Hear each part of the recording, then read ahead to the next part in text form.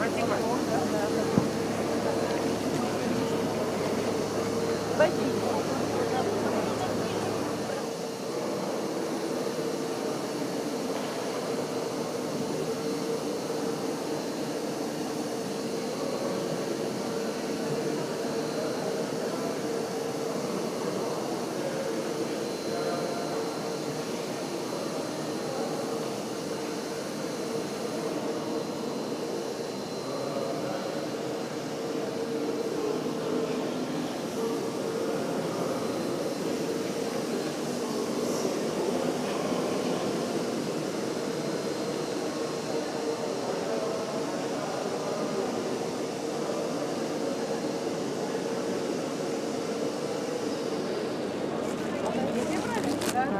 негде.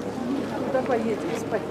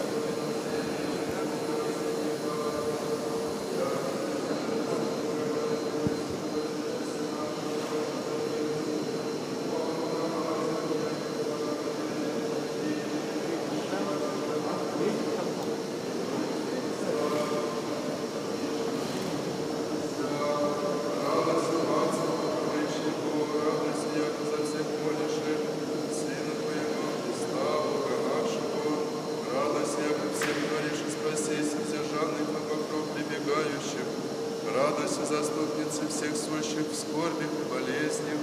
Радуйся всем молящимся сокрушенным сердцем, пред пречистым Твоим образом полезное и дарующее. Радуйся избавление всем зол невозвратной надежду имущих на Тя. Радуйся тихое и доброе пристанище, радуйся скорая помощница. Радуйся, готовые теплой покрове спасения, радуйся, источающим нам неоскудной милости. Радуйся, предваряющая на помощь, радуйся, избавляющая от всех бед.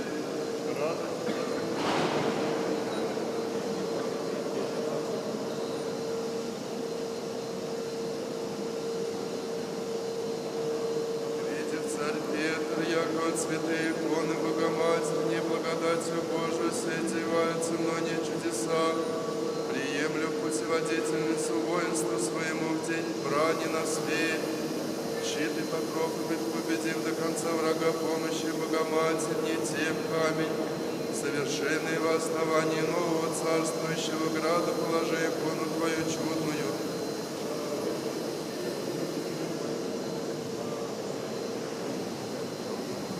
И ограждение в сердце града постави, сего ради вопием Ти.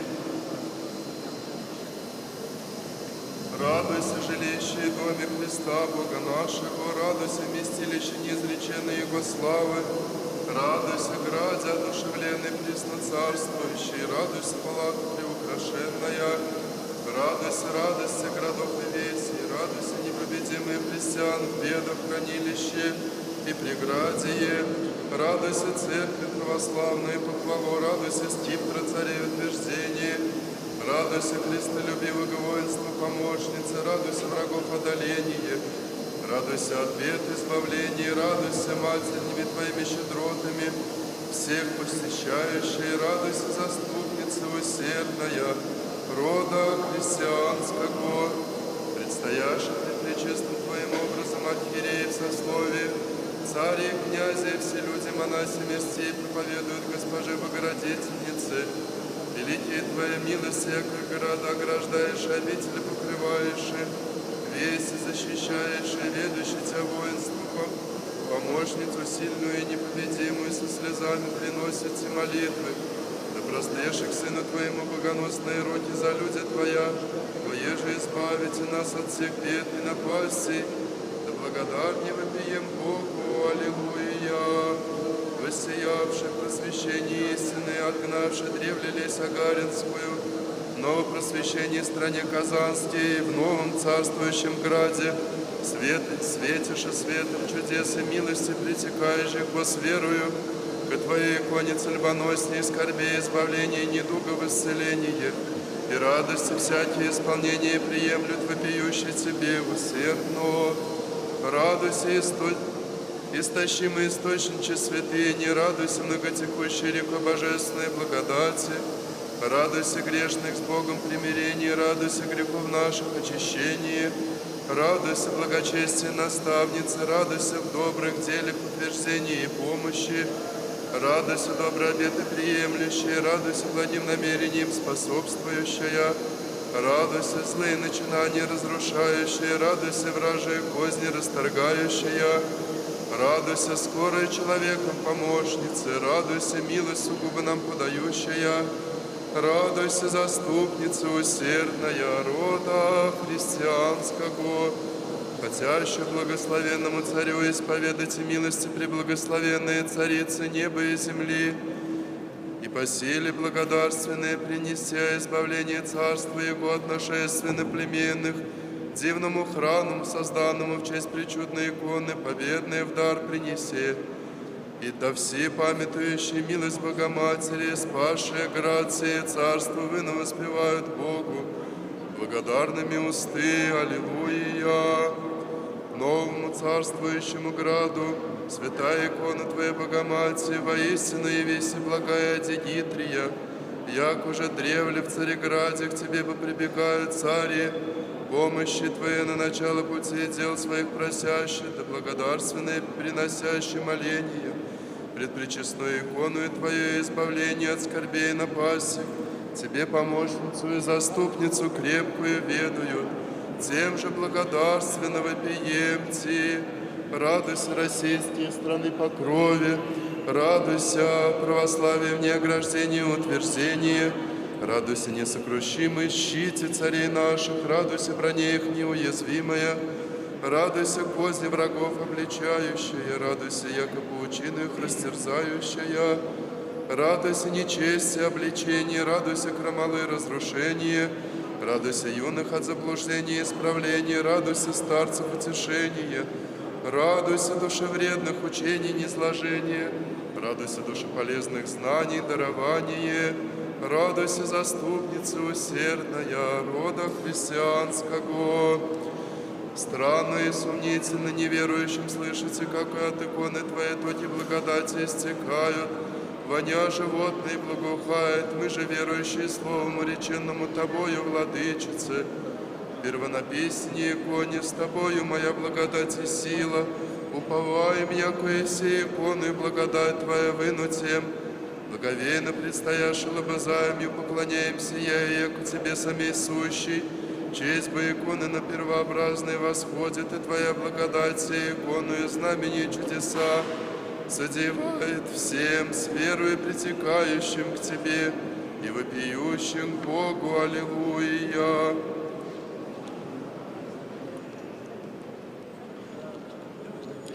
Вся бывшая в горе к небесным взятая земным, не оставляешь, Богоматерь, священным Твоим предстательством, имаше бы Матерь не дерзновение ко Христу Богу нашему, тем же утверди в мире глубоко православных житие, и вся полезная всегда даруй рабом Твоим, да величающее воспеваем Ти, радуйся невместимого вместилище, радуйся, сила всего божества, радуйся, прозявший класс небесный, радуйся, мир весь душепагуб многогладый избавившая, радуйся, вынут ходатайствующая за род наш, радуйся, яко много может молитвы Твоя пред Сыном Твоим и Богом, радуйся всех нас при кресте Сына Твоего усыновившая, радуйся всегда матернее любовь к нам являющая, радуйся, ходатайца вечных благ, радуйся, и во времени жизни полезной нам подающая, радуйся, известное прибежище наше во всех скорбных обстояниях, радуйся, несомненное утешение в печалях, радуйся, заступница усердная рода христианского, всякого естества ангельского превыше явилась еси Пресвятая Дева, Бога Боня не зачала еси плотью невместимого всеми вместила еси во утробе Твоей, на руках носила еси носящего весь мир дланью, тем же, як честнейшую Херувим и славнейшую без сравнения Серафим, величающий Тя вопием от Тебе Богу, аллилуйя. Ведь и многовещанные, яко рыбы безгласные, видим от Тебе, Богородице, недоумевает во всяк язык благохвалить Тебя по достоянию, изумевает же ум и примирный петь Тебя, Богородице, обаче благая сущий, прими от нас архангельский глаз, Тебе вопиющих, радуйся, благодатная, радуйся, яко Господь с Тобою, радуйся, благословенная в женах, радуйся, обретшая благодать у Бога, радуйся, родившая Спасителя миру, радуйся, Мати Сына Божия, радуйся, родительница вечного Царя, радуйся, израстившая нам плод живота, радуйся, освященная Духом Святым, радуйся, силой Всевышнего, радуйся, верный рабо Господне, радуйся, яко Тя блажат все роди, радуйся, заступница усердная рода христианского, спаси хотящие многие от находящих зол, скорбей и болезней, чудную икону Твою Богоматери даровала еси, я же ради слепит прозирают, храми ходят расслабленнее восстают, беснующиеся исцеляются, земли плодоносе подается, люди от смертоносной язвы избавляются, грады и дом от огня спасаются, тем же прославляющего Бога, дающего нам таковые милости, вопием Ему усердно, аллилуйя. Стена еси Богородицы Российскому царству, царствующим городом ограждения, и слава православному воинству на враги укрепление, тем же благодарящий Тя вопием.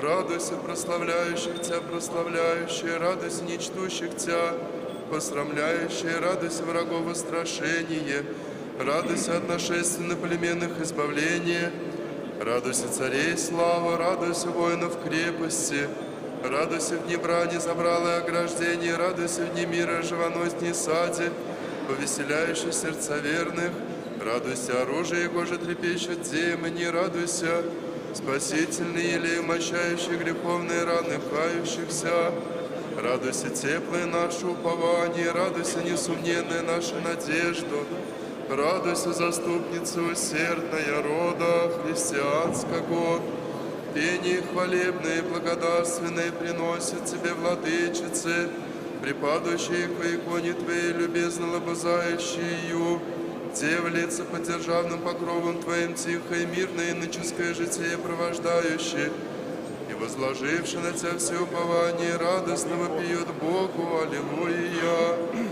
Яко святоприемную свящу, зрим Твою честную икону, Пресвятая Владычице, дабы не в вещественный огонь благодати Твоей восприимши, и в подобиях я нового сжигает светильники, причастна Таежде сила благодатная, и озаряющий чудесею, наставляющий на путь спасения всех вопиющих тесице. Радуйся, ни невеста, ни невестная, радуйся, богоизбранная траковица, Мать и Дева, радуйся, добрая наставница непорочного детства, радуйся, хранительница ревнующих о чистоте, радуйся, жен похвалу, радуйся, дев величание, радуйся, вдов заступление, радуйся, сирот презрения, радуйся, нищих питательнице, радуйся, нагих одеяний, радуйся, печальных утешения, радуйся, скорбящих веселье, радуйся, заступница усердная рода христиан.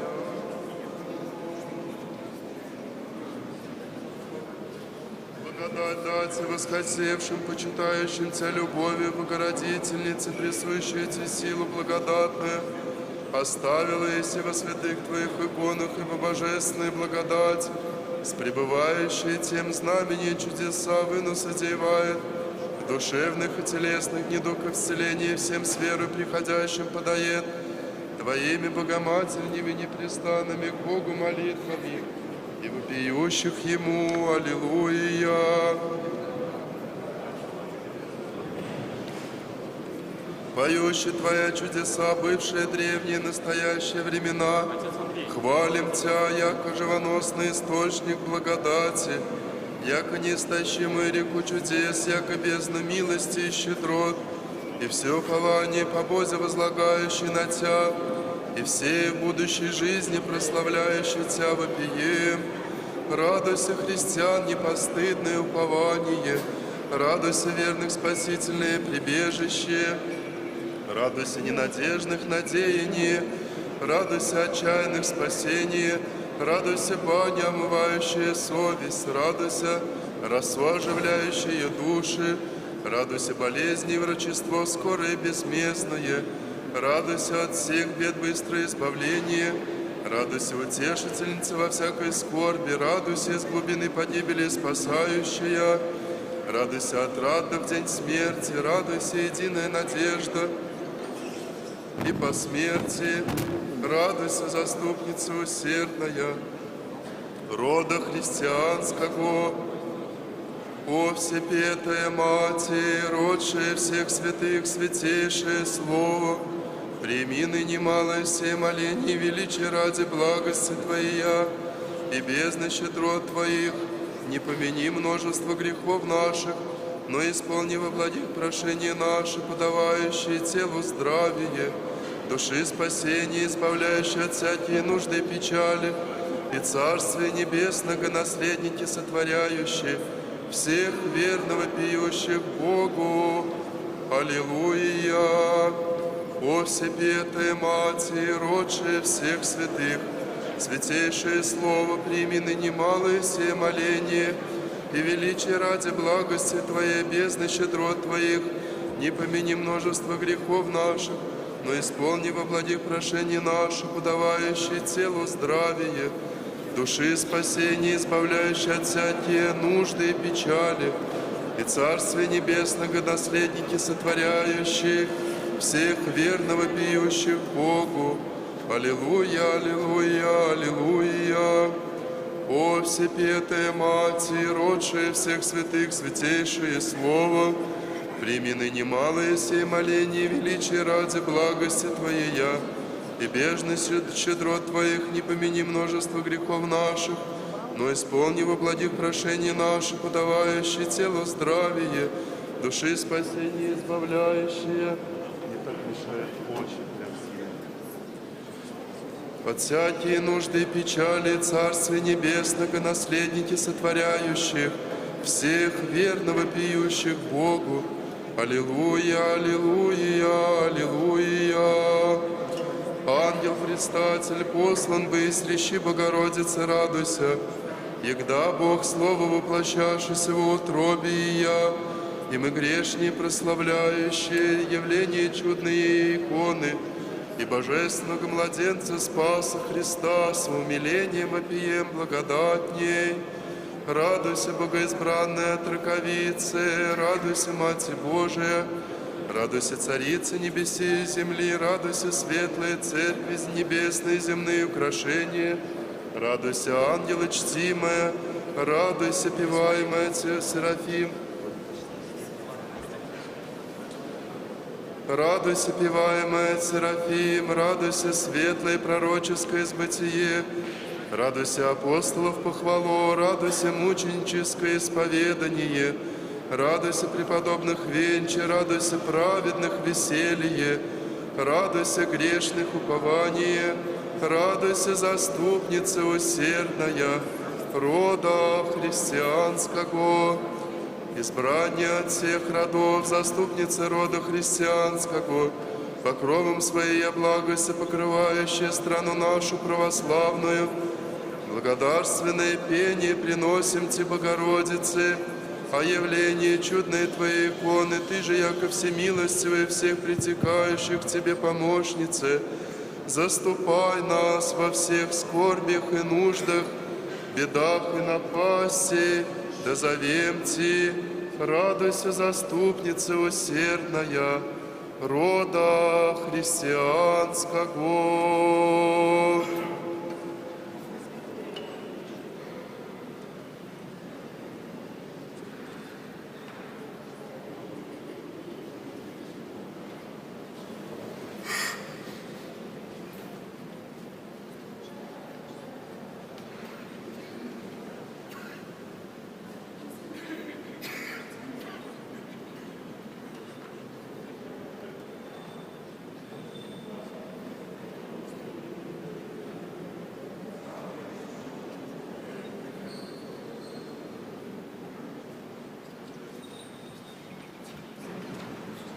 Господу помолимся.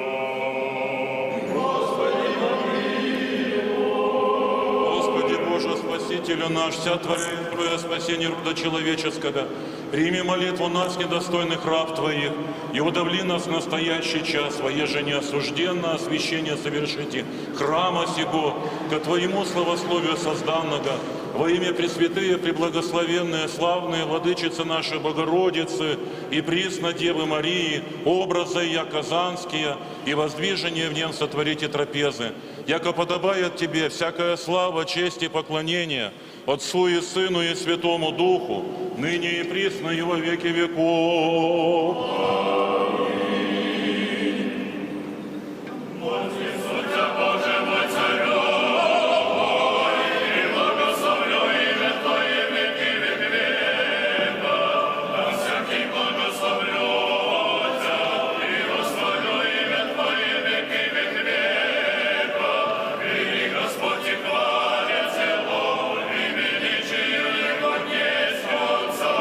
Руки рот восхвалят дела Твои.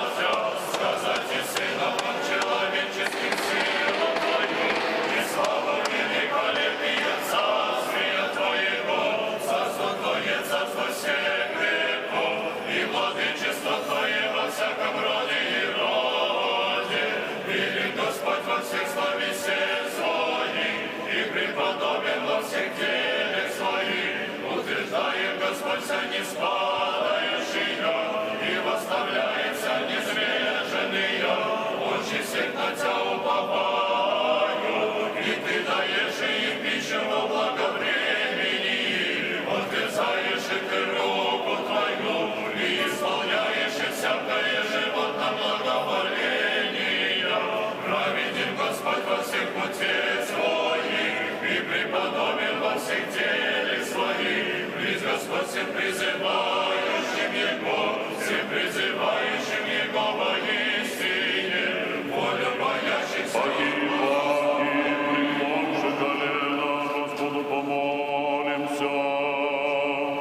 Господи, помилуй, Господи, помилуй, Господи, помилуй.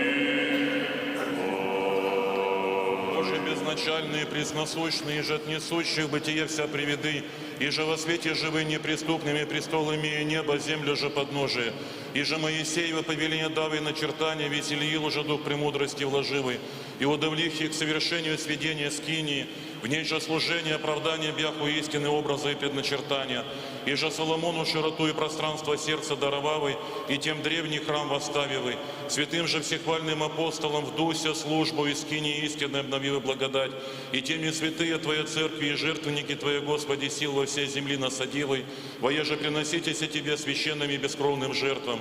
И же и сему храму ныне благоволилось, и во имя создатися, Пресвятые, Преблагословенные Владычица нашей Богородицы и Присно Девы Марии, образы и казанские, ко славе Твоей, единородного Твоего Сына и Всесвятаго Твоего Духа, сам бессмертный великодаровитый Царю, помяни щедроты Твоя и милости Твоя от века суть, и да не возгнушаешься нас множеством оскверненных грехов, ниже да разрушишь завета Твоего нашей ради нечистоты, но презри ныне прегрешения наши, и укрепи нас, и удавли благодатью и пришествием животворящего и святаго Твоего Духа, совершите без осуждения обновление храма сего, и же в нем жертвенника сотворите освящение, яко да и носи благословим Тебя псалмы и песьми, и тайными службами, и Твое благоутробие выну величаем.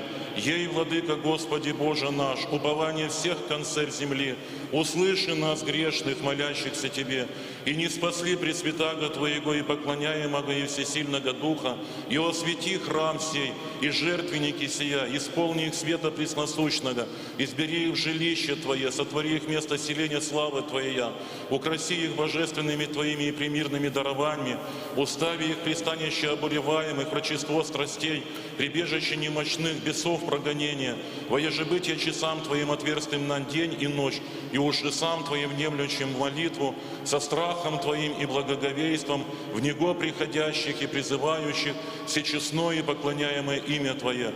Да елико воспросят у Тебе, и Ты услышишь на небеси горе, и сотворишь и милостью будешь, и сохрани Его даже до скончания века непоколебимо, и же в нем жертвенники святые святых покажи, силу и действием святаго Твоего Духа, прослави их паче, еже по закону очистилища, яко да яже на них совершаемое священнодейство, во святые пренебесные мысленный Твой жертвенник достизают, и благодать нам Твоего пречистого приносят осенения. Дерзаем, Бог, не на наших рук служение, но на Твою неизреченную благостыню. Заступи, спаси, помилуй, восстави и сохрани нас, Боже, Твоей благодатью. О слышном мире и спасении душ наших, Господу помолимся. О мире всего мира, благостоянии святых Божьих церквей и соединении всех, Господу помолимся. О великом Господине и Отце нашем, святейшем Патриархе Кирилле, и о Господине нашем, Высокопреосвященнейшем митрополите Кирилле, о преосвященных митрополите и епископе, и делерных в руки, и же с ними священницы и диаконе, Господу помолимся. Оеже осветитесь храму всему, и же мне жертвенникам всем, пришествием и силой Святого Духа, Господу помолимся. О богохранимой стране нашей, властях и воинстве, Господу помолимся. О святые обители сей, граде сей, всяком граде стране, и веруя живущих в ней, Господу помолимся. О избавитесь нам от всякие скорби, гнева и нужды, Господу помолимся.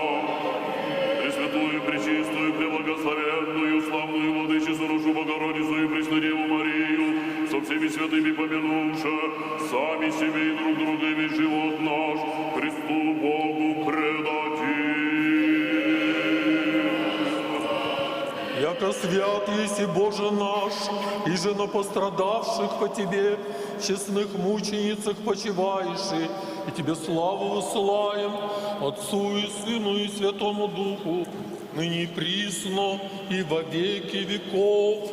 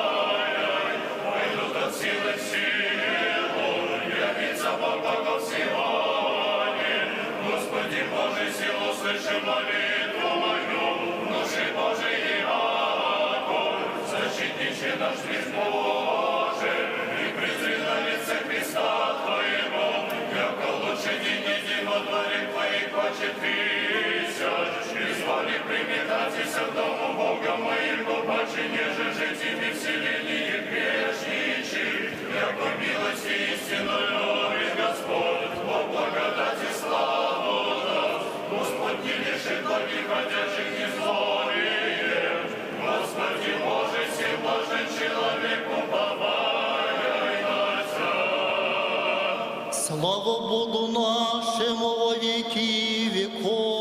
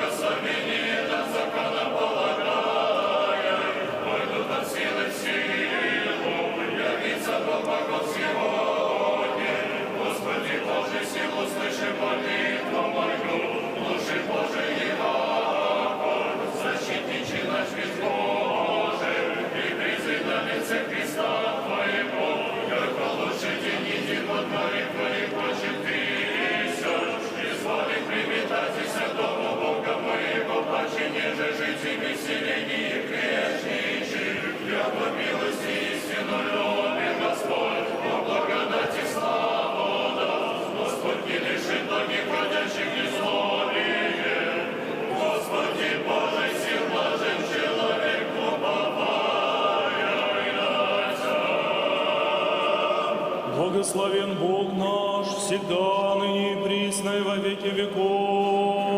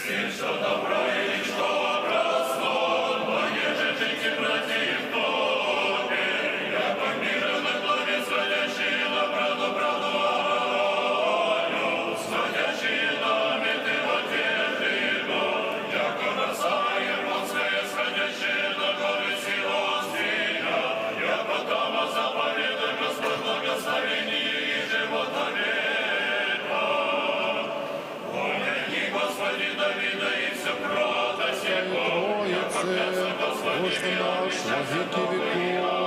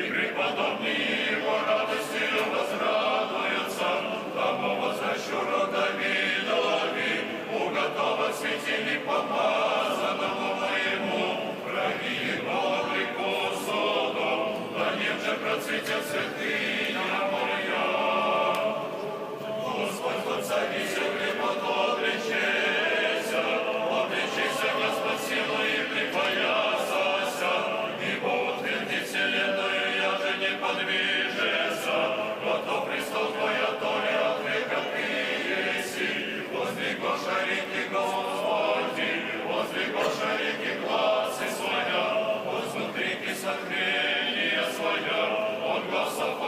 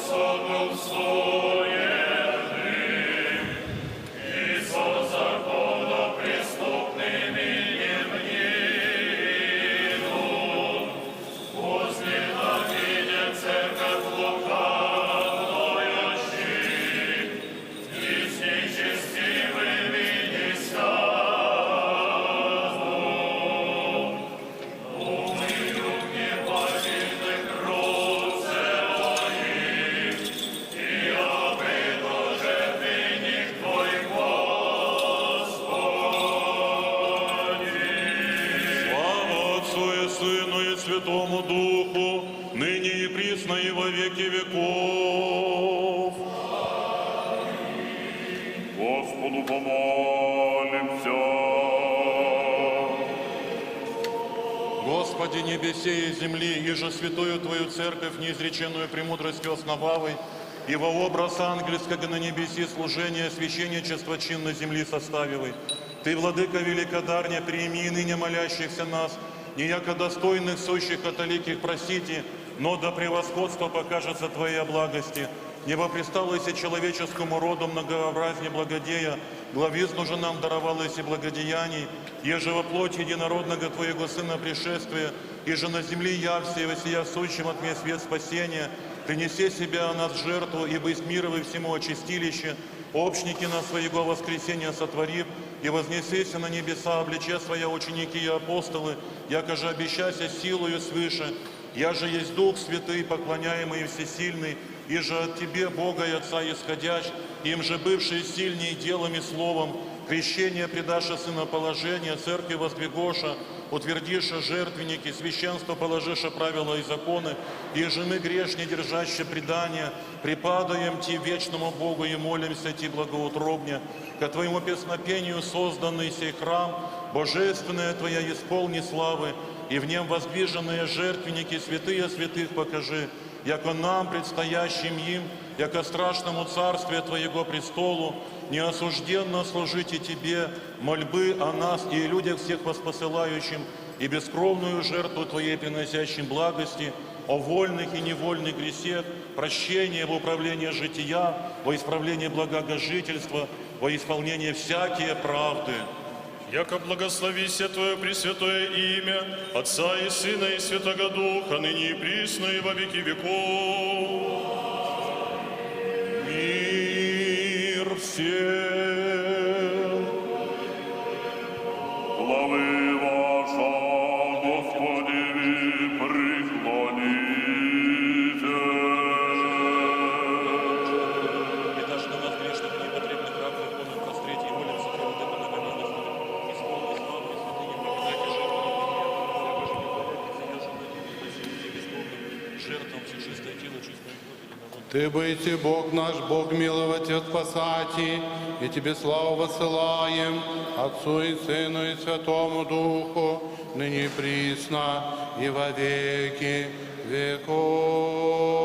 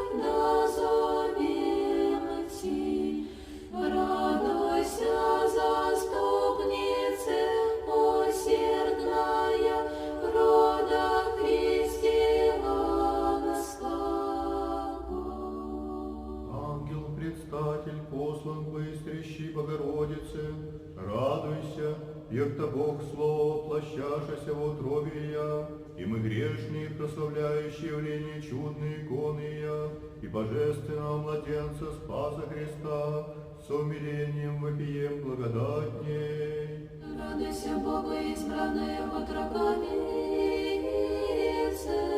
радуйся, Матерь Божия, радуйся, Царица небесей и земли, радуйся, светлые церкви небесные и земные украшения, радуйся, ангелы чтимая, радуйся, певаемая от серафим, радуйся, светлое пророческое сбытие, радуйся, апостолов похвалу, радуйся, мученическое исповедание, радуйся, преподобных вече,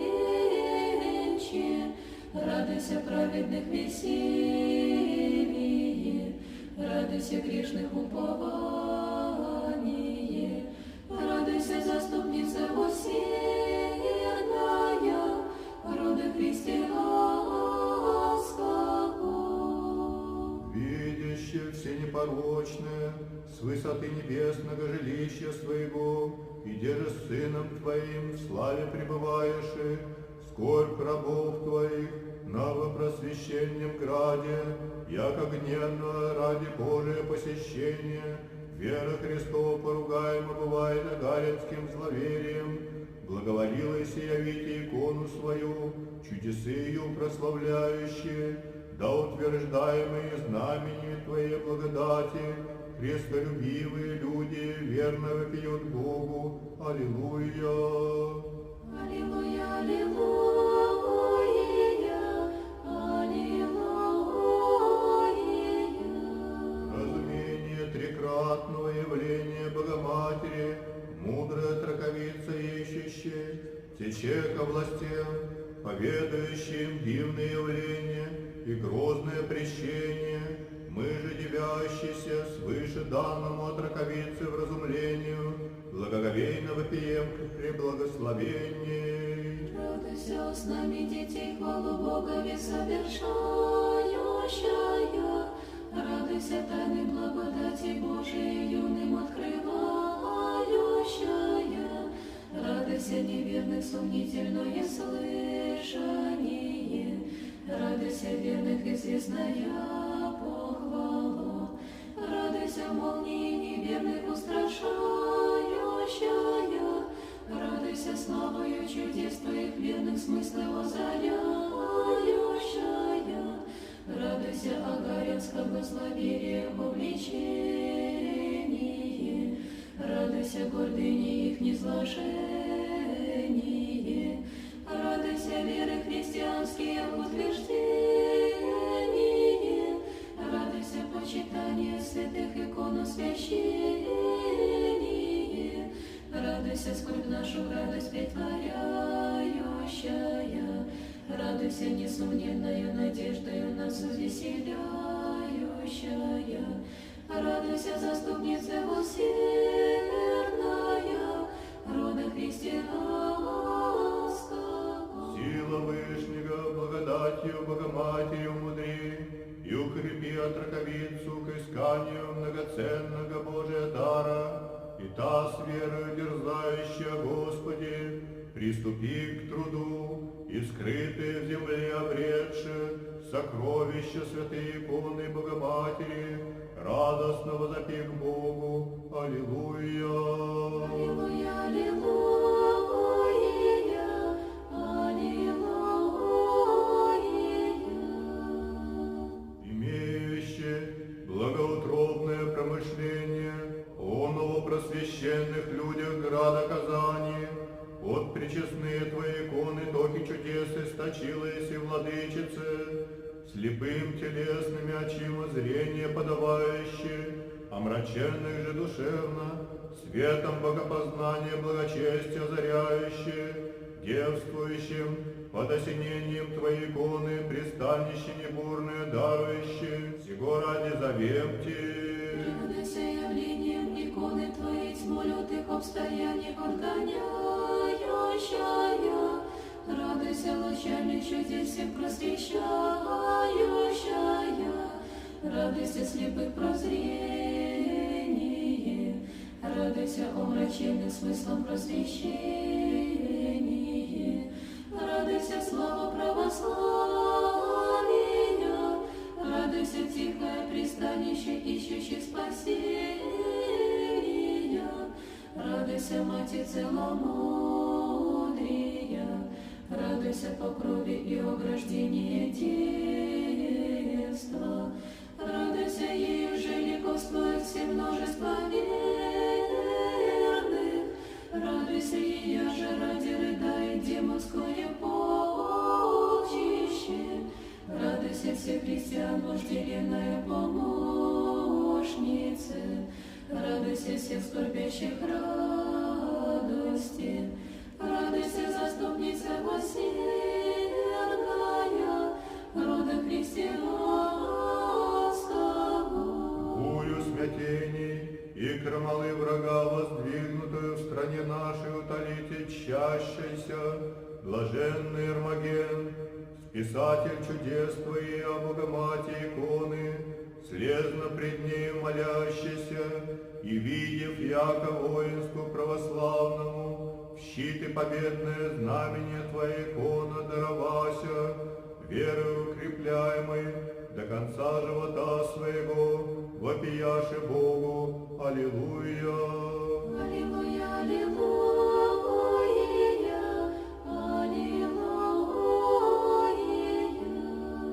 Вышедше православнее войни, откровенную преподобным Сергием, святителю Арсению тайну, яко предстательством Богоматери, суд об Отечестве нашем, приложен на милость, икону Богоматерню, яко знамя победное, приимше, исхитиша Матерь городов русских, из рук супостат, и возопиша заступницы христиан. Радуйся, Мати Бога Вышнего, радуйся, яко за всех молишь и Сына Твоего Христа Бога нашего.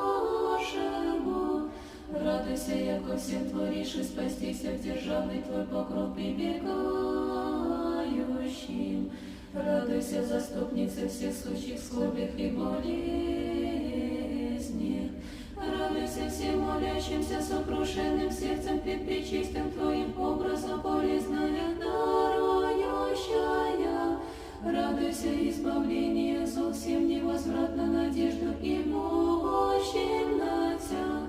Радуйся, тихое и доброе пристанище. Радуйся, скорая помощница. Радуйся, готовый и теплый покрове спасения. Радуйся, источающая нам неоскудные милости. Радуйся, претворяющая на помощь. Радуйся, избавляющая от всех бед. Радуйся, заступница усердная, рода христианского. Боготечная звезда, явися Твоя Богоматерь икона, всю страну российскую обтекающая, лучами чудес Твоих, осиявающая всех блуждающих по морю страстного жития, мрак печали и мглу всяких недуг и скорбей прогоняющая, и наставляющая на путь спасения, с верою к Тебе притекающих и вопиющих к Богу. Аллилуйя! Аллилуйя, аллилуйя, аллилуйя.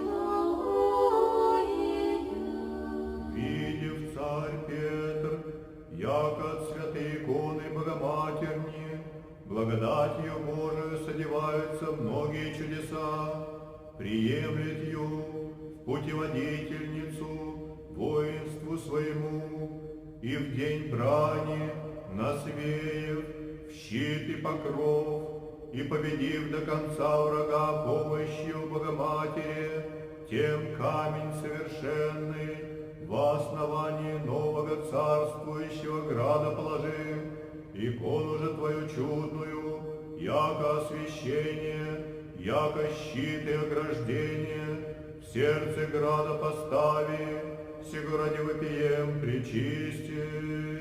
Радуйся, жилище и доме Христа Бога нашего, радуйся, вместилище неизреченные Его славы, радуйся, граде одушевленный присно царствующий, радуйся, палата приукрашенная, радуйся, радуйся, градов Элисей, радуйся, непобедимое христиан, бедохранилище и предградие,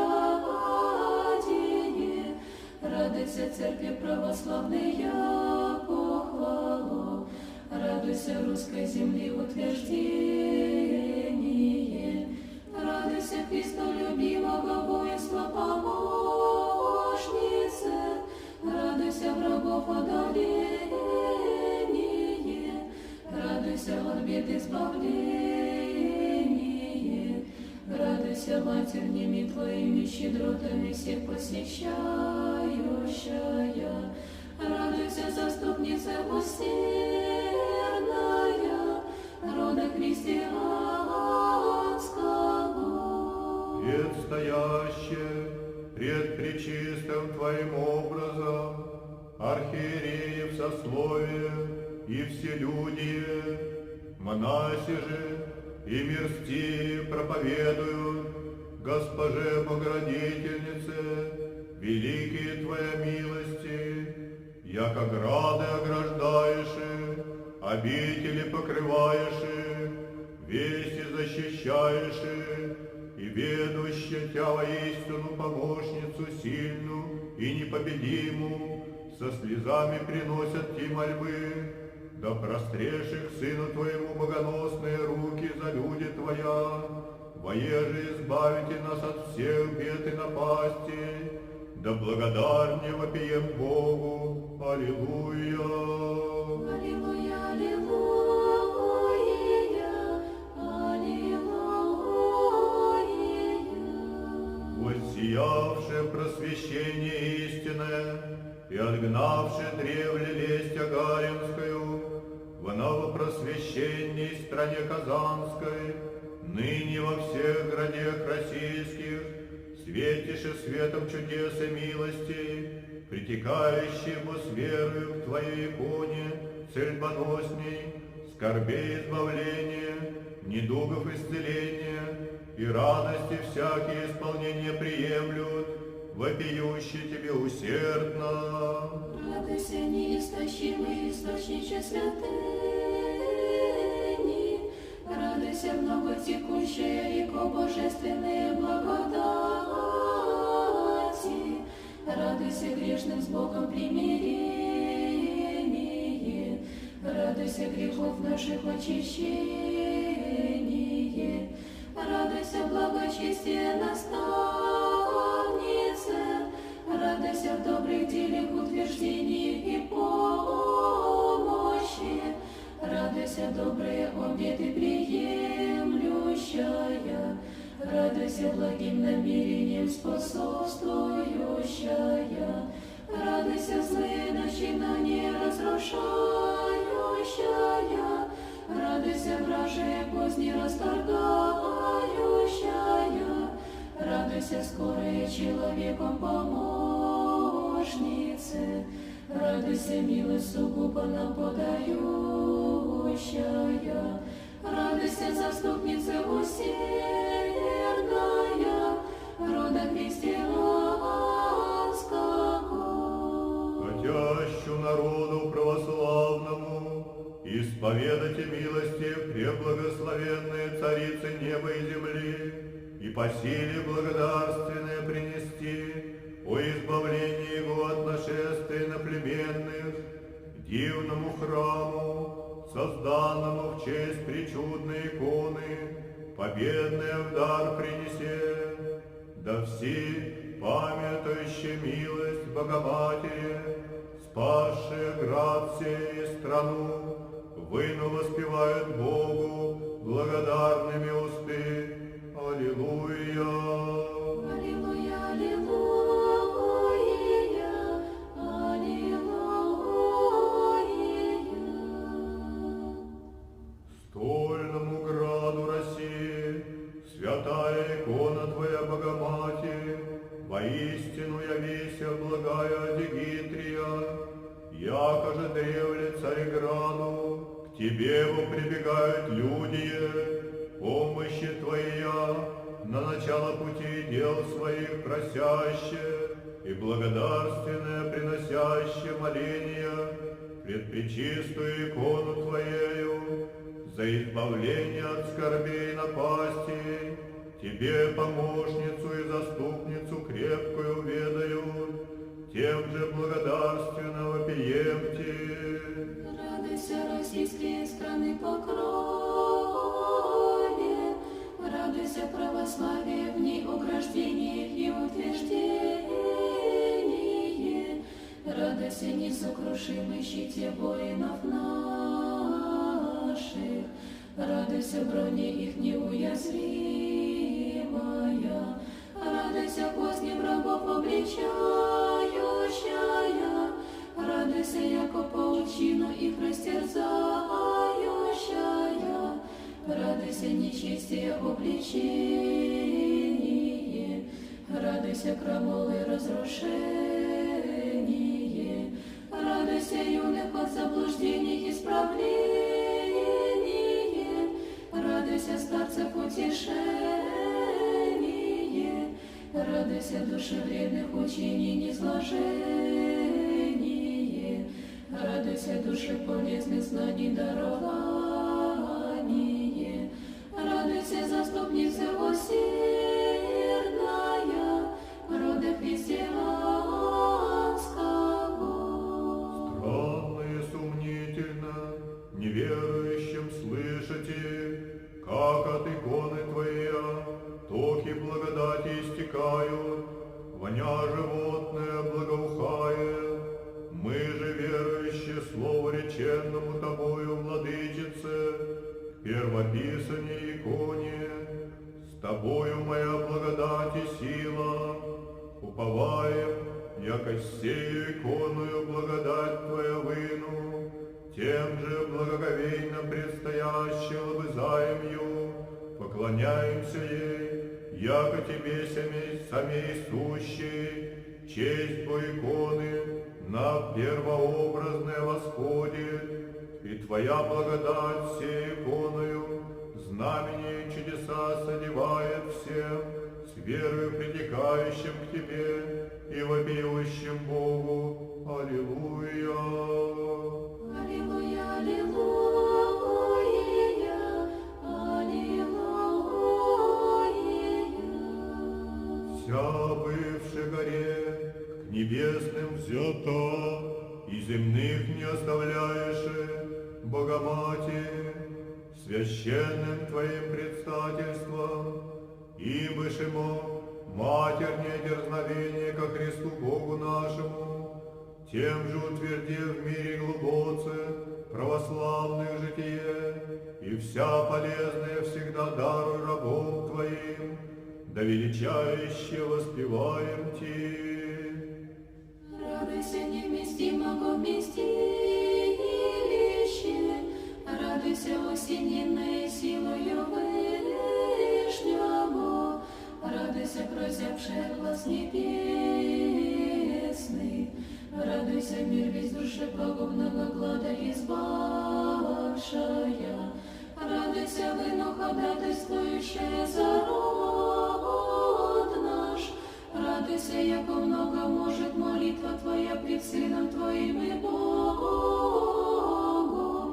радуйся всех нас при кресте Сына Твоего усыновившая, радуйся всегда матернюю любовь к нам являющая, радуйся, ходатайца вечных благ, радуйся, ибо времени жизни полезное нам подающая, радуйся, известное прибежище нашего всех скорбных обстояний. Радуйся, несомненное утешение в печали. Радуйся, заступница усердная, рода христианского. Всякого естества ангельского превыше явилась еси, Пресвятая Дева, Богу возачала еси, плотью, невместимого всею вместила еси во утробе Твоей, на руках носила еси носящего весь мир дланью, тем же, яко честнейшую Херувим и славнейшую без сравнения Серафим, величающий Тебя вопием о Тебе, Богу. Аллилуйя! Аллилуйя, аллилуйя, аллилуйя. Витие многовещанные, яко рыбы безгласные, видимо Тебе, Богородице, недоумеет бо всяк язык, благохвалите Тебя по достоянию, изумевает ум петь Тебя, Богородице, обаче благая суще, прими от нас архангельский глаз Тебе вопиющий. Радуйся, благодатная, радуйся, яко Господь с тобою, радуйся, благословенная в женах, радуйся, обретшая благодатью Бога, радуйся, родившая Спасителя миру, радуйся, Мать и Сына Божия, радуйся, родительница вечного Царя, радуйся, израстившая нам плод живота, радуйся, освященная Духом Святым, радуйся, осененная силою Всевышнего, радуйся, верная рабо Господня, радуйся, яко Тебя блажат сироди, радуйся, заступница усердная, рода христианского. Спасти хотяще многие от находящих зол, скорбей и болезней, чудную икону Твою, Богоматерь, даровала еси, я же ради слепи прозирают, хроми ходят, расслабленнее восстают, беснующиеся исцеляются, земли плодоносие подается, люди от смертоносной язвы избавляются, грады и домы от огня спасаются, тем же прославляющий Бога, дающего нам таковая милости, вопием ему усердно. Аллилуйя! Аллилуйя, аллилуйя,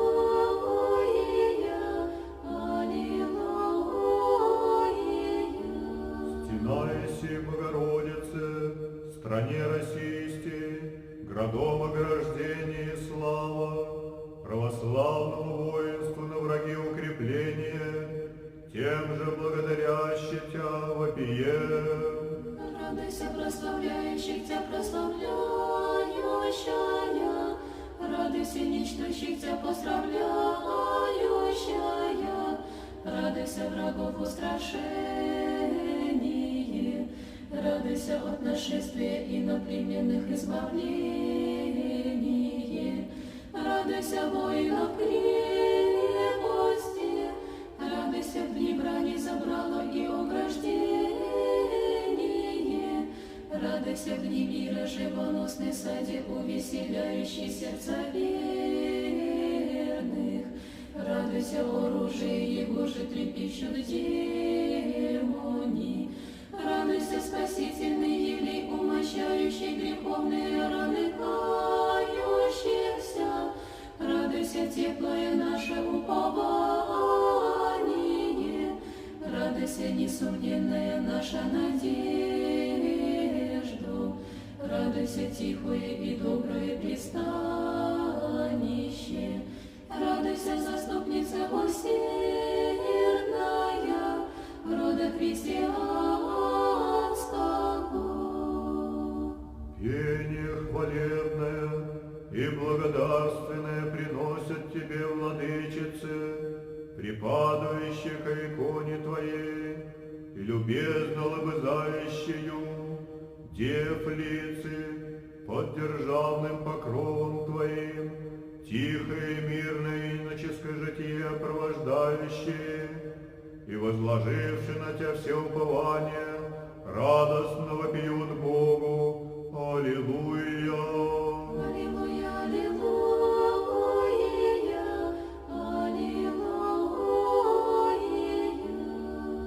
Яко светоприемную свящу, зрим Твою честную икону, Пресвятая Владычице, Табо невещественный огонь благодати Твоей восприемши, и в подобиях ее новые возжигает светильники, причастны таяжной силы благодатная, и озаряет чудесы, наставляющие на путь спасения всех вопиющих тесице.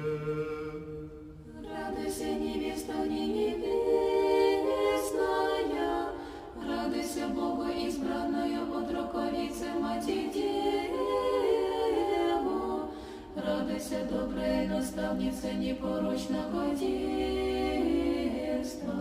радуйся, хранительница ревнующих о чистоте, радуйся, жен похвалу, радуйся, дев величание,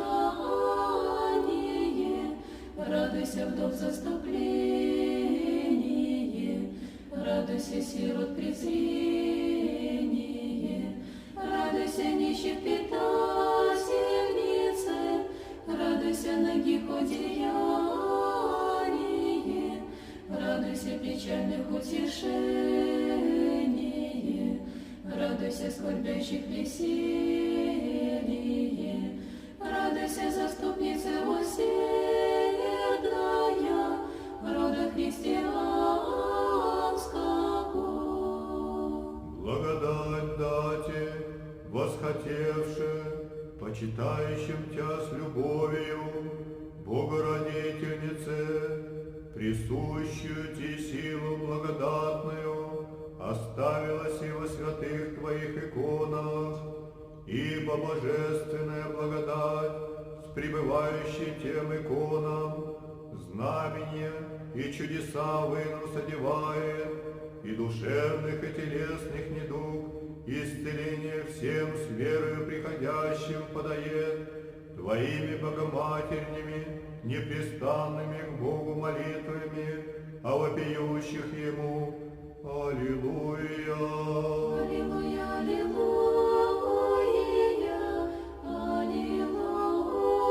аллилуйя. Поющая Твоя чудеса, бывшие в древние и настоящие времена, хвалим Тя, яко живоносный источник благодати, яко неистощимую реку чудес, яко бездну милости и щедрот, и все упования по Бозе возлагающие на Тя, и всей, и в будущей жизни, прославляющие Тя вопием.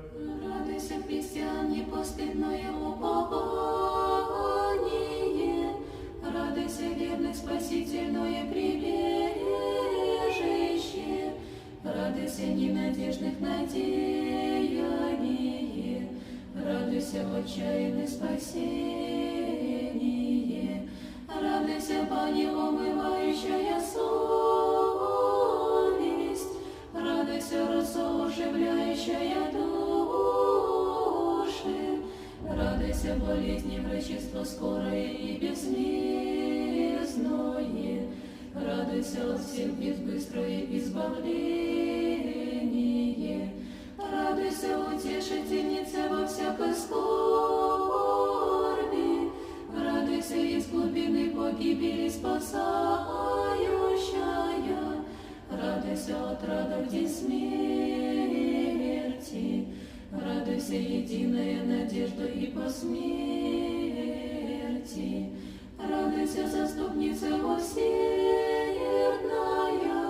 рода христианского. У Всепетая Мати, родше всех святых святейшее слово, прими ныне малое сие моление и величие ради благости Твоя и бездны щедрот Твоих. Не помяни множество грехов наших, но исполни во благих прошение наше, подавающее телу здравие, души спасение, избавляющее от всякие нужды и печали, и Царствие Небесного наследники сотворяющие, всех верно вопиющих Богу. Аллилуйя! Аллилуйя, аллилуйя, аллилуйя. У Всепетая Мати, родше всех святых святейшее слово, прими ныне малое сие моление и величие ради благости Твоя и бездны щедрот Твоих. Не помяни множество грехов наших, но исполни во благих прошение наше, подавающее телу здравие, души спасение, избавляющее от всякие нужды и печали, и Царствие Небесного наследники сотворяющие, всех верно вопиющих Богу. Аллилуйя! Аллилуйя, аллилуйя, аллилуйя. О Всепетая Матерь рожая, всех святых святейшее слово, прими ныне малое сие моление и величия ради благости Твоей и бездны щедрот Твоих. Не помяни множество грехов наших, но исполни во благих прошения наша, подавающих телу здравие, души спасение, избавляющих от всякие нужды и печали, и Царствия Небесного наследники, сотворяющие всех верно вопиющих Богу. Аллилуйя, аллилуйя, аллилуйя. Ангел-предстатель послан быстрящий Богородице, радуйся, ехта Бог Слово, воплощашася в утробе я, и мы грешные, прославляющие явления чудные иконы я, и божественного младенца Спаса Христа, с умилением вопием благодатней. Радуйся, Богу, избранная от раковицы, радуйся, Матерь Божия, радуйся, Царица небесей и земли, радуйся, светлые церкви небесные и земные украшения, радуйся, ангелы чтимая, радуйся, певаемая от серафим, радуйся, светлое пророческое сбытие, радуйся, апостолов похвала, радуйся, мученическое исповедание, радуйся, преподобных венче, радуйся, праведных веселье, радуйся, грешных упование, радуйся, заступница усердная, рода христианского.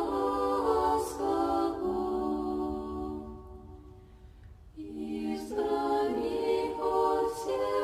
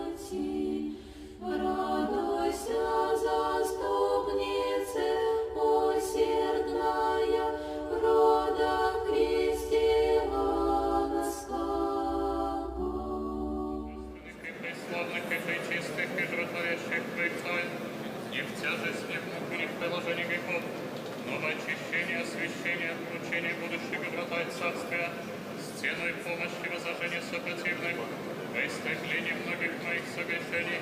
Ты, Моисей, Бог милости, ищет рост и человеколюбия, и Тебе славу воссылаю, со Отцем и Святым Духом, ныне и присно, и во веки веков. Аминь. Вем, Господи, яко недостойне причащаюся пречистого Твоего тела, и честные Твои крови повинен есть, и суд себе я наперед. Не рассуждает тело и крови Тебе, Христа и Бога моего, но на щедроты Твои дерзай прихожу к Тебе легкому.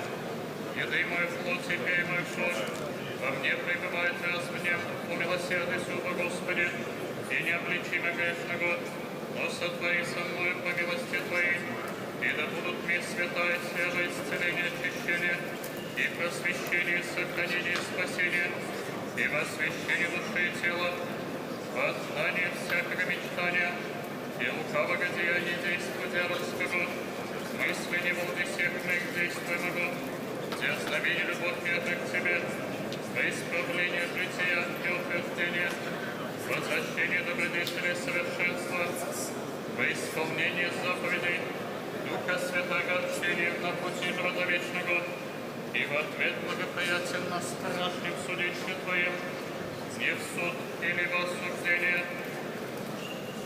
от скверных устен от мерзкого сердца, от нечистого языка от души осквернены, прими моление в Христе мой, и не призы моих ни словес, ниже образов, ниже бесплодия, дашь мне дерзновенно глаголать, я же хочу в Христе мой, паче же и научи меня, что мне подобает творить и глаголоте, согреши паче блудницы, я же увидя, где обитаешь, мира купивши, приди дерзостно помазать Твоей нозе, Бога моего, владыки Христа моего, яко же Богу не отринулась, пришедший от сердца ниже, и не возглашайся в слове, Твои же ми подашь в нозе, и держать и целовать, и струями слезными, яко многоценным мигом, сия дерзостно помазать, омымя слезами моими, очисти меня ими в слове, остави прегрешение моя,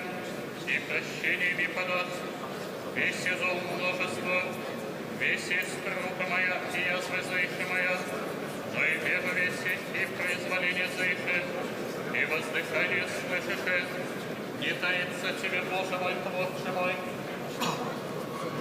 избавителю мой, ниже капля слезная, ниже капля часть некая, не соделанная моей милости очи Твои, книзе же Твоей, и еще не содеянное написано Тебе суд, вишь смирение мое, вишь труд мой невек, и грехи все остави мне, Боже всяческих, да чистым сердцем, и трепетную мыслью, и душею сокрушенную, не скверных Твоих причащуся, и пресвятых тайн, ими же оживляется и обожается всяк недыжий пияй, чистым сердцем, Ты повеклайся, владыка мой, всяк недый мою плоть, и пияй мою кровь, во мне уба сей пребывает в нем же, аз есим, истина слова всяко владыки Бога моего, божественный Бог, причащайся и боготворящих благодатей, не уба есть едино с Тобою,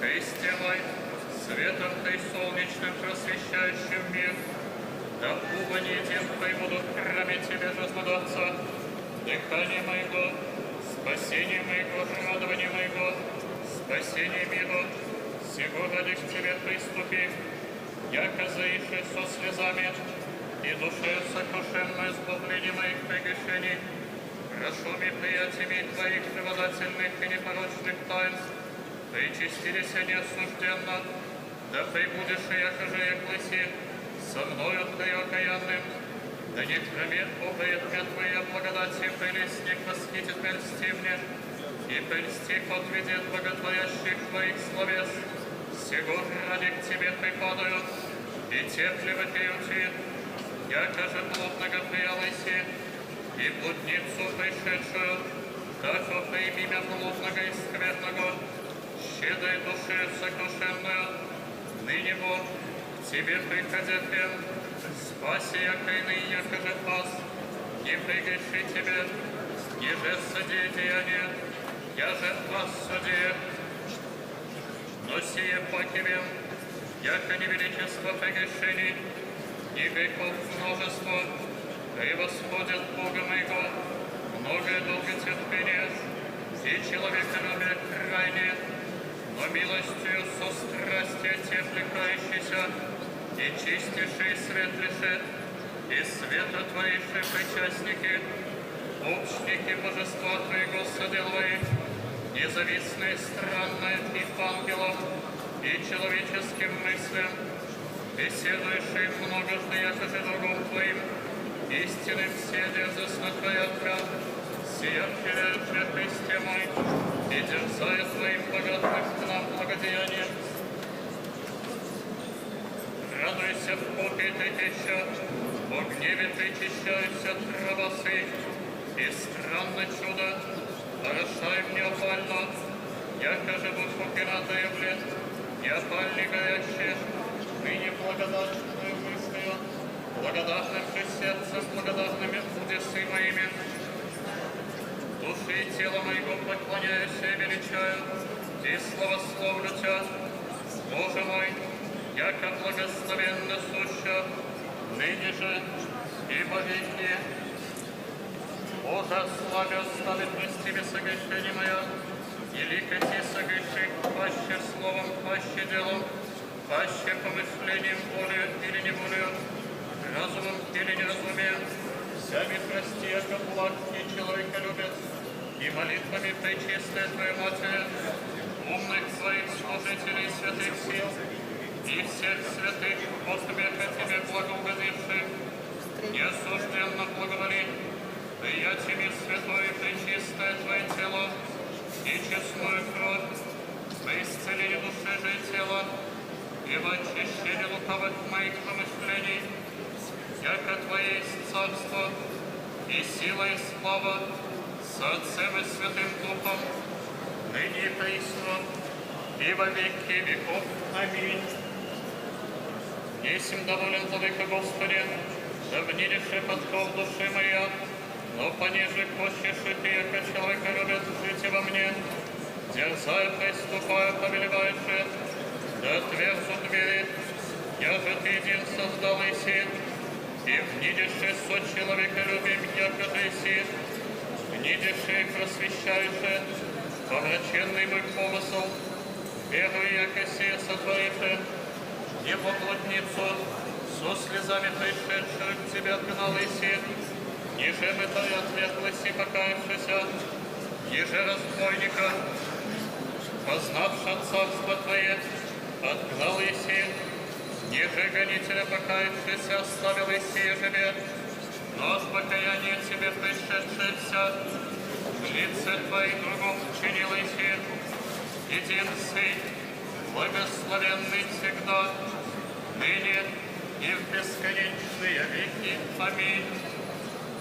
Господи Иисусе Христе, Боже мой, ослаби, остави, очисти, прости мне грешному, непотребному и недостойному гробу Твоему прегрешения и согрешения, и грехопадение мое, и ликоти от юности моя, даже до настоящего дня часа согреши, аще в разуме в неразуме, аще в слове всех или деле, или помышлениях и мыслях, и начинаниях и всех моих чувствах, и молитвами бессеменно кротшая Тебя, пречистая пресна Дева Мария, Матери Твоя, единая и непостыдная надежда и предстательство, и спасение моего, сподоби меня осужденно причастилися, пречистых, бессмертных, животворящих и страшных Твоих таинств, во оставление грехов и в жизнь вечную, во освящение, просвещение, крепость, исцеление, здравие души и тела,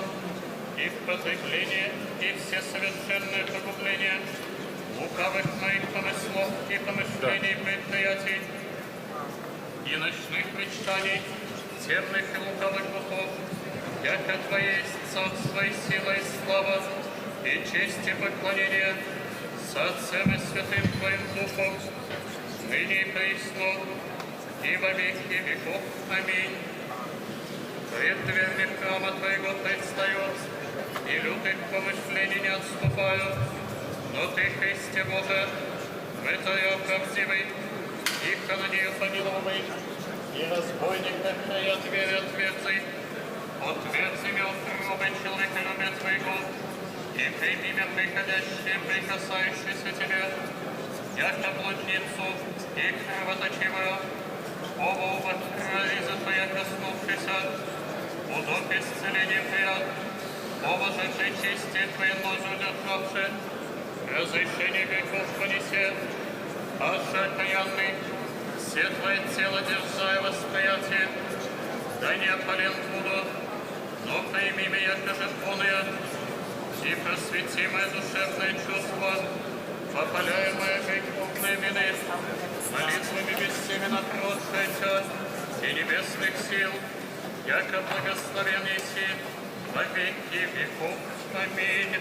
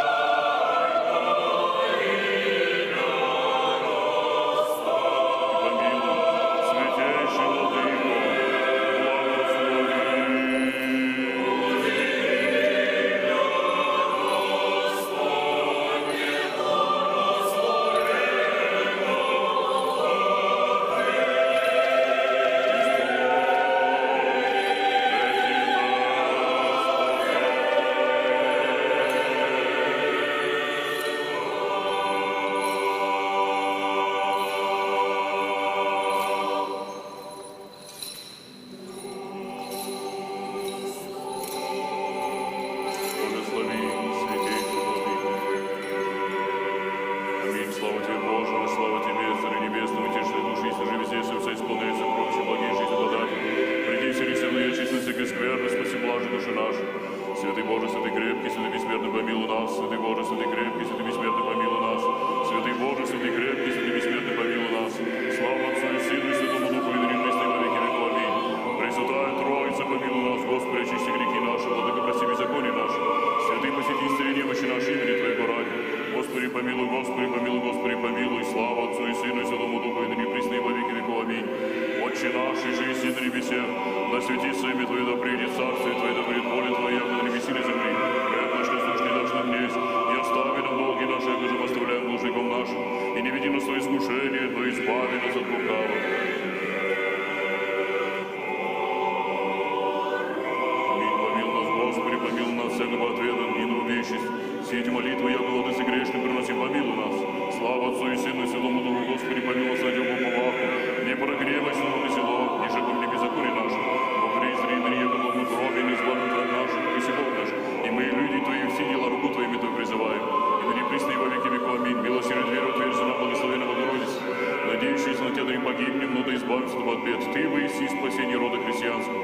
Пречистому Твоему образу благодарим все благие, прощающие прощения, прегрешения наши Христе Божию. Волею поблаговолился плотью, зырный Христа избавивший. Я же создалась от работображия тем же благодатным объемки. Радости исполнись и спаси наш души, спаси мир. Милости рисующий источник, милости исполни нас, Богородица. Призри на лицо решивший, я века близко сил на Тебя уповающий. Радуйся вопиемки, яко никогда Гавриил, бесплатный, как и стратил. Господу помолимся, Господи помилуй. Пресвятая Богородица, помогай нам.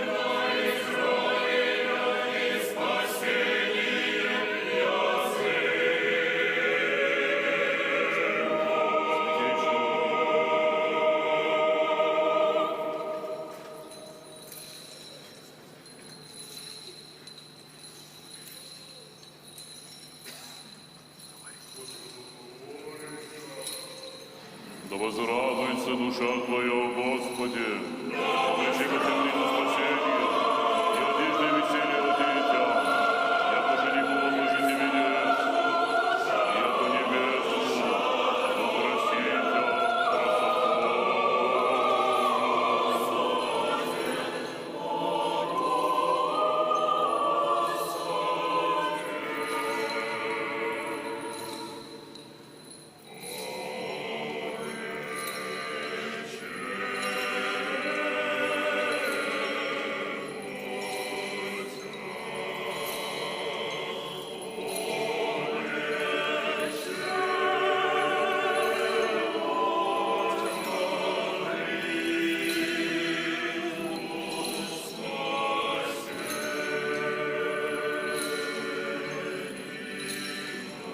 Благословен Бог, и сливай благодать свет архиерей своя, яко мир на горе сходящий, доброту брат Богородиц, сходящий на вид надежды его. Благословен Бог, и просветися в Божий и порочен путь твой, совершай Божий твои выявления, на высоких поставляет тебя.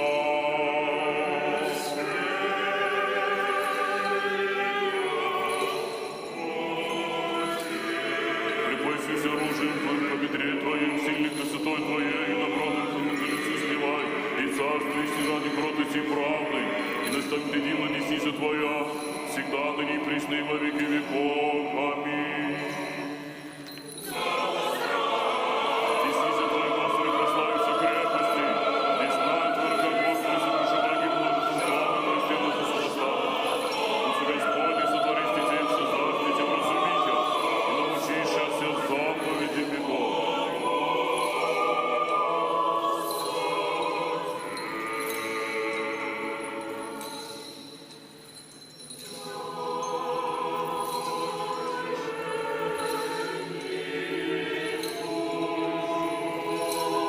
Архиерей твой, Господи, любит за правду, и преподобный твой радость возрадуется всегда, ныне и присно, и во веки веков. Аминь.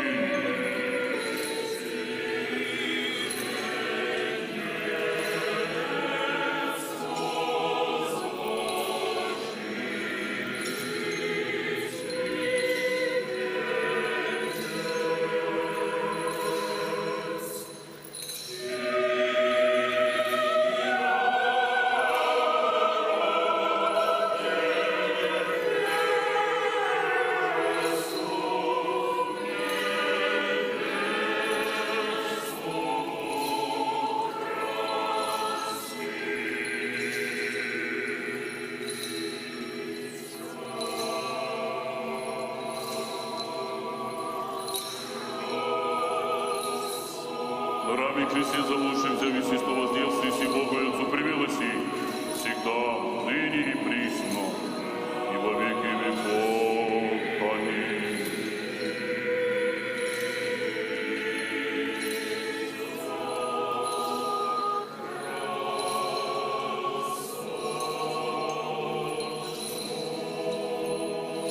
Аки кто хочет последовать мне, за утвердится термичи Господь возле кресла, и последует мне.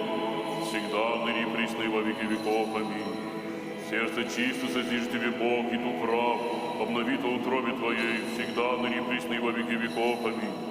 Да тригни сердце твое словом главу, Господи, Христу Цареве, всегда, ныне и присно, и во веки веков. Аминь.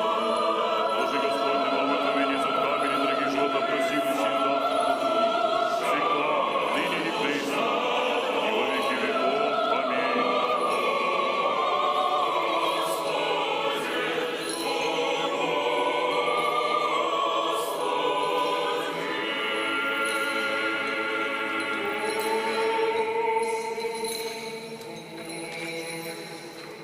Так, да просветится свет твой при человеке, яко да видит добрые дела твоя, и прославит Отца нашего, и же есть на небесе, всегда, ныне и присно, и во веки веков. Аминь.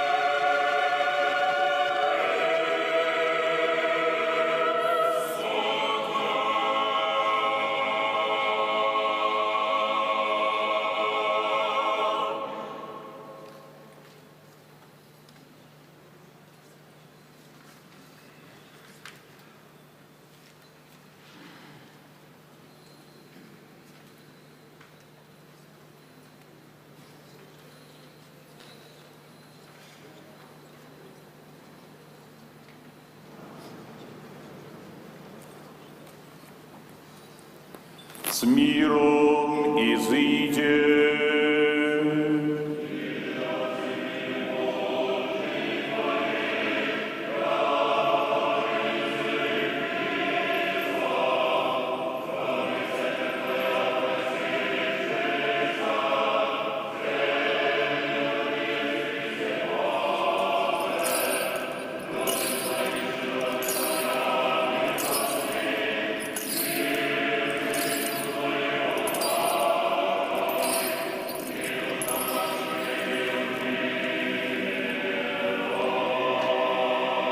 Яко святый си Боже наш, иже нас пострадавших Тебе честных мученицах почиваешь, и Тебе славу воссылаем, Отцу и Сыну и Святому Духу, ныне и присно и во веки веков.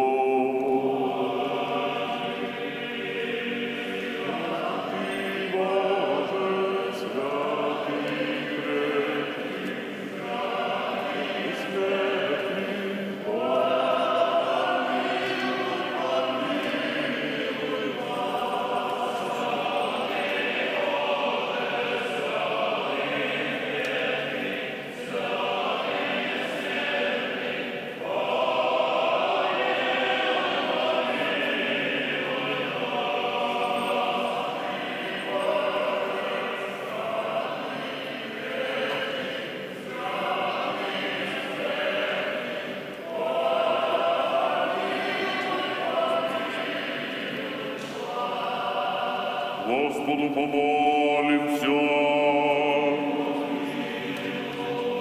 Господи Боже наш, верный во слове сек Твоих и неложный в обещаниях Твоих, даровавый святым Твоим мученикам подвигом добрым подвязайтеся, и течение благочестия совершите, и веру истинного исповедания сохраните. Сам, Владыка Пресвятых, тех молением умолен буди, и даруй нам недостойным Твоим рабом части наследия имейте с ними, да подражателей тех бывших, сподобимся и принадлежащих тем благих, милостью и человеколюбием единородного Сына Твоего, с Ним же благословен еси, со Пресвятым и благим и животворящим Твоим Духом, ныне и присно и во веки веков. Мир всем. Главы наша, Господи, преклони.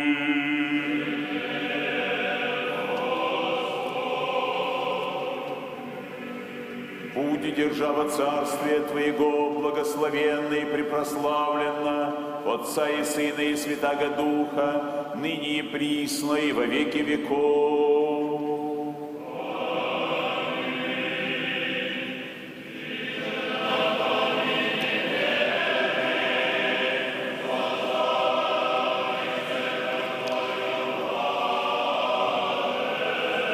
Патриарх поднимает дискос, на котором лежат святые мощи,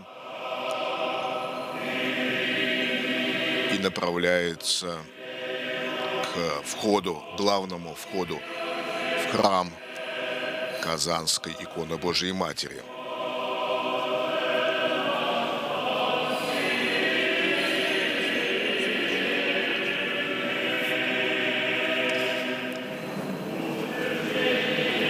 Начинается крестный ход вокруг Казанского собора.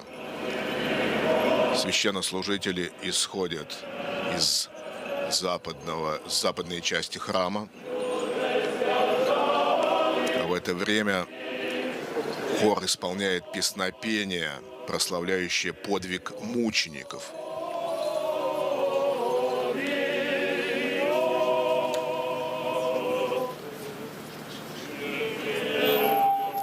Богу построен жертвенник, престол, но он еще не утвержден, пока не положены в его основание нетленные частицы святых мощей, ибо кровью мучеников утверждалась Вселенская Церковь в века гонений, и над их гробами в катакомбах были созданы первые христианские святилища.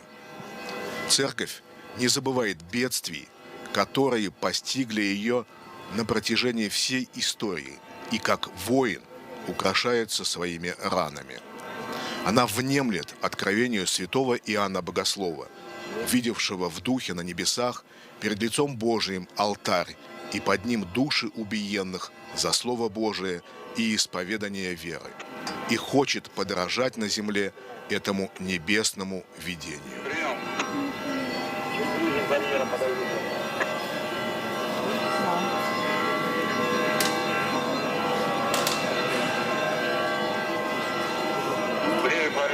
Мы с вами видим величественный Казанский воссозданный собор. Первоначально на месте чудесного обретения иконы Божьей Матери, которое произошло в 1579 году, была устроена деревянная церковь. В 1594 году, 14 апреля, при митрополите Казанском Гермогене и по повелению царя Федора Иоанновича был заложен каменный храм. Он просуществовал до 1796 года и был снесен по ветхости. На месте старого поставили новый Казанский собор, закладка которого состоялась 30 мая 1798 года. Величественный собор Казанской иконы Божьей Матери в Богородицком монастыре был освящен 30 мая 1808 года и сразу же стал архитектурной доминантой Казани, одним из первых и лучших образцов классицизма в Поволжье.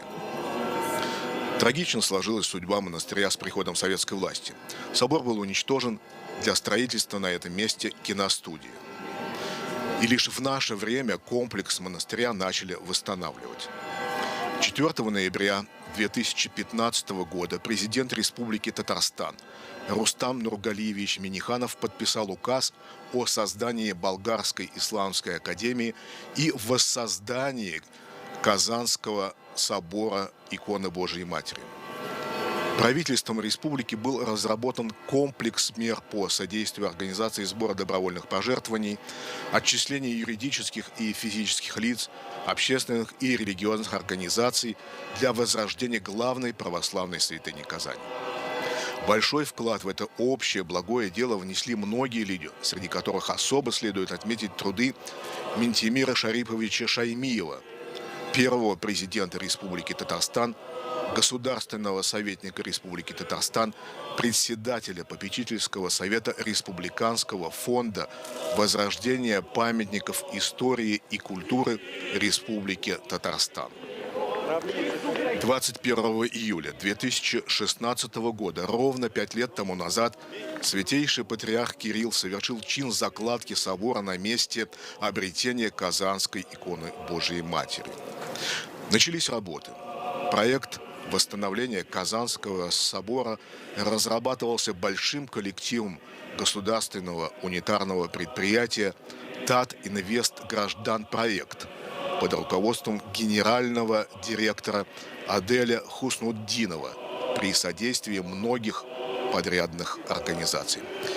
В феврале 2020 года состоялось торжественное освящение пещерного Нижнего храма в честь Рождества Пресвятой Богородицы, которое совершил митрополит Казанский и Татарстанский Феофан, много сделавший для воссоздания собора.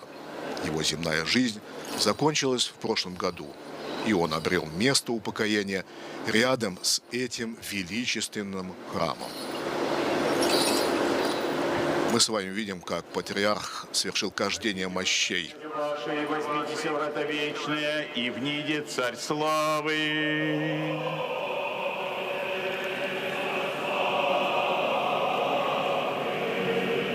Возьмите врата князя ваши, и возьмитесь врата вечные, и внидет Царь славы.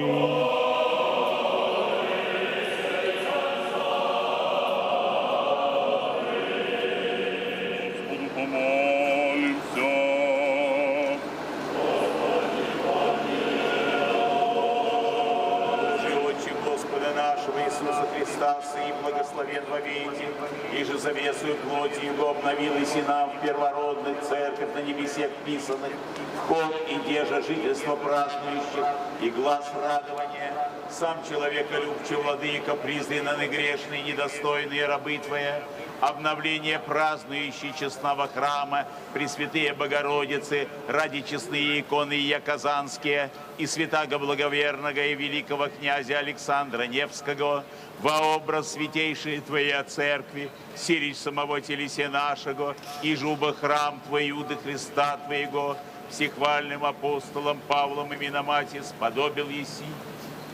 Утверди его до скончания века непоколебимо и прославлено в Тебе, и сподоби нас в нем хвалы и славословия незазорно приносите славе Твоей, единородному Твоему Сыну, Господу нашему Иисусу Христу и Святому Твоему Духу, в разуме и всяком чувстве, поклоняющемся Тебе, во страсе Твоем божественных щедрот, достойным показатися, и благоприятным Твоей благости быть и мольбам сим о нас и всех людях Твоих, неизреченному Твоему благоутробию приносимым, молитвами Пречистая Владычицы нашей Богородицы и Преснодевы Марии, яко святый си Боже наш, и на святых почиваешь, и Тебе славу воссылаем, Отцу и Сыну и Святому Духу, ныне и присно, и во веки веков.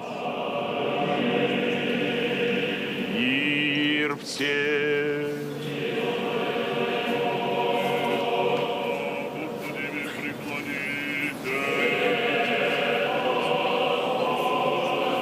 Еще одна молитва патриарха перед входом в храм. Честь и поклонение Отцу и Сыну и Святому Духу, ныне и присно, и во веки веков.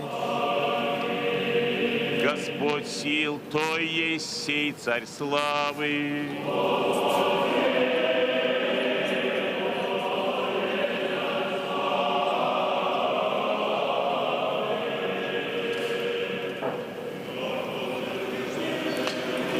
Завершается крестный ход вхождением патриарха в освящаемый храм. Вновь звучат песнопения, прославляющие подвиг мучеников.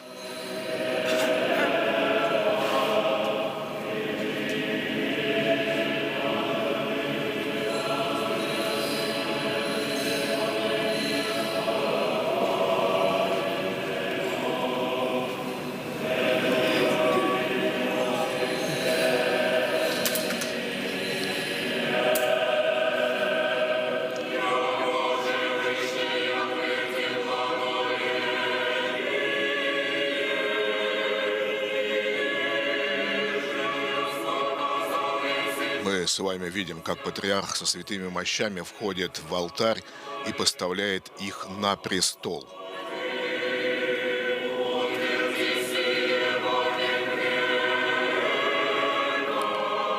Он помазует святым миром, специальными благовониями эти мощи. Они полагаются в основание престола.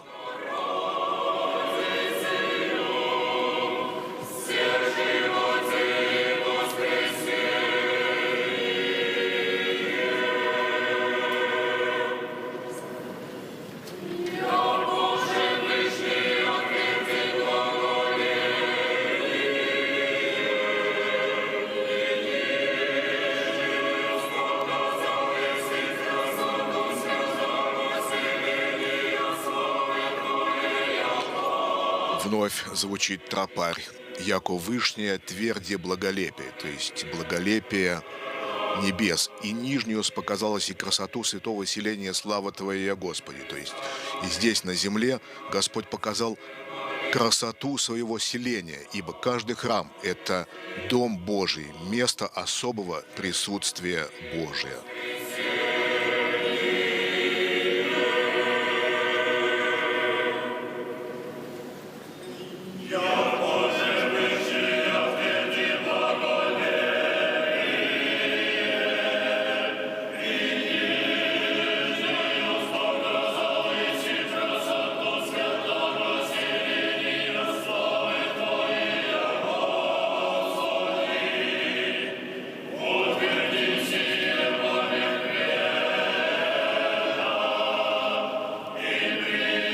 Церковь молится о том, чтобы Господь утвердил этот храм то есть сохранил его во век века,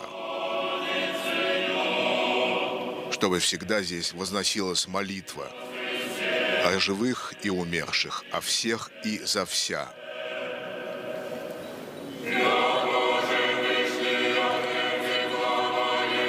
Чин великого освящения Казанского собора подходит к завершению.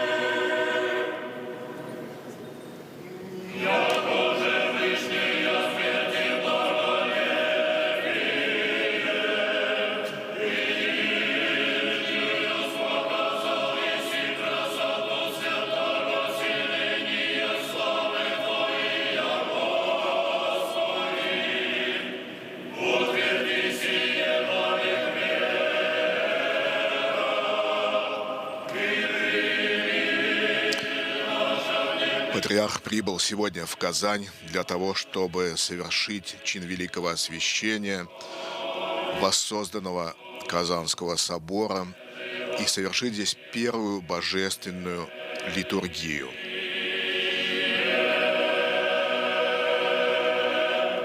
Яко Твое есть царство и сила и слава Отца и Сына и Святаго Духа, ныне и присно и во веки веков. Возглас произносил митрополит Воскресенский Дионисий, управляющий делами Московской Патриархии, первый викарий патриарха Московского и всея Руси, который прибыл вместе с патриархом. Сейчас патриарх прочтет молитву. Вслушаемся в ее содержание. Боже наш, и же Тварь единым словом создава, и его еже быть и приведы неизреченными же образы, различности его красивый, и же надносимый на ню Твой Дух собравый, и солнечный свет на ню излиявый в обновление, и же угоднику Твоему Моисею вдохнул и хвалу некую изрядну, приложите добрейшему Твоему созданию рещи, видите Тебе свет, яко добрые дней на рещи сей, Его же убыемы видящие светлейшее сие солнце, обновляющий на всяк день тварь Тя истинного дня славим солнце, и свет Твой неизреченный, и же Сыном Твоим нам заповедуя обновиться нашему естеству святым Твоим Духом, яко подару сему праведным воссиять, яко солнцу. Тебе молимся и Тебя просим, Отца Слова Господа и Бога нашего, милостивым оком призри на нас грешных и недостойных рабов Твоих, пребывающим всем дому небоподобном, вселенные похвалея жертвенницы истинным, неизреченные Твоей славы, и не спасли Пресвятаго Духа на ны и на наследие Твое, и по божественному Давиду обнови в сердцах наших дух правый, и Духом Владычным утверди нас, даруй же нам единомыслие и мир, сотворшим же здание сие и храма освящения, по любви к Тебе, Богу, тщательно, оставление согрешений подашь. Даруй им, яже ко спасению прошения, воздвигни их и к деланию заповедей Твоих, даруй им обновление дара Святаго Духа, да не осужденно поклонятся Тебе, единому истинному Богу, Его же послал Иисусу Христу, молитвами Богородицы, святаго благоверного князя Александра Невского и всех святых Твоих. Аминь. Заступи, спаси, помилуй, восстави и сохрани нас, Боже, Твоею благодатью. Пресвятую, пречистую, преблагословенную, славную Владычицу нашу Богородицу и Преснодеву Марию, со всеми святыми помянувшие сами себе и друг друга, и весь живот наш Христу Богу предадим. Звучит малая Ектенья, состоящая из 3 прошений. Наши на святых по Тебе пострадавших, честных мученицах почиваешь, и Тебе славу воссылаем, Отцу и Сыну и Святому Духу, ныне и присно и во веки веков. Возглас произносил митрополит Казанский и Татарстанский Кирилл, глава Татарстанской митрополии. Патриарх и сослужащие ему архиереи духовенство выходят из алтаря в центр храма. О великом Господине и Отце нашем, святейшем Патриархе Кирилле, и о Господине нашем, Высокопреосвященнейшем митрополите Кирилле, о преосвященных митрополитах и епископе, и делах рук их, и же с ними священницах и диаконе, Господу помолимся.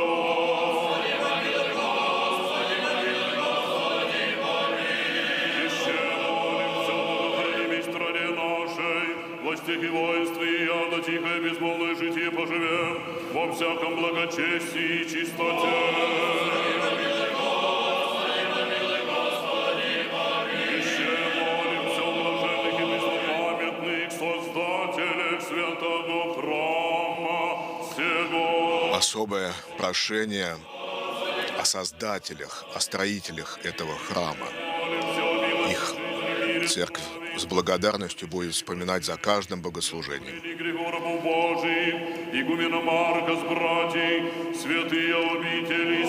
Особое прошение об игумене Марке Веленским.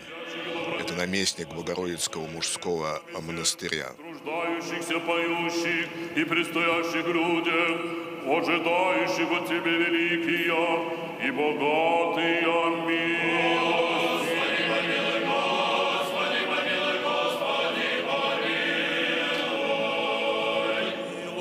Человека любит Бог еси, и Тебе славу высылаем, Отцу и Сыну и Святому Духу, ныне и присно, и во веки веков. Возглас произносил митрополит Анастасий Меткин, пребывающий на покое в Казани, более 30 лет бывший правящим архиереем здесь.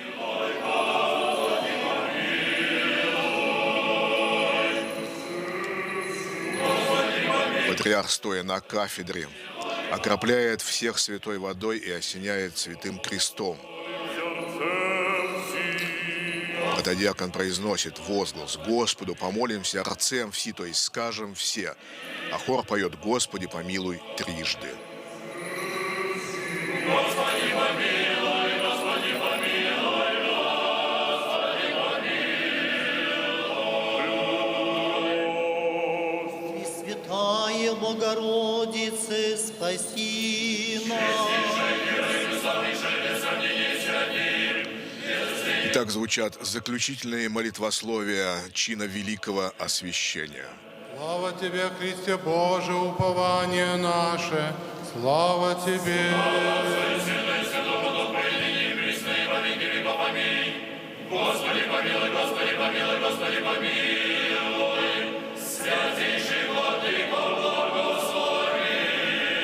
Воскресе из мертвых Христос, истинный Бог наш, молитвами пречистая Своей Матери, святых славных и всехвальных апостолов, святаго благоверного и великого князя Александра Невского, святых и праведных Бога Отец, Иакима и Анны, и всех святых, помилует и спасет нас, яко благ и человеколюбие. Великому Господину и Отцу нашему Кириллу, святейшему Патриарху Московскому и всея Руси, Свято-Тройской Сергиевой Лавры, священно-архимандриту, с богоспасаемой его паствою, и Господину нашему Высокопреосвященнейшему Кириллу, митрополиту Казанскому и Татарстанскому, преосвященным митрополитам и епископам, богохранимой стране нашей, властям, воинству и народу ее, всему священному собору, благотворителям, благоукрасителям, жертвователям святого храма сего, всем те предстоящим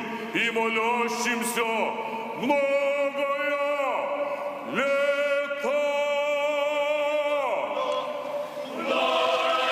Завершается чин великого освящения провозглашением многолетия.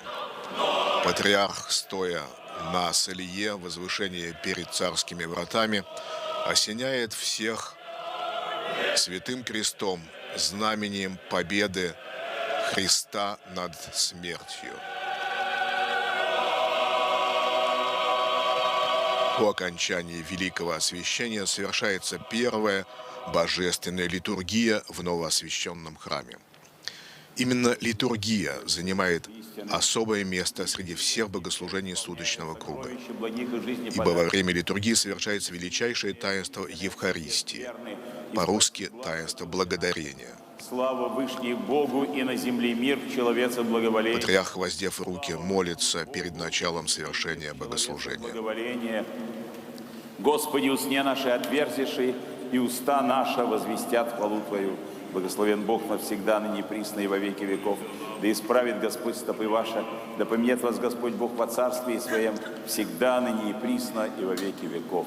Патриарх преподает благословение всем сослужащим ему. И далее прозвучит возглас, первый возглас, которым начинается божественная литургия.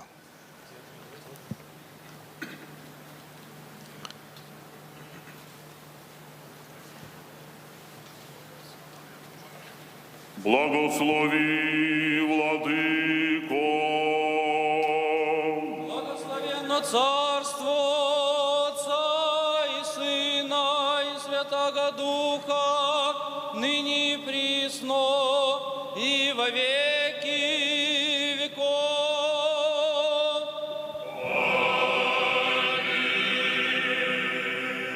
Миром Господу помог. Начальный возглас. Благословенно Царство Отца и Сына и Святого Духа, ныне и присно и во веки веков,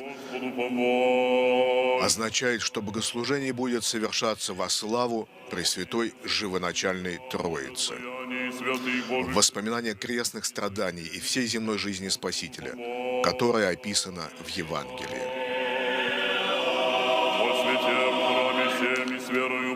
Патриарх читает тайные молитвы, а в это время протодиакон произносит великую или мирную ектенью. О великом Господине и Отце нашем, святейшем Патриархе Кирилле, и о Господине нашем, Высокопреосвященнейшем митрополите Кирилле, о преосвященных митрополитах и епископах, числем пресвитерстве во Христе диаконстве, о всем причте и людях, Господу помолимся. О богохранимой стране нашей, властях и воинстве ее, Господу помолимся. О святей обители сей, граде всем, всяком граде, стране и верою живущих в них, Господу помолимся. О благорастворении воздуха, о изобилии плодов земных. Слово «ектенья» в переводе с греческого означает «протяженное моление».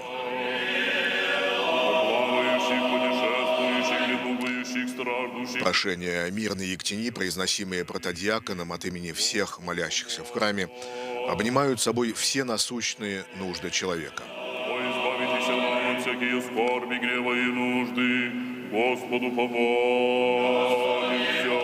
Великой эта ектенья называется по большому числу прошений, а мирной – по начальным словам первого прошения – миром, то есть в мирном состоянии духа Господу помолимся. Благословенную, славную владычицу нашу Богородицу и Преснодеву Марию, со всеми святыми помянувши, сами... Одно из прошений звучит сегодня по-особому. О богохранимой стране нашей, властях, воинстве и народе ее, Господу помолимся.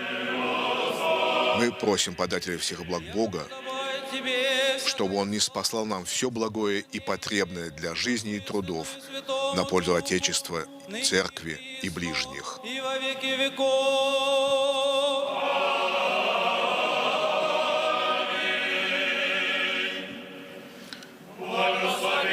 Далее хор начинает пение антифонов, а в это время патриарх совершает символическое действие – омовение рук, напоминающее о том, что к великому таинству Евхаристии нужно приступать с чистой душой.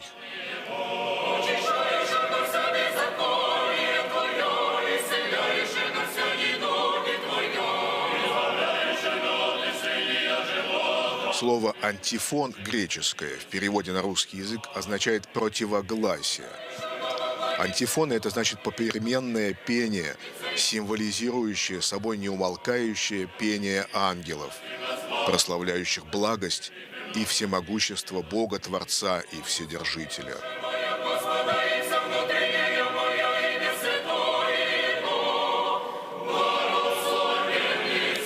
Прозвучал первый антифон: «Благослови, душа моя, Господа, благословен еси Господи».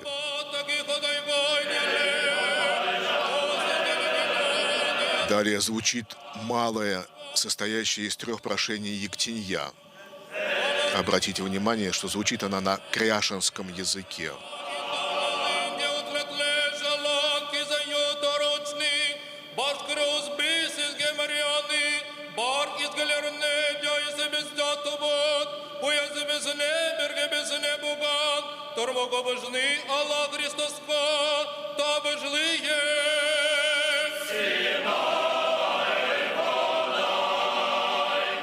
Яко Твоя держава и Твое царство и сила и слава Отца и Сына и Святаго Духа, ныне и присно и во веки веков.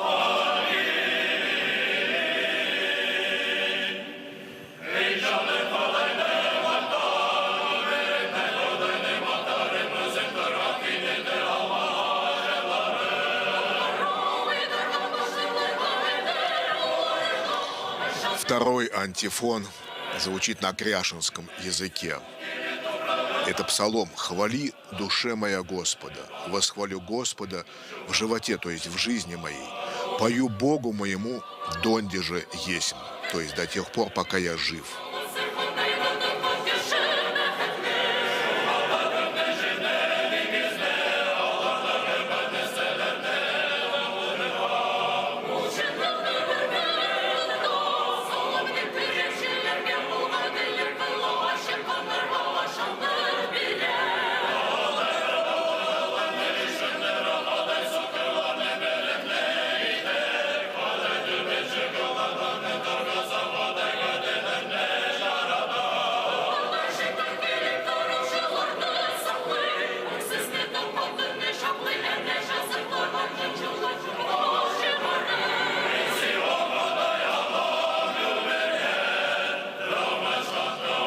«Воцарится Господь вовек, Бог твой Сионе в род и род». После второго антифона звучит гимн «Единородной Сыне». Музыка Сергея Богословского.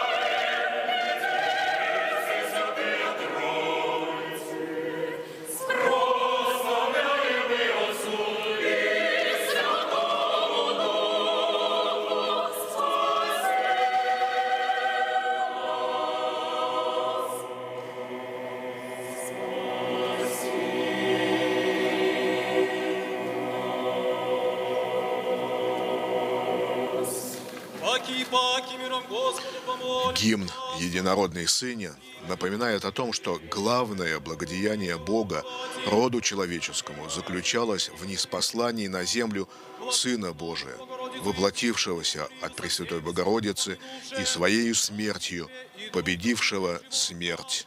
Богу предадим. Яко благо человека любит Бог, еси тебе славу воссылаем, Отцу и Сыну и Святому Духу, ныне и присно, и во веки веков.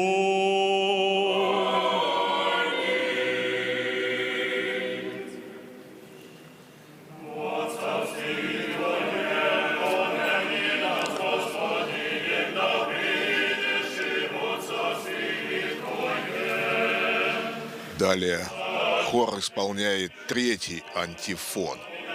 Он включает в себя пение евангельских блаженств.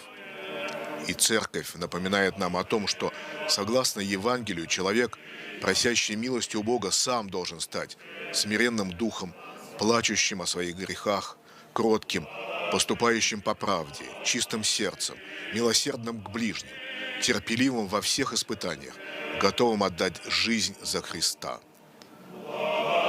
Взяв с престола Евангелие, протодиакон и все священнослужители начинают малый вход.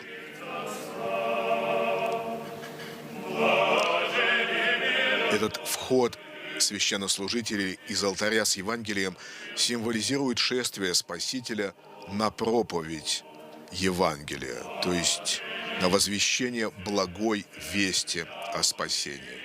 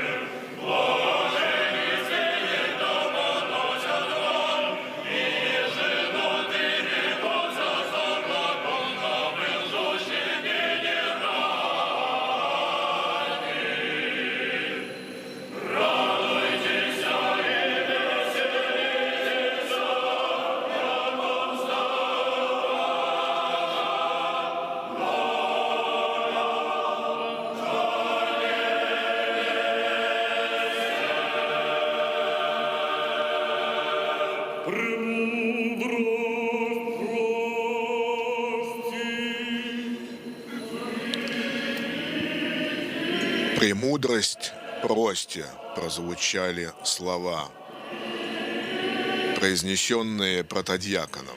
То есть «премудрость прости, будьте внимательны». Взирая на Евангелие, как на самого Христа, идущего на проповедь, священнослужители восклицают: «Приидите, поклонимся и припадем ко Христу. Спаси ны, то есть спаси нас, Сыне Божий, молитвами Богородицы, поющие Ти, то есть поющие Тебе, Аллилуйя». Аллилуйя, слово еврейского происхождения, в переводе на русский язык означает призыв хвалить, прославлять Господа. В это время патриарх, стоя на кафедре, осеняет всех дикирием и трикирием, преподая таким образом благословение.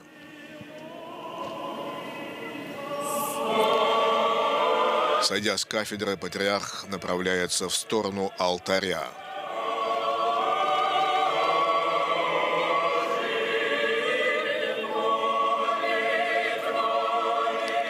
И здесь, стоя на амвоне, преподает благословение, осеняя дикирием и трикирием всех собравшихся в Казанском соборе.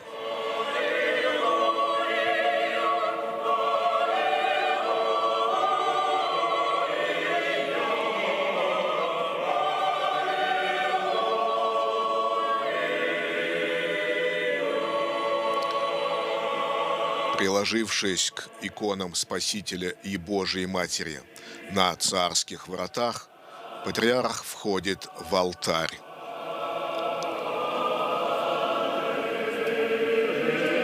Целует престол и, взяв в руки кадила, совершает кождение.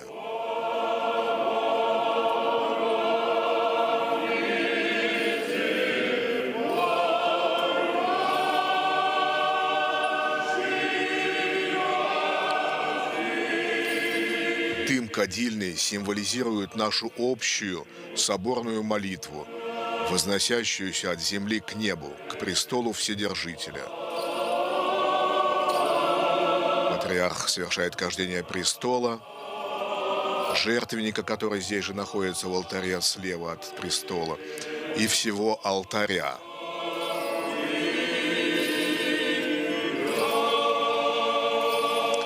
В левой руке патриарха патриарший жезл, символ патриаршей власти.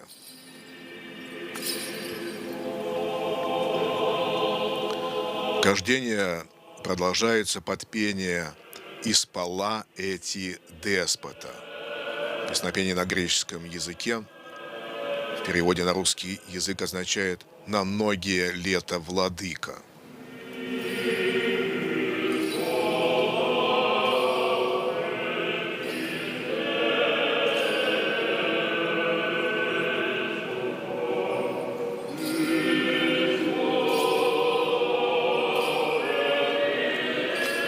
Исполнение некоторых песнопений во время патриаршего богослужения, архиерейского богослужения также на греческом языке – это дань традиции, которая сложилась в русской церкви.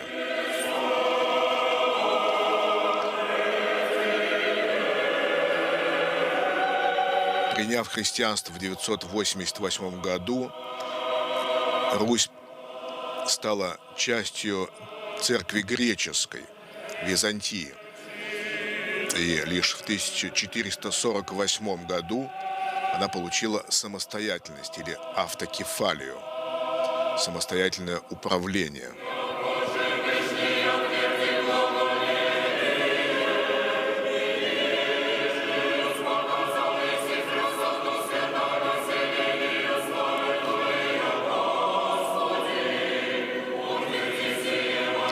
Далее звучат песнопения, прославляющие ныне празднуемое событие.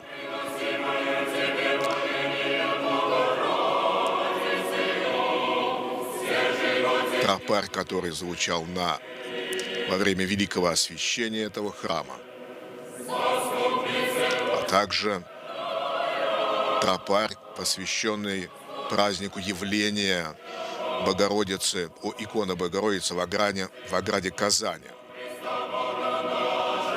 которое произошло в 1579 году. Ежегодно церковь молитвенно вспоминает об этом знаменательном событии и прославляет заступницу усердную рода христианского.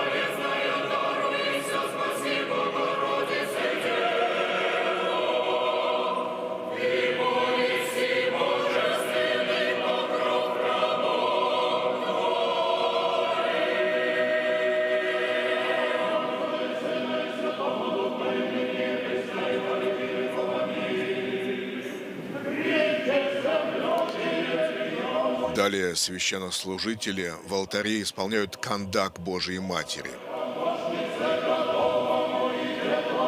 Краткое песнопение, излагающее суть празднуемого сегодня события.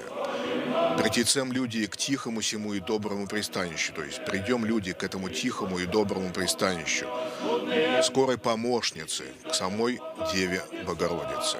Претворяет на помощь и избавляет от великих бед и зол. Благонравные и богобоящиеся рабы своя.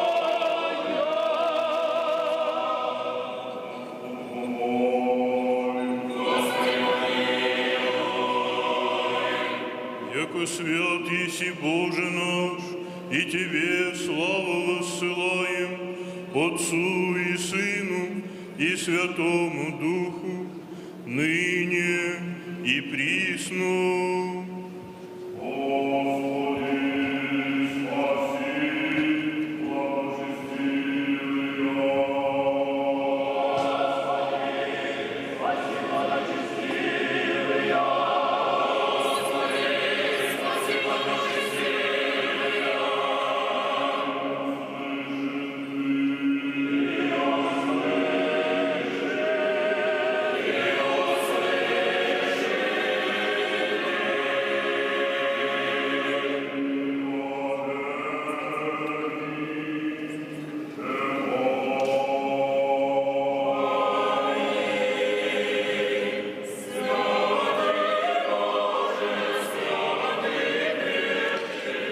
Наступает время Тресвятого, ангельской песни, которую воспевают верующие, соединяясь с небесными силами.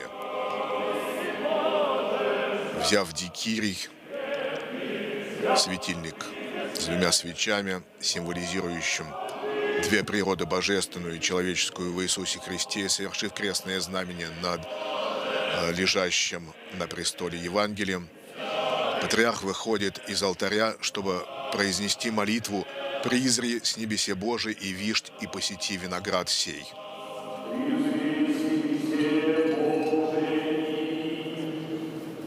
И посети виноград сей, и утверди, его же насади, десница Твоя.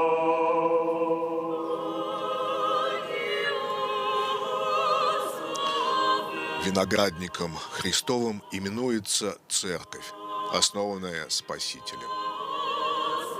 В это время хор поет песнопение «Агиос Офиос», «Агиос Исхирос», «Агиос Афанатос Элеисон и Маз». Это на греческом языке звучит «Святый Божий, святый крепкий, святый бессмертный, помилуй нас».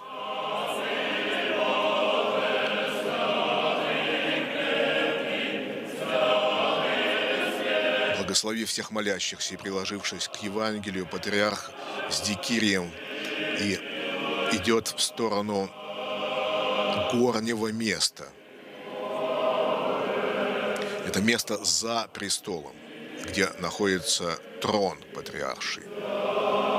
И здесь, стоя, патриарх преподает благословение трикириям, символизирующим Святую Троицу.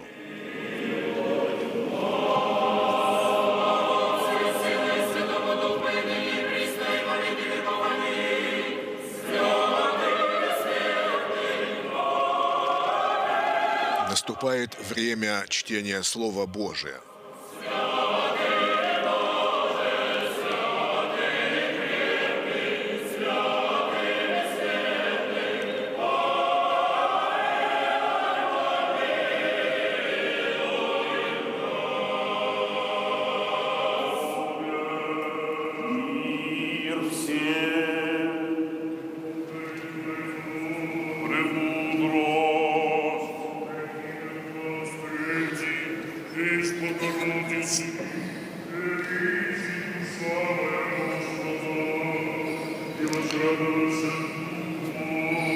Апостольское чтение предваряется прокимном.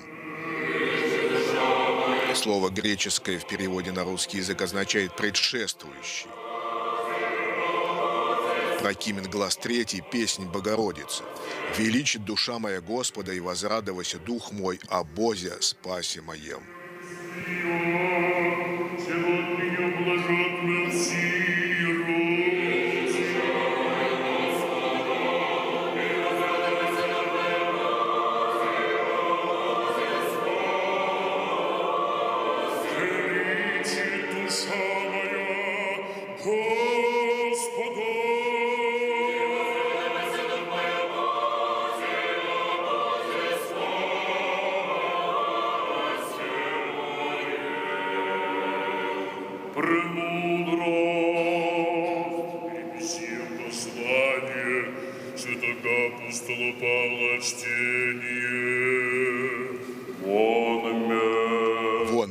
Будем внимать.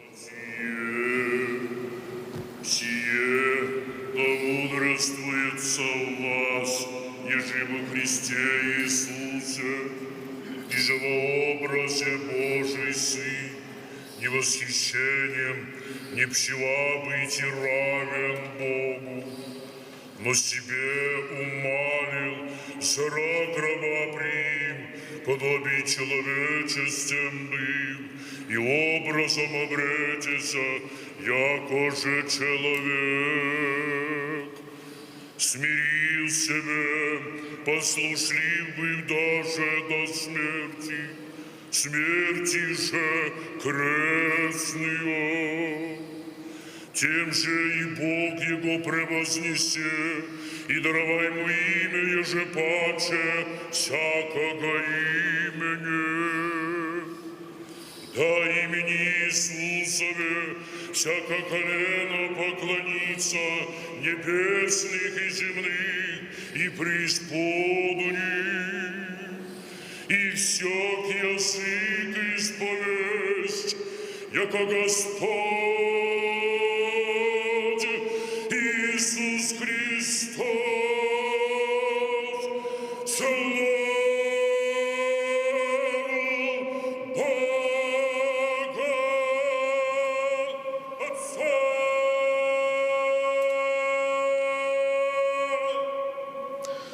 Итак, отрывок из послания апостола Павла к филиппийцам.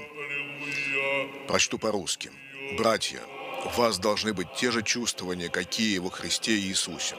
Он, будучи образом Божиим, не почитал хищением быть равным Богу, но уничижил себя самого, приняв образ раба, сделавшись подобным человеком и по виду став как человек.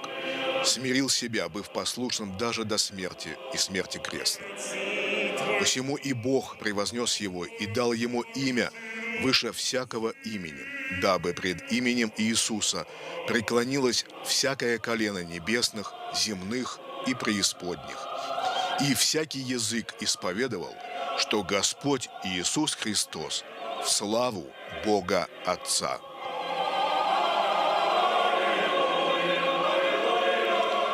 А тем временем протодиакон получил благословение патриарха, вышел из алтаря и встал на кафедру, дабы прочесть Евангелие. Благослови, святейший владыко, благовестителя святого апостола и евангелиста Луки. Бог молитвами святогославного и всехвального апостола и евангелиста Луки да даст тебе глагол, благовествующим и силою многою во исполнение Евангелия, возлюбленного Сына Своего, Господа нашего Иисуса Христа. Аминь. Прости, услышим святого Евангелия.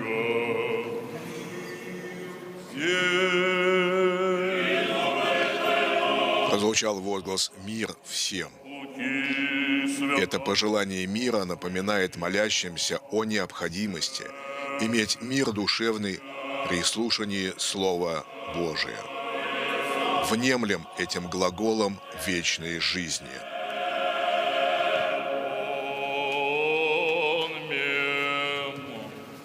Во время оно вниде Иисус весь некую, жена же некая имени Марфа, прият его в дом свой, и сестра именно нарицаемая Мария, я же севший при ногу Иисусову, услышавши слово Его. Марфа же, молвишь о мнозе службе, ставший же рече, Господи, не прижеши ли, яко сестра моя единуме остави служити, рцы убоей, да ми поможет.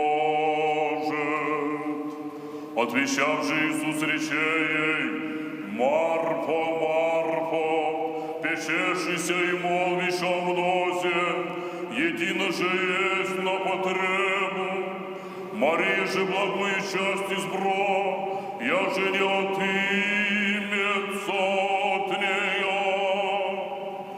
Быть же, да глаголоши сия, воздвигши некая жена глаз от народа, рече ему, блаженно чрево, носившее тя, и сосая же иссисал, он же рече, тем же убоблаженни, слышащий Слово Божие и хранящий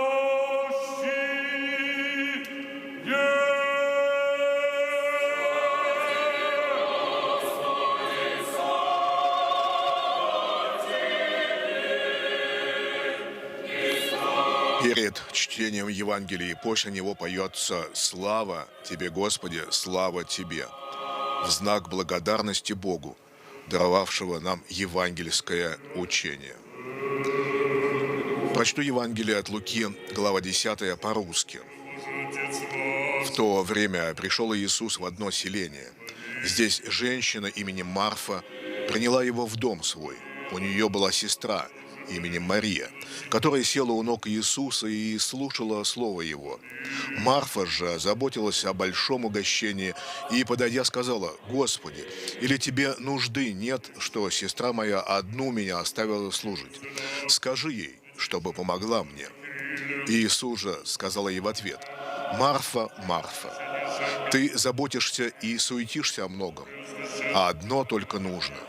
Мария же избрала благую часть, которая не отнимется у нее».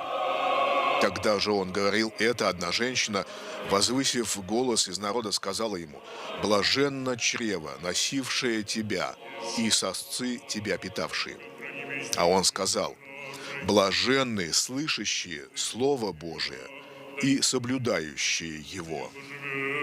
Во всяком благочестии и чистоте.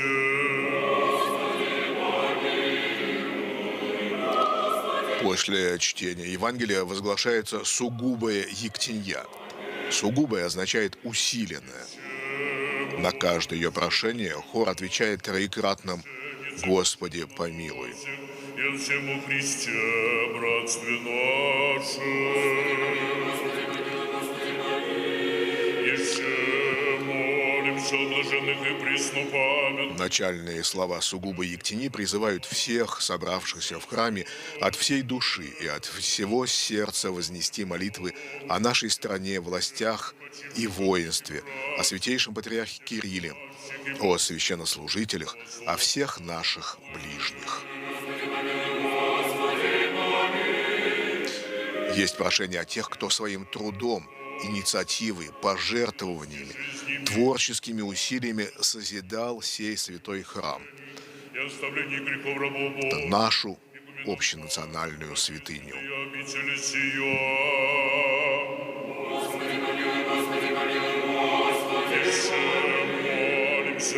Тебе, Господу Богу нашему, и же милостивно пощадите нас от губительного поветрия на недвижимого, и избавите верные люди Твои от смерти душевные и телесные, недугающим исцеления и здравия подати. Нам же всем Твое божественное ограждение и заступление. Молим Тебя, милосердие, Господи, скоро услыши и милостивно помилуй. Особое прошение о том, чтобы Господь избавил нас от губительного поветрия, от этого вируса. Смятение человека и страхование всяческое, упованием твердым оградите верных своих, мир же и тишину усилите в сердца наша. Молим Тебя, Господи, услыши и помилуй. Господи, помилуй, Господи, помилуй, Господи, помилуй.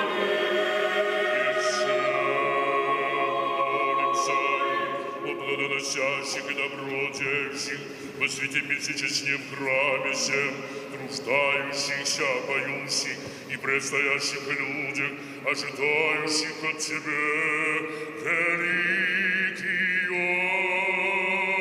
и богатые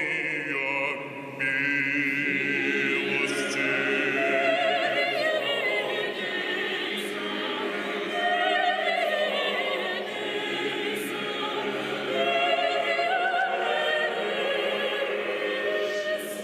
Кирие элейсон, Господи, помилуй, на греческом языке.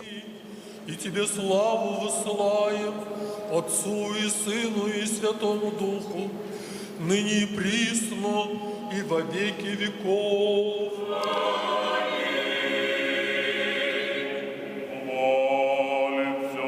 Патриарх прочтет сейчас специальную молитву об избавлении от губительного поветрия. Боже наш, не внеди в суд с рабы Твоими, и огради нас от губительного поветрия на недвижимого. Пощади нас, смиренных и недостойных рабов Твоих, в покаянии с теплую верою и сокрушением сердечным, к Тебе, милосердному и благоприменительному Богу нашему, припадающих и на милость Твою уповающих.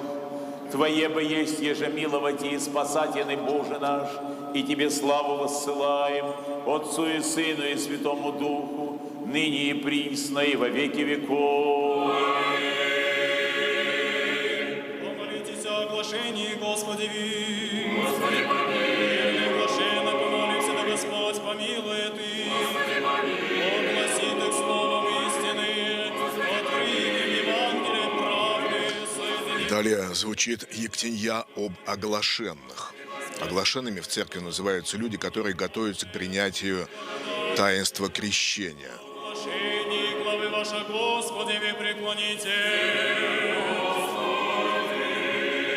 Идти с нами славит пречестное и великолепное имя Твое, Отца и Сына и Святаго Духа, ныне и присно и во веки веков. Возглас произносил митрополит Иошкар Алинский и Марийский Иоанн.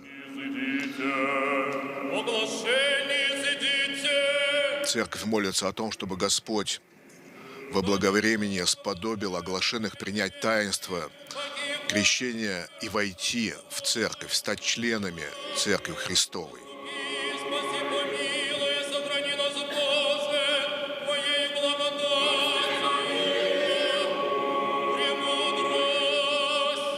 Яко подобает Тебе всякая слава, честь и поклонение Отцу и Сыну и Святому Духу, ныне и присно и во веки веков. Возглас произносил митрополит Нижегородский и Арзамасский Георгий.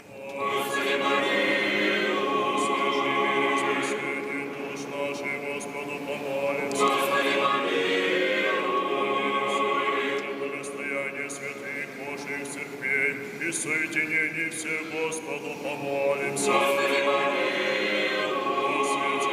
нами всем и с верой, благоговением и страхом Божиим, входящих вон, Господу помолимся. Ектеньей об оглашенных завершается вторая часть божественной литургии. И начинается литургия верных. Это третья и самая важная часть богослужения, которая нас готовит не только к первой две части литургии, но и все богослужения суточного круга. Тебе славу воссылаем Отцу и Сыну и Святому Духу, ныне и присно и во веки веков. Во время литургии верных силой и действием Святого Духа хлеб и вино, не утратив своих природных свойств, становятся телом и кровью Спасителя, возносятся в спасительную для людей жертву Богу Отцу, а затем преподаются верующим для причащения. Приобщение тела и крови Христовых вводит человека в единение с Господом, согласно Его собственным словам. «Едущий мою плоть и пьющий мою кровь пребывает во мне, и я в нем». Начинается пение Херувимской. В это время патриарх совершает омовение рук, символическое действие перед началом совершения великого таинства Евхаристии. И, стоя у престола, возносит сугубые молитвы. Звучит херувимская песнь, музыка Виктора Калинникова.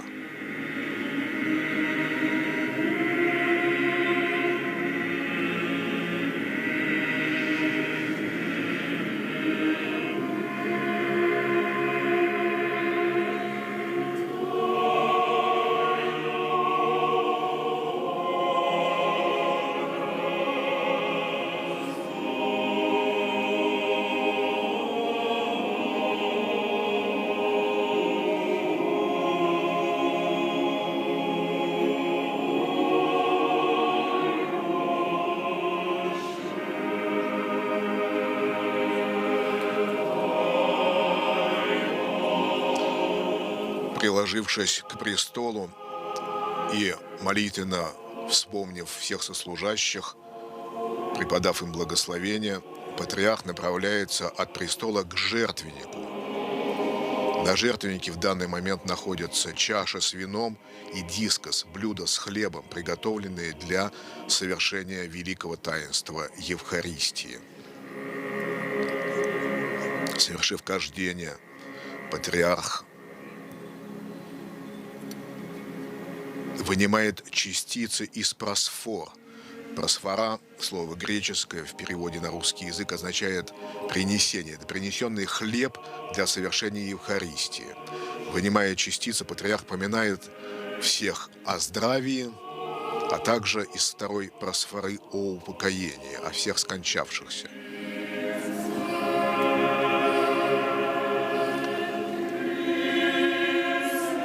Эти частицы по окончании божественной литургии будут опущены в святую чашу, будет прочитана специальная молитва.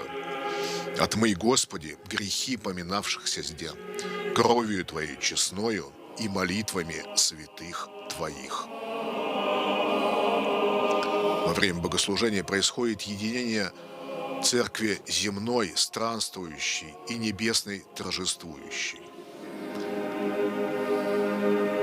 объединенной единым главой, Господом и Спасителем нашим Иисусом Христом.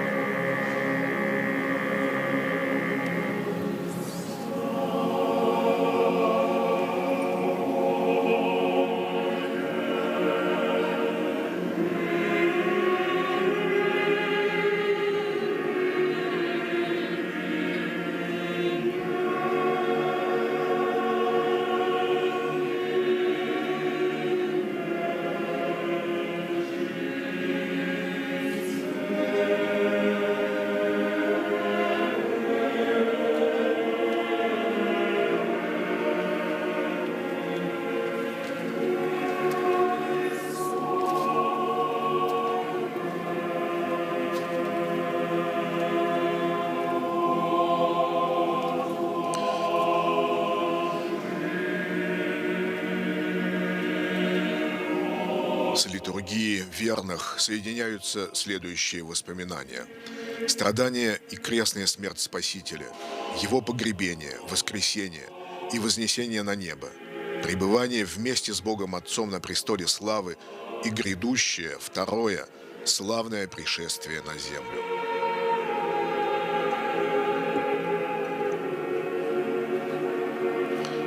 Мы видим евхаристические сосуды, которые употребляются при совершении Евхаристии.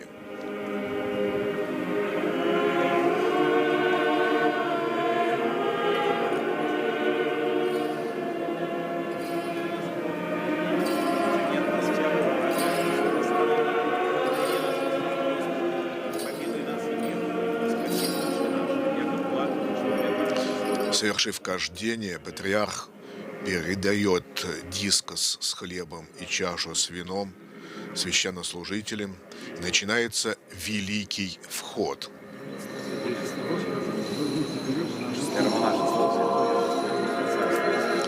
Святые дары через северные двери алтаря переносятся с жертвенника, где они находились до настоящего времени, на престол для совершения таинства Евхаристии, таинства благодарения. В данный момент богослужение символизирует шествие Спасителя на добровольные страдания и смерть ради искупления человеческих грехов. Патриарх встречает святые дары, стоя в царских вратах, и совершает поминовение предстоятелей православных церквей.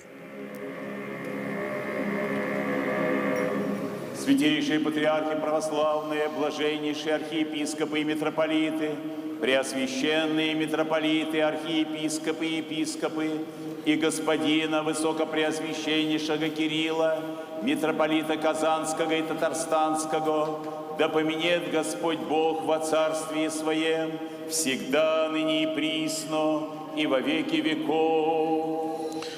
Молитвенное поминовение членов церкви на Великом Входе означает, что святые дары будут принесены в жертву Богу о здравии и спасении всех поминаемых. Дискос с хлебом поставляется на престол. Господина и отца нашего Кирилла, святейшего патриарха Московского и всея Руси, Свято-Троицкие Сергиевы лавры, священного архимандрита, да поменет Господь Бога во Царствии Своем, всегда, ныне и присно, и во веки веков. Вас и всех православных христиан, да поменет Господь Бога во Царствии Своем, всегда, ныне и присно, и во веки веков. Митрополит Воскресенский Дионисий с чашей в руках совершил молитвенное поминовение патриарха Московского и всея Руси Кирилла, а также всех православных христиан. Потир, чаша с вином также поставляются на престол и покрываются воздухом, особым покровом, символизирующим плащаницу, в которую было завернуто тело Спасителя при погребении. Хор завершает пение Херувимской: «Якуда царя всех подымем ангельскими невидимо дари носимо чинми. Аллилуйя, аллилуйя, аллилуйя». Отложим попечение, чтобы встретить царя всего творения, которого сопровождают с торжеством ангельские силы. Так на русский язык можно перевести окончание херувимской песни.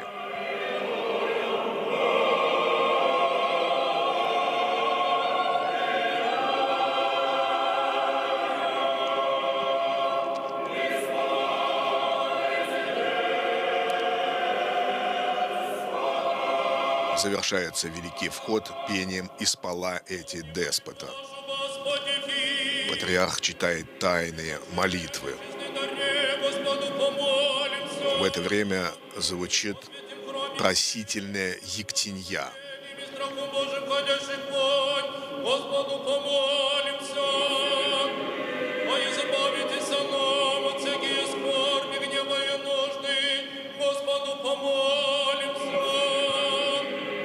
Заступи, спаси, помилуй, сохрани нас, Боже, Твоею благодатью. Дне всего совершенно, свято, мирно и безгрешно у Господа просим. Ангелам мирно, мирно наставь. Во второй части просительной ектеньи У Господа просим. церковь и спрашивает у Господа, чтобы Он даровал все благое и потребное для жизни, достойной, благочестивой и праведной. Хор от лица всех собравшихся в храме взывает: «Подай, Господи».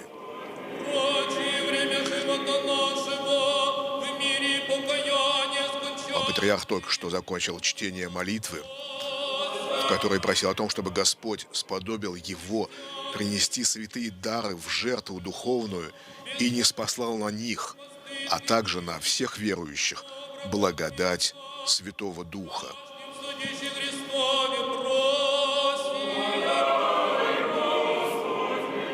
Пресвятую, пречистую, преблагословенную, славную Владычицу нашу Богородицу и Преснодеву Марию, со всеми святыми помянувши, сами семей друг друга, и весь живот наш Христу Богу предадим.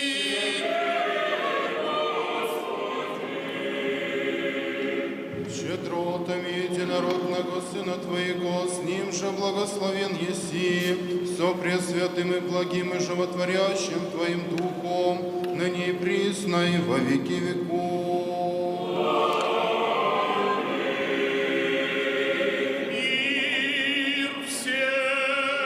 Возглас произнес епископ Альметьевский и Бугульминский Мефодий. А пожелание мира всем прозвучало из уст епископа Елабужского Иннокентия, викария Казанской епархии.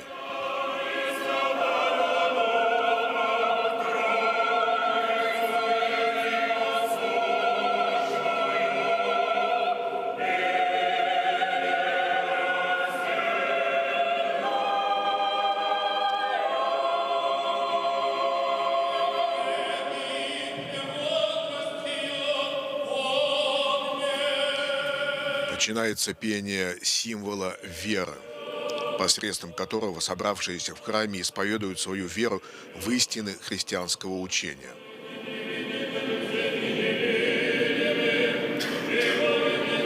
В это время предстоятель снимает воздух, покрывающий святые дары, в знак воскресения Христова. И это действие напоминает нам также о камне, отваленном от гроба Господня в момент воскресения Спасителя из мертвых. Священнослужители покачивают воздух над склонившимся перед святыми дарами, перед чашей и дискосом патриархом, в знак скорого сошествия на них Святого Духа.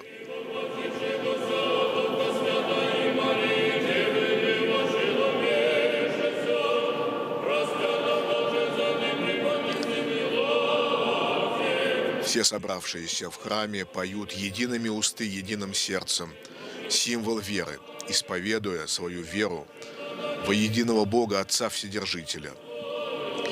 Символ веры – это краткое изложение основных догматов, основ вероучения православных христиан.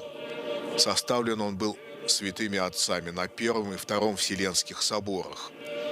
Первый собор состоялся в Никее в 325 году, а второй в Константинополе, или Царьграде, как его называли на Руси, в 381 году.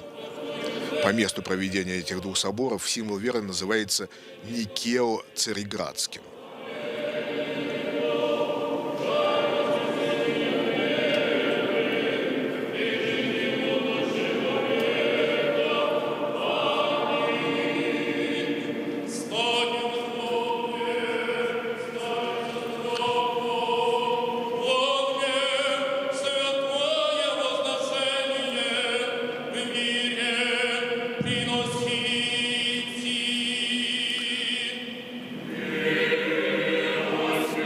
Начинается пение «Милость мира», музыка Александра Никольского.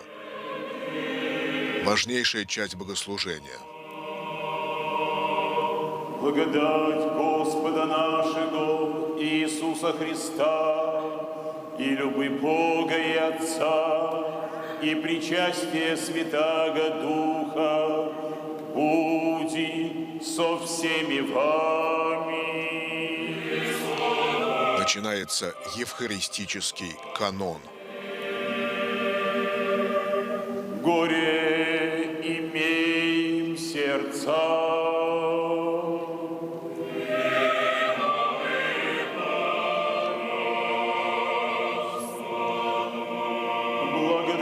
Благодарим Господа.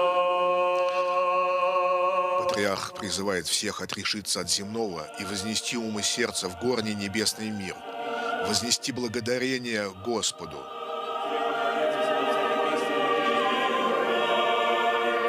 Начинается чтение евхаристических молитв.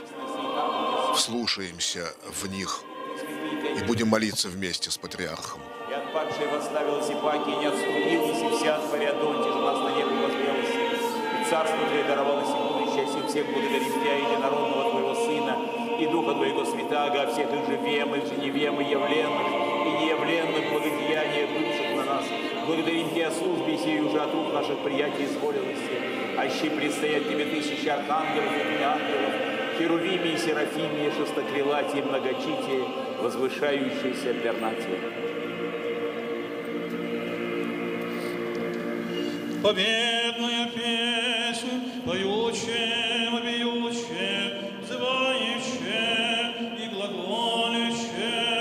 Всеми мы блаженными силами владычием глаголем, святый сей пресвят, Ты единородный Сын и Дух Святый, святый сей пресвят, великолепна слава Твоя, и же мир Твой так и возлюбил иси, якоже Сына Твоего единородного дать, и да всяк веруя в Него не погибнет, но имать живот вечный.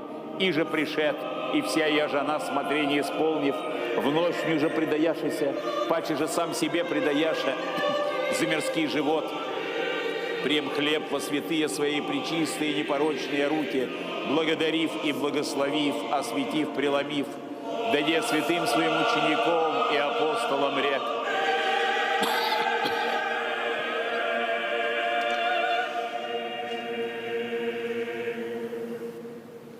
Примите, ядите, сие есть тело мое, еже завеломимое, во оставление грехов.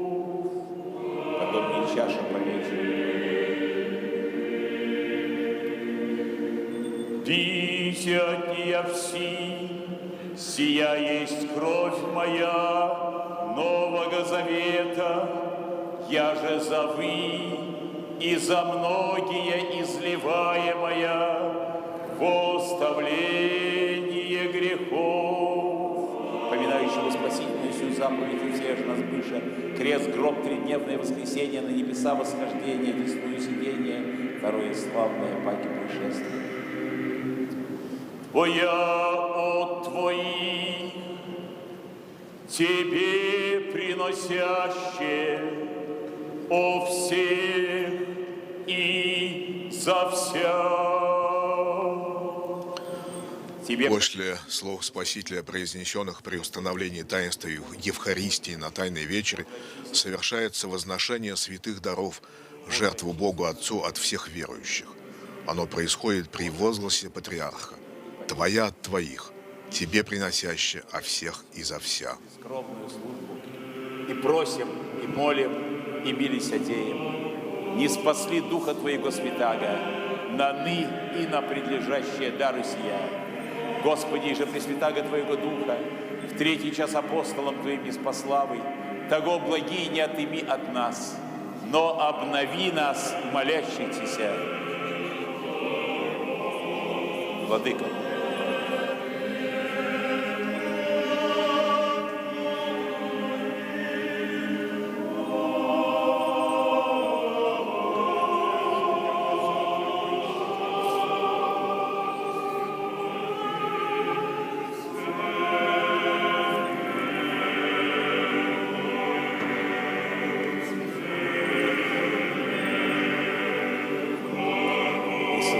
Хлеб сей, честное тело Христа Твоего, а еже в чаше сей честную кровь Христа Твоего, приложив Духом Твоим святым. Силою, действием и наитием Святого Духа совершается величайшее таинство. Хлеб и вино, не меняя своих физических свойств, становятся телом и кровью Спасителя. Священнослужители и все молящиеся в храме совершают поклонение святым дарам, как самому Господу. Да примет вас Господь Бог во Царстве Своем всегда, ныне присно и во веки веков, якоже быть и причащающимся трезвения души, в оставление грехов, приобщение Святаго Твоего Духа во исполнение Царствия Небесного, в дерзновение же Тебе не в суд или в осуждение, еще приносим Тебе словесную сию службу, и же в вере почивших, праотцах, отцах, патриарсих, пророцах, апостолах, проповедницах, евангелистах, мученицах, исповедницах, воздержанницах и о всяком дусе праведном в вере скончавшемся.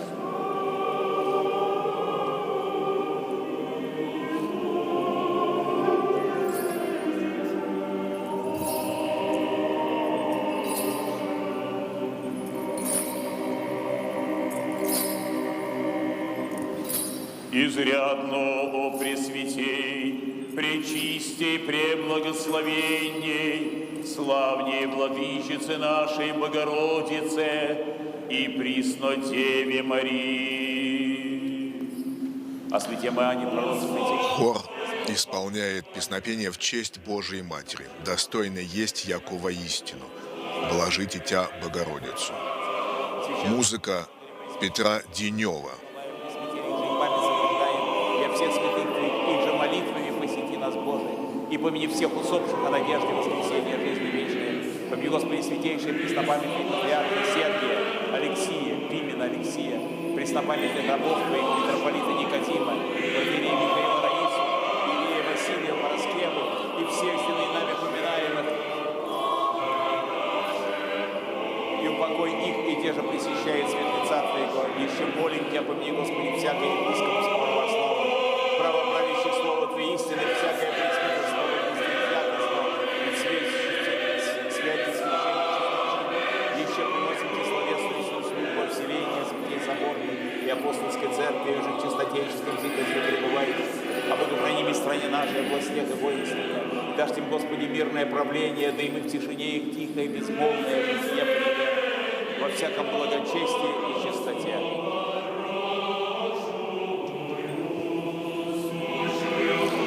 Достойно есть поистине восхвалять Тебя, Богородицу, вечно блаженную и пренепорочную, и Матерь Бога нашего, честью высшую Херувимов и несравненно славнейшую Серафимов, девственно Бога Слово родившую, истинную Богородицу, Тебя прославляем и величаем.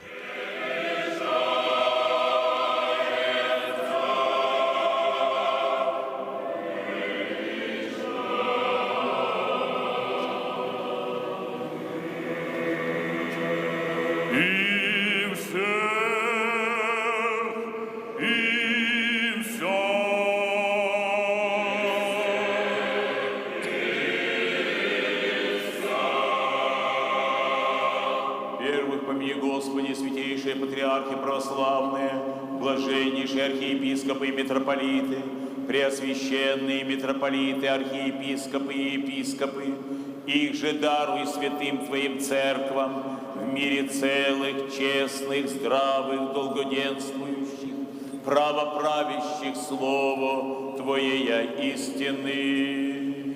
Первый помяни, Господи, великого Господина и отца нашего Кирилла, святейшего патриарха Московского и всея Руси, свято-троицкие Сергиевы лавры, священного архимандрита, его же даруй святым Твоим церквам в мире цело, честно, здраво, долгоденствующа, правоправяща Слово Твое истины. Великого Господина и Отца нашего Кирилла, святейшего патриарха Московского и всея Руси, свято-троицкие Сергиевы лавры священного архимандрита, преосвященные митрополиты и епископы, приносящие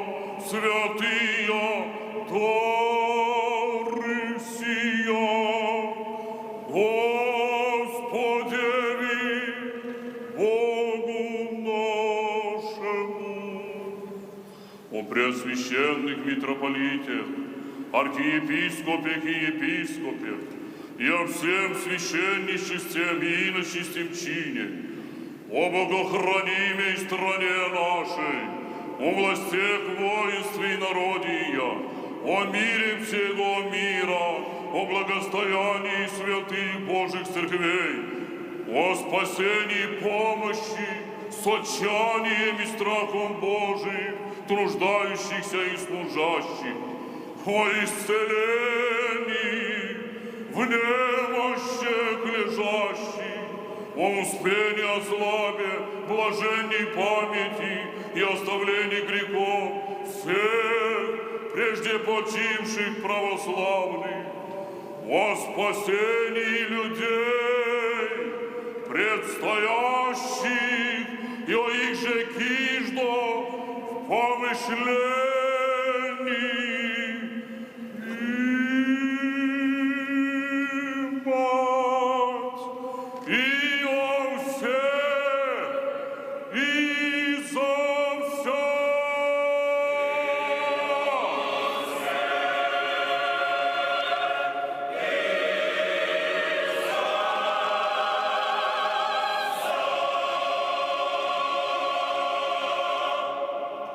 Дашь нам едиными усты и единым сердцем славить и воспевать пречестное и великолепное имя Твое, Отца и Сына и Святого Духа, ныне и присно и во веки веков. И да будут милости великого Бога и Спаса нашего Иисуса Христа со всеми вами.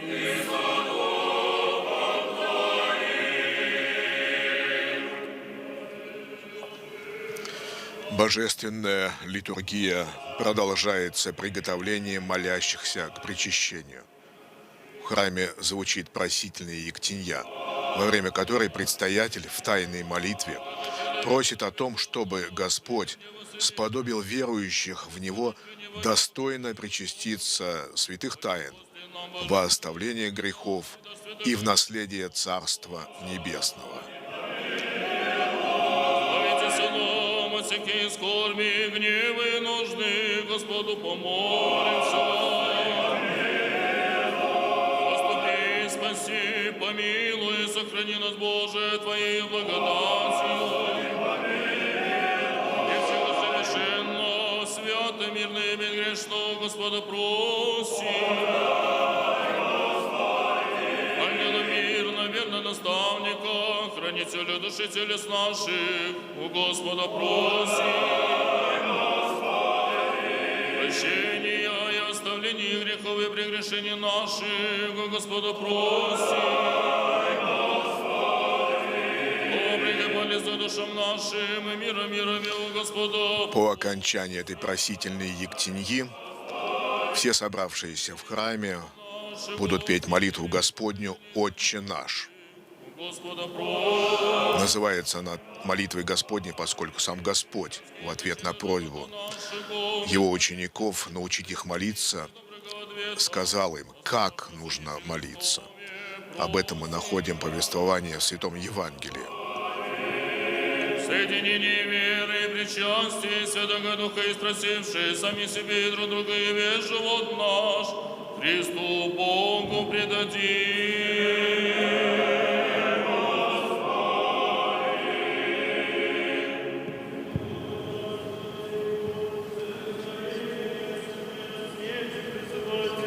Небесного Бога Отца и глаголоти. Отче наш, иже еси на небесе, да святится имя Твое, да придет царствие Твое, да будет воля Твоя, яко на небеси и на земле. Общенародным пением «Отче наш» приближается момент причащения.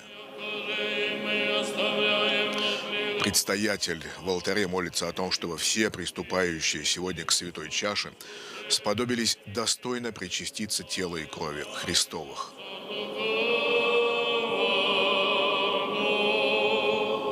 Яко Твое есть царство и сила и слава Отца и Сына и Святого Духа, ныне и присно и во веки веков.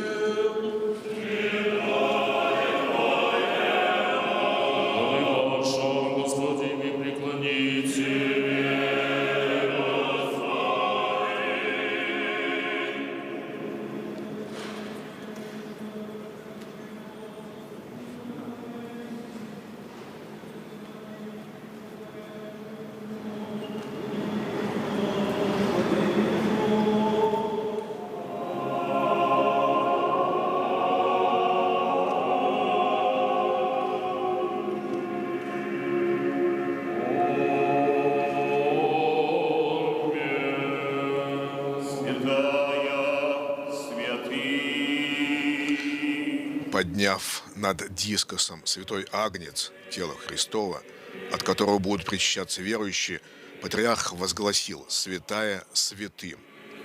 Хор от лица всех молящихся за литургией, осознающих свое недостоинство перед Богом, со смирением отвечает на возглас: «Един свят, един Господь Иисус Христос, во славу Бога Отца. Аминь. Аминь. Истинно так, да будет». Так переводится с древнееврейского это слово «Аминь». В алтаре за закрытыми царскими вратами начинается причащение священнослужителей. В это время алтарь символизирует собой Сионскую горницу, в которой накануне крестных страданий Господь установил таинство Евхаристии и заповедовал его совершать своим последователям в воспоминания о Христе Спасителе.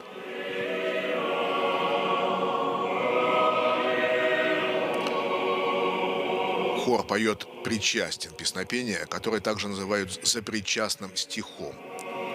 Оно исполняется во время причащения священнослужителей.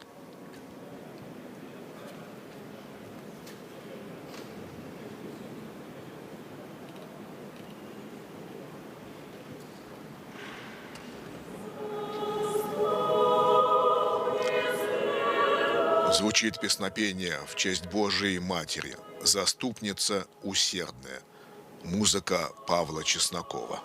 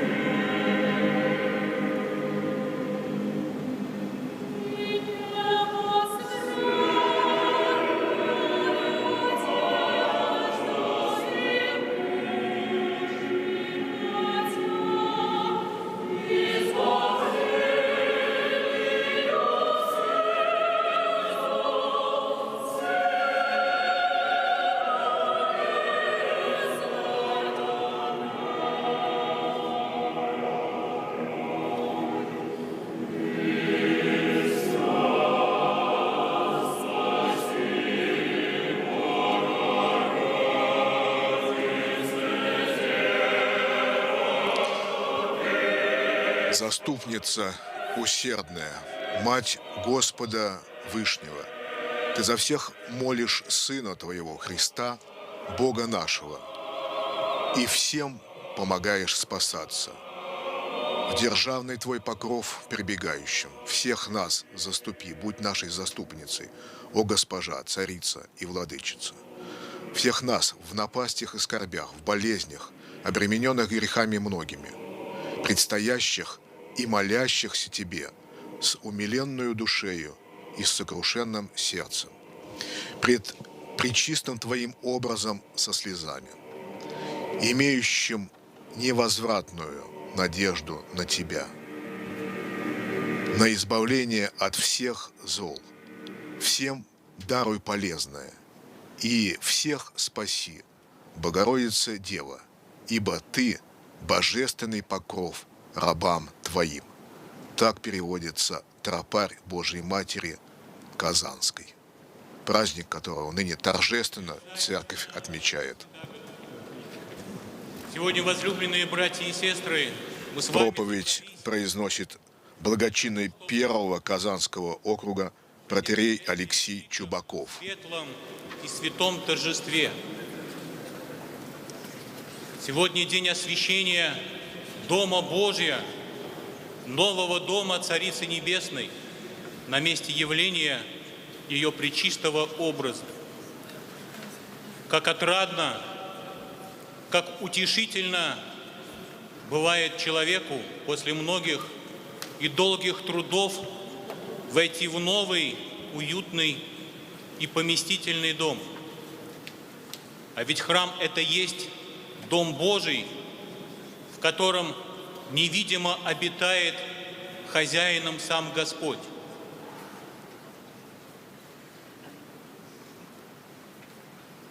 И жизнь человеческая от начала связана с храмом Божиим. Сразу по рождении его приносят в храм для того, чтобы через таинство крещения он облеклся в одежду Христовых добродетелей. И после того, как он принимает таинство крещения, он уже не ощущает себя нагим, как ощутил себя нагим Адам после грехопадения. И вот сейчас, вспомнив нашего праотца Адама, хотелось бы обратить ваш умный взор к вопросу, а где же молился Адам, находясь в раю? Ведь в раю храмов не было. И обратив свой взор к этому вопросу, мне хотелось бы отправной точкой нашего рассуждения на эту тему вспомнить слова блаженно почившего митрополита Антония Сурожского. В одной из своих проповедей он говорил о том, что храм – это то, что нужно человеку в период человеческой истории, драматической человеческой истории.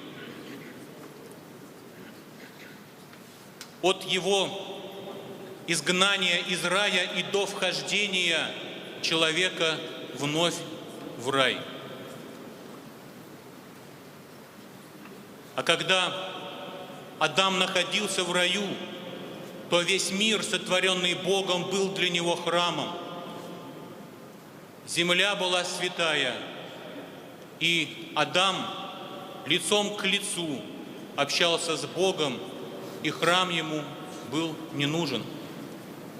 И апостол любви Иоанн Богослов в Апокалипсисе говорит о том, что и в будущей жизни храма нет. Он его не видел.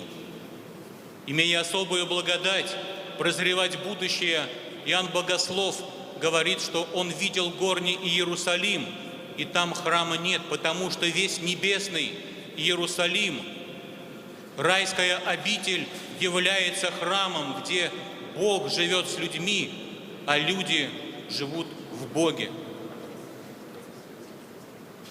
А вот на протяжении человеческой истории от и до, от альфы и омеги, от начала и до конца, храм очень нужен. Изначально Господь сотворил землю святою. Земля, которая нас носит, земля, которая нас кормит, эта земля была святой. На нее не проливались слезы, она не была пропитана кровью, в нее не погребали тела людей и животных. Но после того, как первый человек согрешил, изменилась вся природа, изменилась и земля.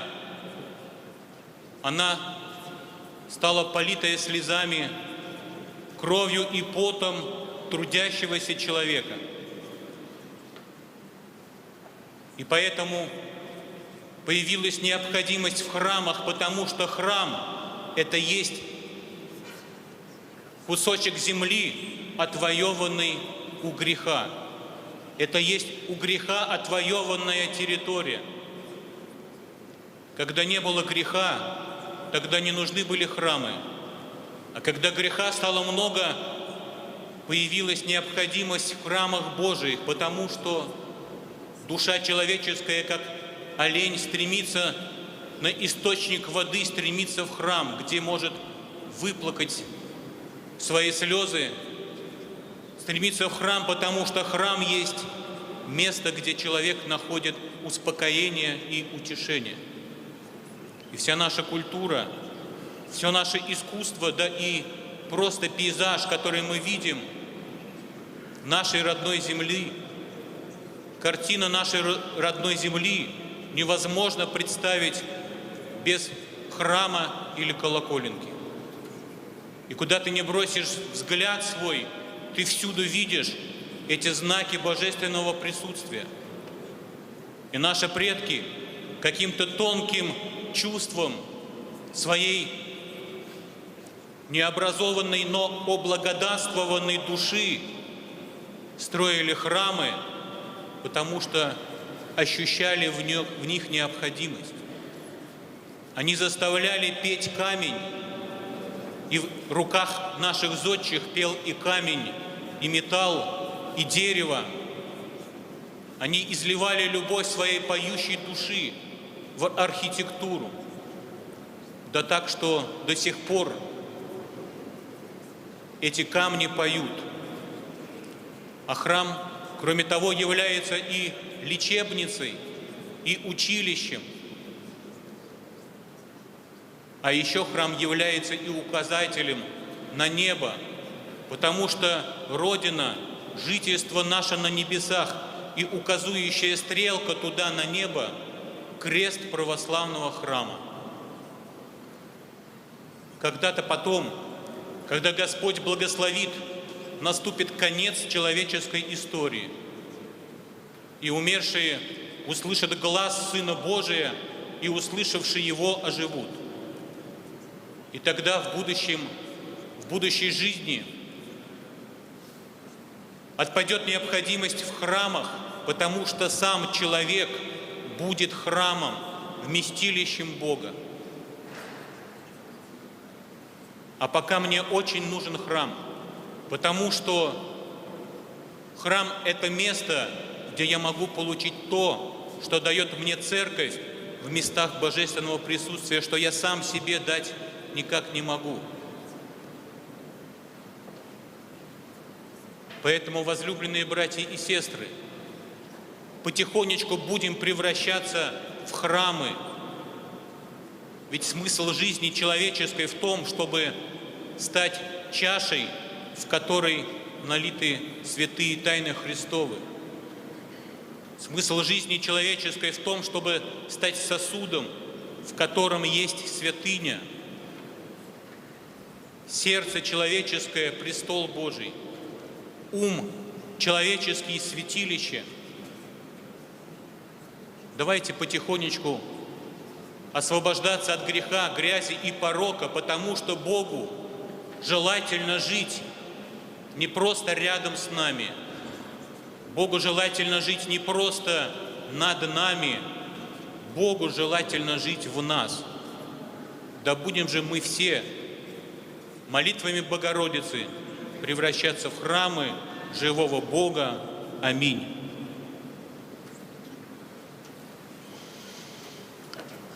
Завершилась проповедь, которую произнес благочинный Первого Казанского округа протоиерей Алексий Чубаков. Сейчас мы ожидаем открытия царских врат и причащения мирян.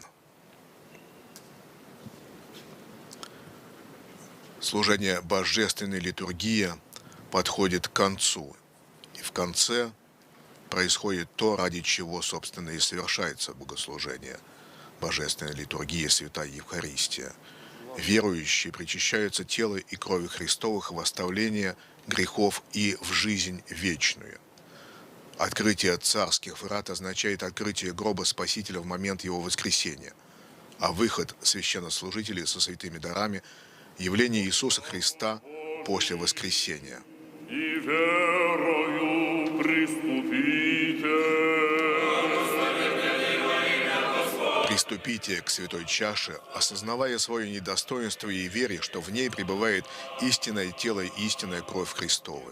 Господи, исповедую, яко Ты иси воистину Христос, Сын Бога живаго, пришедший в мир грешный спасти, от них же первый и первые семяс. Еще верую, яко сей самое пречистое тело Твое, и сей самая честная кровь Твоя, молюсь об Тебе, помилуй меня и прости меня, прегрешение мое вольное и невольное, я же словом, я же делом, я же ведением и неведением, и сподоби меня осужденно причаститесь пречистых Твоих таинств во оставлении грехов и в жизнь вечную. Аминь. Вечере Твоя тайны дней, Сыне Божий, причастника и причастницу меня прими, небо врагом Твоим тайну повем, не лобзание Те дам, яко Иуда, но яко разбойник исповедаю Тя. Помяни меня, Господи, во царствие Твоем, да не в суд или во осуждение, будет мне причащение святых Твоих тайн, Господи, но во исцеление души и тела. Аминь.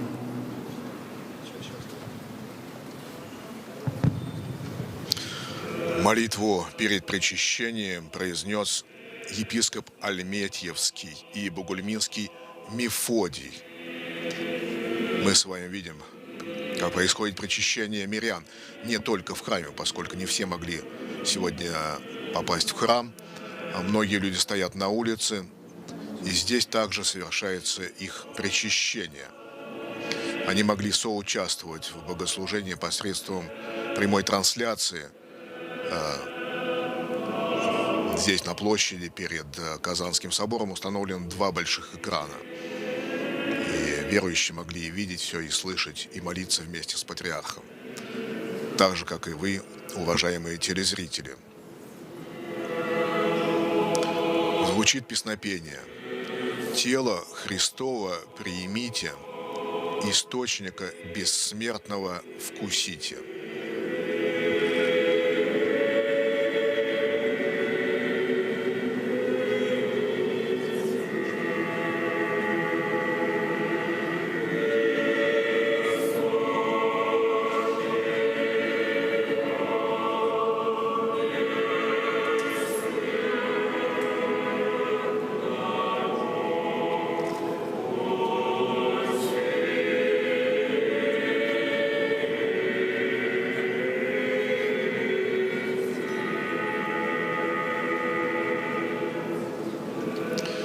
Сегодня во всех храмах Русской Православной Церкви совершаются богослужения, посвященные Дню воспоминанию о дне явления иконы Пресвятой Богородицы в ограде Казани.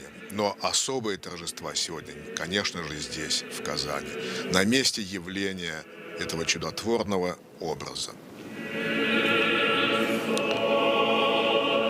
Сегодня утром, перед началом Великого Освящения и служения Божественной литургии, состоялся крестный ход из Казанского Кремля сюда, в Богородицкий монастырь. Казанский Кремль – это важнейшая достопримечательность Республики Татарстан. Музейный комплекс площадью 13 гектар является собой культурно-исторический ансамбль, включающий здания Благовещенского собора, Спасо-Преображенского монастыря, мечети Кул-Шариф и Кремля. История создания Казанского Кремля начинается с XI-XII веков. Первоначальная крепость создавалась как оборонительное сооружение Воложской Булгарии. В 1552 году Кремль был взят Иоанном Грозным. Новый правитель распорядился заново отстроить здание Кремля и восстановить облик административного центра, пострадавших во время сражения. После создания Республики Татарстан в 1992 году Казанский Кремль выполнял функцию первой резиденции президента. Началась активная деятельность по восстановлению памятника. Реставрировались здания, сохранялись музейные комплексы. В 2000 году Казанский Кремль был внесен в список культурного наследия ЮНЕСКО. Тем временем причащение завершилось. Владыка Мефодий произнес возглас и преподал всем благословение, осенив дикирии и трикирии. Звучат благодарственные молитвы.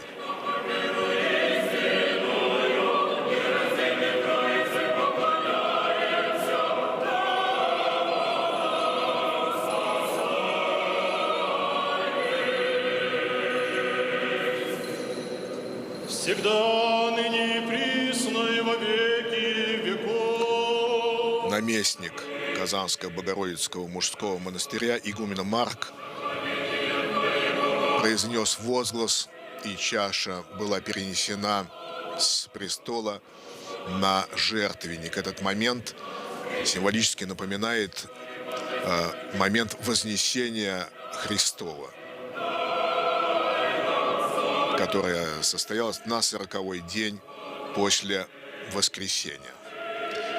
Мы с вами видим, как в храм прибыла Валентина Ивановна Матвиенко, председатель Совета Федерации Федерального собрания Российской Федерации. Также мы с вами видим государственного советника Республики Татарстан, первого президента Татарстана Шаймиева Ментимира Шариповича. Сегодня на праздник прибыл начальник Генерального штаба Вооруженных сил Российской Федерации, первый заместитель министра обороны Российской Федерации, генерал армии Герасимов Валерий Васильевич.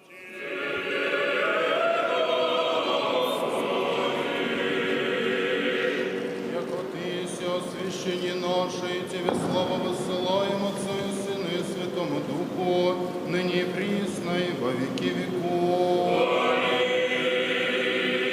С миром изыди.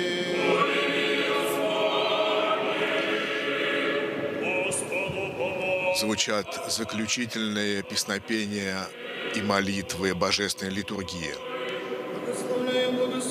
Читается заамвонная молитва. Люди Твои, благослови достояние Твое, исполнение Церкви Твоей, сохрани, освети, любящий благолепие Дома Твоего. Ты тех воспрослави божественную Твою силу и не остави нас, уповающих на Тебя.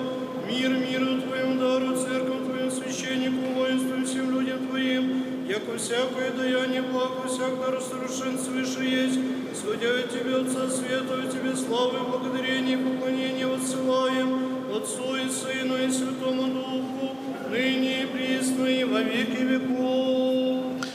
Заамвонной эта молитва называется, поскольку священнослужитель читает ее, стоя перед амвоном, возвышение перед царскими вратами. «Буди имя Господне благословенно отныне и до века», то есть всегда. Господне на вас, того благодати и человека любви всегда на ней присно и во веки веков. Слава Тебе, Христе Божий, упование наше, слава Тебе. Слава Отцу и Сыну и Святому Духу, и ныне и присно и во веки веков. Аминь. Господи, помилуй, Господи, помилуй, Господи, помилуй. Итак, владыка Мефодий произносит отпуст, молитву, которой завершается богослужение. Бог наш, молитвами пречистая Своей Матери, и же во святых Отца нашего Иоанна, архиепископа, Константина Града Златоустого, и всех святых помилует и спасет нас, яко благ и человеколюбец.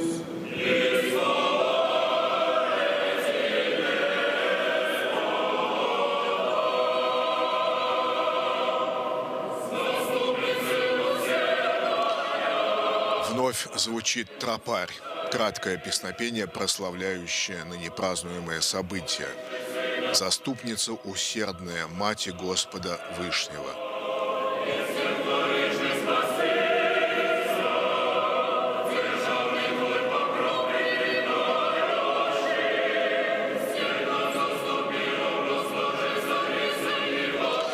Патриарх, облачившись в мантию, выходит из алтаря.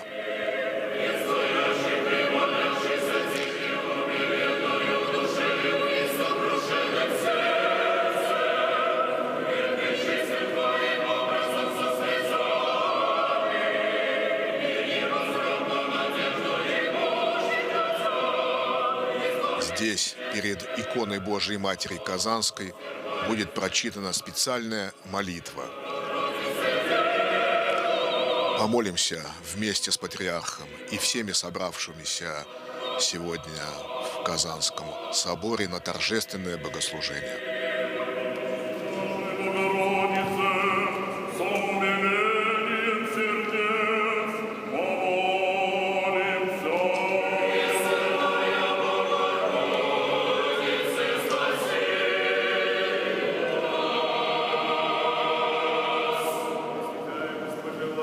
Богородицы, со страхом, верою и любовью, припадая пред честною иконою Твоею, молимся, не отврати лица Твоего от прибегающих к Тебе, умоли, милосердная Мать и Сына Твоего и Бога нашего, Господа Иисуса Христа, да сохранит мирную страну нашу, Церковь свою святую, да небозыблемо соблюдет от неверия, ересей, раскола, Нима мы иные помощи, нима мы иные надежды, разве Тебе, пречистая Дева, Ты еси всесильная христиан, помощница и заступница, избави всех с верою Тебе молящихся от падений греховных, от навета злых человек, от всяких искушения, от скорбей, бед и от напрасной смерти. Даруй нам дух сокрушения, смирение сердца, чистоту помышлений, исправление греховной жизни и оставление прегрешений, да всеблагодарно воспевающий величие Твоя, сподобимся небесного Царствия, и там и со всеми святыми прославим пречестное и великолепное имя Отца и Сына и Святаго Духа. Аминь.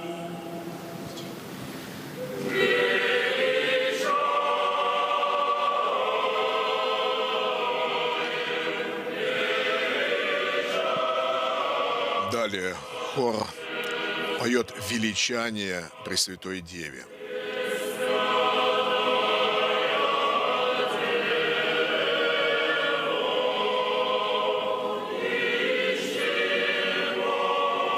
Патриарх приложился к иконе Казанской Божией Матери.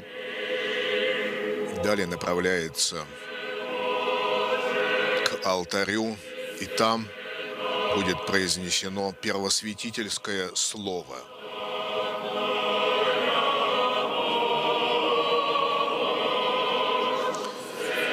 Величаем Тебя, Пресвятая Дева, и чтим образ Твой святый. От Него же истекает благодатная помощь всем с верою, притекающим к Нему. Так звучат слова величания. Ваше Святейшество, Святейший Владыка и Милостивый Отец, Патриарх Русской Православной Церкви, мы счастливы, Ваше Святейшество, в сегодняшний день. Наши сердца наполнены благодарностью Богу и Его Пречистой Матери. Мы сегодня видим в вашем визите, в вашем освящении этого Святого Престола и начале богослужений в этом вновь созданном храме славы Божией, великое Божие благословение. Этот храм выстрадан очень многими поколениями верующих людей, живущих в Казани и далеко за ее пределами. Это 4-й храм на месте явления Пресвятой Богородицы в ограде Казани в 1579 году. Первый храм каменный освящал здесь ваш святейший преемник, святитель патриарх Гермоген, будущий первосвятитель Московской церкви Русской. Сегодня это великолепие выстрадано и сделано очень многими добрыми людьми, желающими сохранить свою традицию, свою веру и желающими сохранить все те святыни, которыми сегодня наполнена наша прекрасная земля. Я сегодня не могу не сказать слов благодарности нашему президенту Рустаму Нургалиевичу Минниханову, решением которого было принято восстановление этого собора.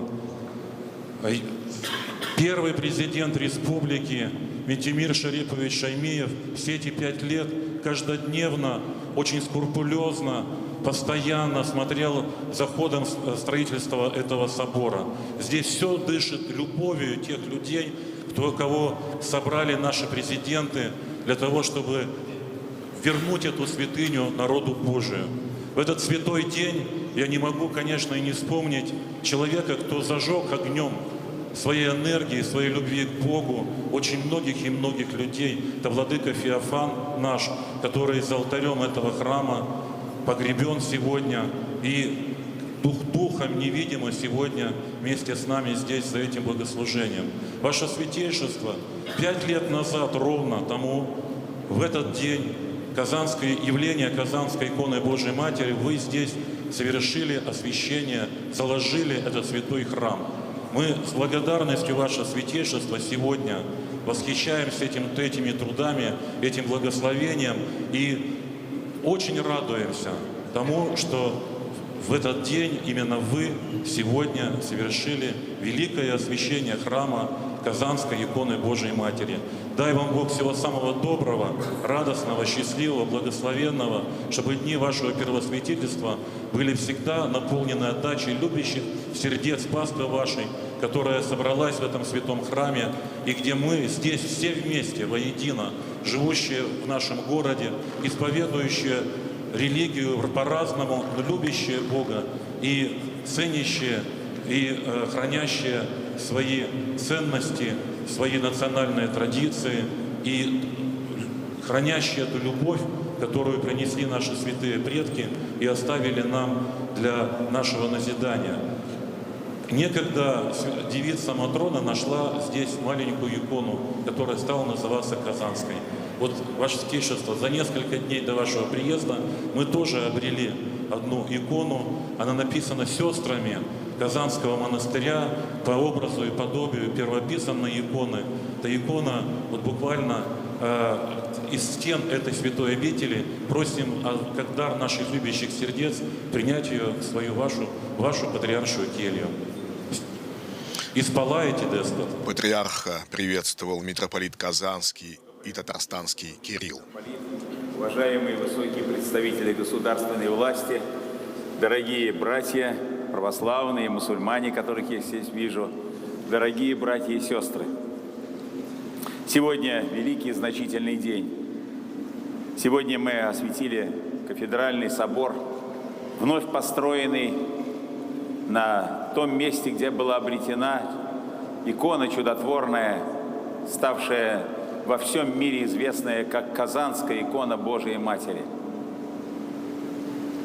Конечно, это историческое событие, потому что те, кто уничтожали святые места на этом историческом месте, в свое время были глубоко убеждены в том, что они делают доброе дело, что они освобождают людей от каких-то там предрассудков, от чего-то такого, что мешает построить светлое будущее.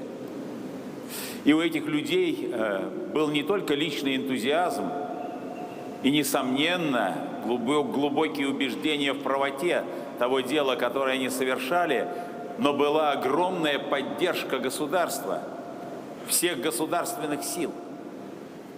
И мы знаем, к чему это привело. К попыткам уничтожить веру и религиозную жизнь в нашем народе. И на это работала, еще раз хочу сказать, вся мощь государства. И мало ли, если бы только речь шла о некой, как в то время говорили, идеологической борьбе, когда одна более прогрессивная, как считали, и научно обоснованная мысль побеждает другие мысли, которые именовались предрассудками. Если бы только так шла борьба, то, наверное, мы об этом бы сегодня не говорили. Но борьба шла с опорой на всю мощь государства. И не останавливались не только перед тем, чтобы не репрессировать людей других взглядов, но даже перед тем, чтобы уничтожать памятники духовной культуры и духовной жизни нашего народа. И вот, наверное, здесь, на этом месте, отмеченным поразительным событием обретения иконы Божией Матери, наверное, в мыслях тогдашних правителей никогда не должно было быть никаких признаков религиозной жизни. Ну а мы с вами стоим в величественном храме, построенном на народные средства, построенные именно потому, что люди того желали. Значит, ведь впустую была вся эта глупая борьба, сопровождавшаяся смертями и заключением и страданием людей. Невозможно было заглушить ростки духовной жизни, которые произрастали из глубины веков, которые питались соками величайшей духовной культурой и интеллектуальных прозрений нашего народа. Эта интеллектуально-духовная мощь возрастила древо, в том числе православной веры. И куда уж было тем властям остановить это течение этих жизненных соков, наполнявших жизнью древо национальной жизни. И вот мы сегодня с вами свидетели того, как на том месте, где не предполагалось вообще никаких проявлений религиозной жизни, освящен этот величественный кафедральный собор, как памятник духу, мужеству, силы и веры нашего народа. И как замечательно, что вместе с нами сегодня представители исламского духовенства и других христианских конфессий, которые ведь вместе с нами страдали. Не было ни исключений из той самой идеологической борьбы, не было никакого снисхождения. И сегодня вот мы вместе все, как те, кто сохраняли солидарность друг с другом в трудные годы гонений, и в этот торжественный день вместе, чтобы в каком-то смысле прославить единого Бога за то, что Он сохранил веру в жизни нашего народа, что Он укрепил благочестие, что Он привел к вере и к благочестию все новые и новые поколения наших людей. Невозможно, конечно, не сказать о замечательной роли властей Татарстана. Я хотел бы с благодарностью отметить и Минтимира Шамиевича, и Рустама Нургалиевича, и всех тех, кто вместе с ними трудился для того, чтобы построить этот замечательный собор. Ваши имена занесены не только в историю Казани, конечно, в историю России, но и в историю Русской Православной Церкви. Потому что вашими трудами и вашим содействием не только построен этот собор, но и, конечно, создана замечательная модель взаимодействия, братского сотрудничества, соработничества православных людей и мусульман. И для многонациональной России это очень дорогого стоит, потому что сила нашего народа в единстве. Именно потому все враги, которые наступали на Русь, в первую очередь пытались разделить наш народ, столкнуть одних с другими, используя в том числе и религиозный фактор. И ведь по милости Божией этого никогда не случилось. И в самые страшные моменты борьбы с внешним врагом весь народ, люди разных религий объединялись в том, чтобы совместно защитить страну и свой народ. Кафедральный новый собор в городе Казани содержит в себе значительные элементы традиции, культурной традиции, православной традиции. А что такое традиция? Вообще-то это слово, которое имеет латинский корень и по происхождению своему не русское.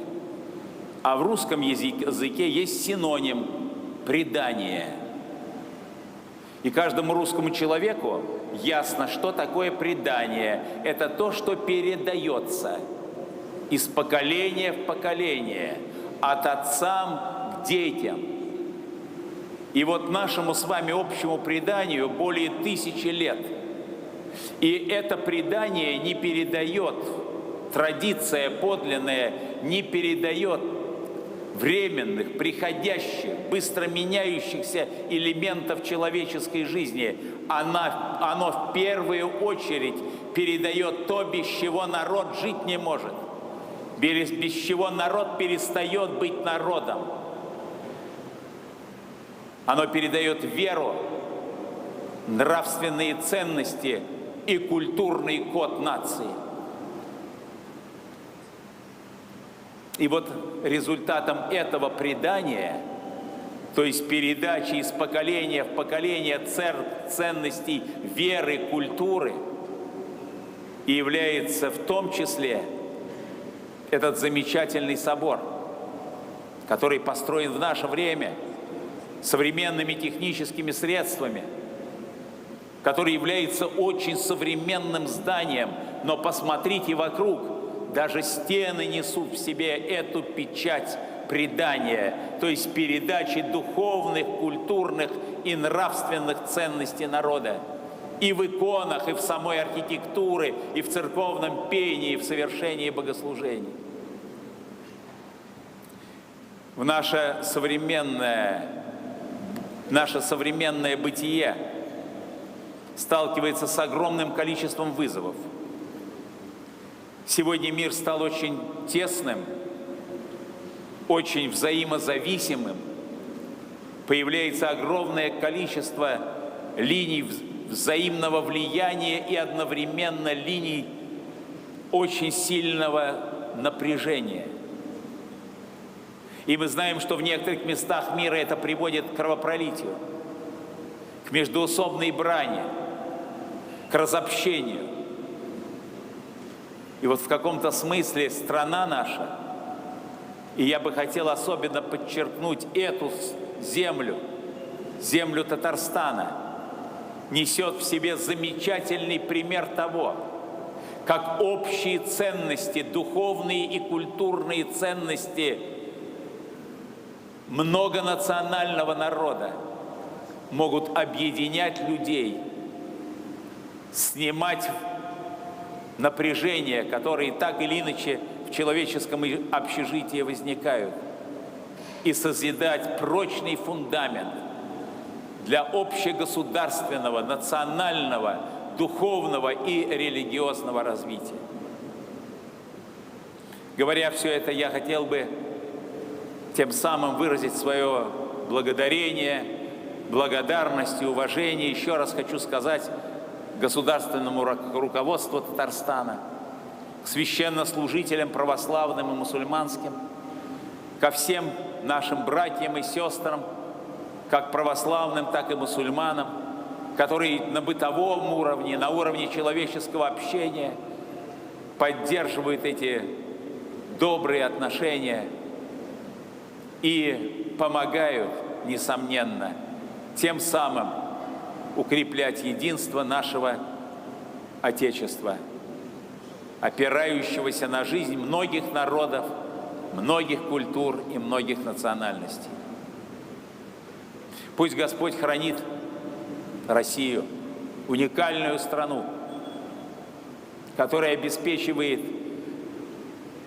атмосферу, и я бы даже сильнее сказал, философию общего дома для всех людей, несмотря на их этнические, национальные и культурные различия. И как же мы должны ценить этот исторический опыт России, как мы должны все вместе работать на то, чтобы этот опыт, так повлиявший на предыдущие, на наше поколение, простирал бы свое влияние и на нашу молодежь, на будущее нашей страны. Я еще раз хотел бы, подчеркивая важность всего того, что происходит здесь, на земле Татарстана, выразить благодарность ко всем, к кто в значительной мере сформировал или поддерживал эту замечательную атмосферу межнациональных и межрелигиозных отношений. Мы сегодня совершили богослужение в храме, о котором я сказал, что этот храм есть видимое выражение нашей традиции. Но материальные носители традиции погибают,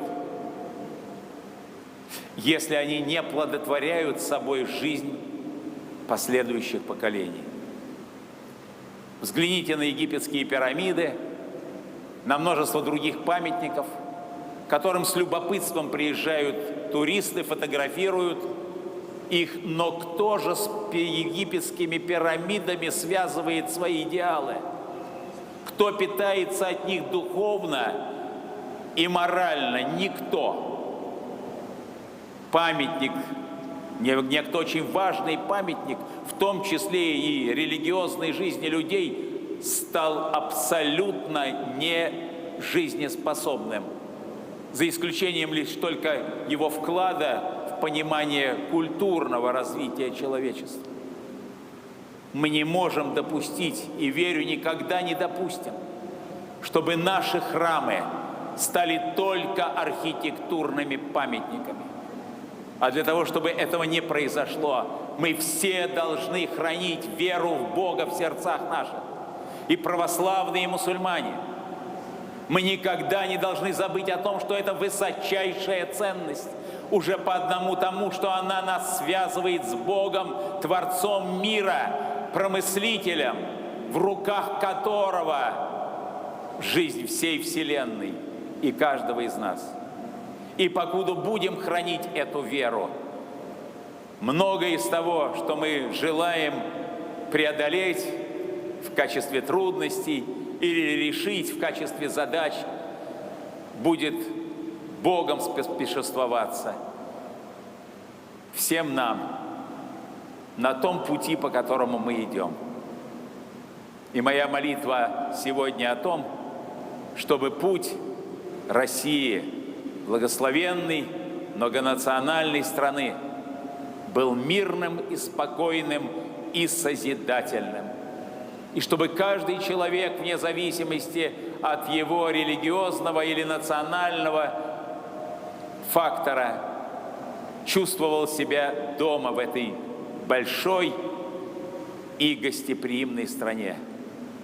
Да благословит Господь Россию, да благословит Господь землю Татарстана, да благословит Господь каждого особенно, когда каждый к Нему возносит свою молитву своими словами в рамках своей культурной традиции, но и спрашивая у Всевышнего помощи и благословения в его жизни. Аминь. С праздником всех вас поздравляю. В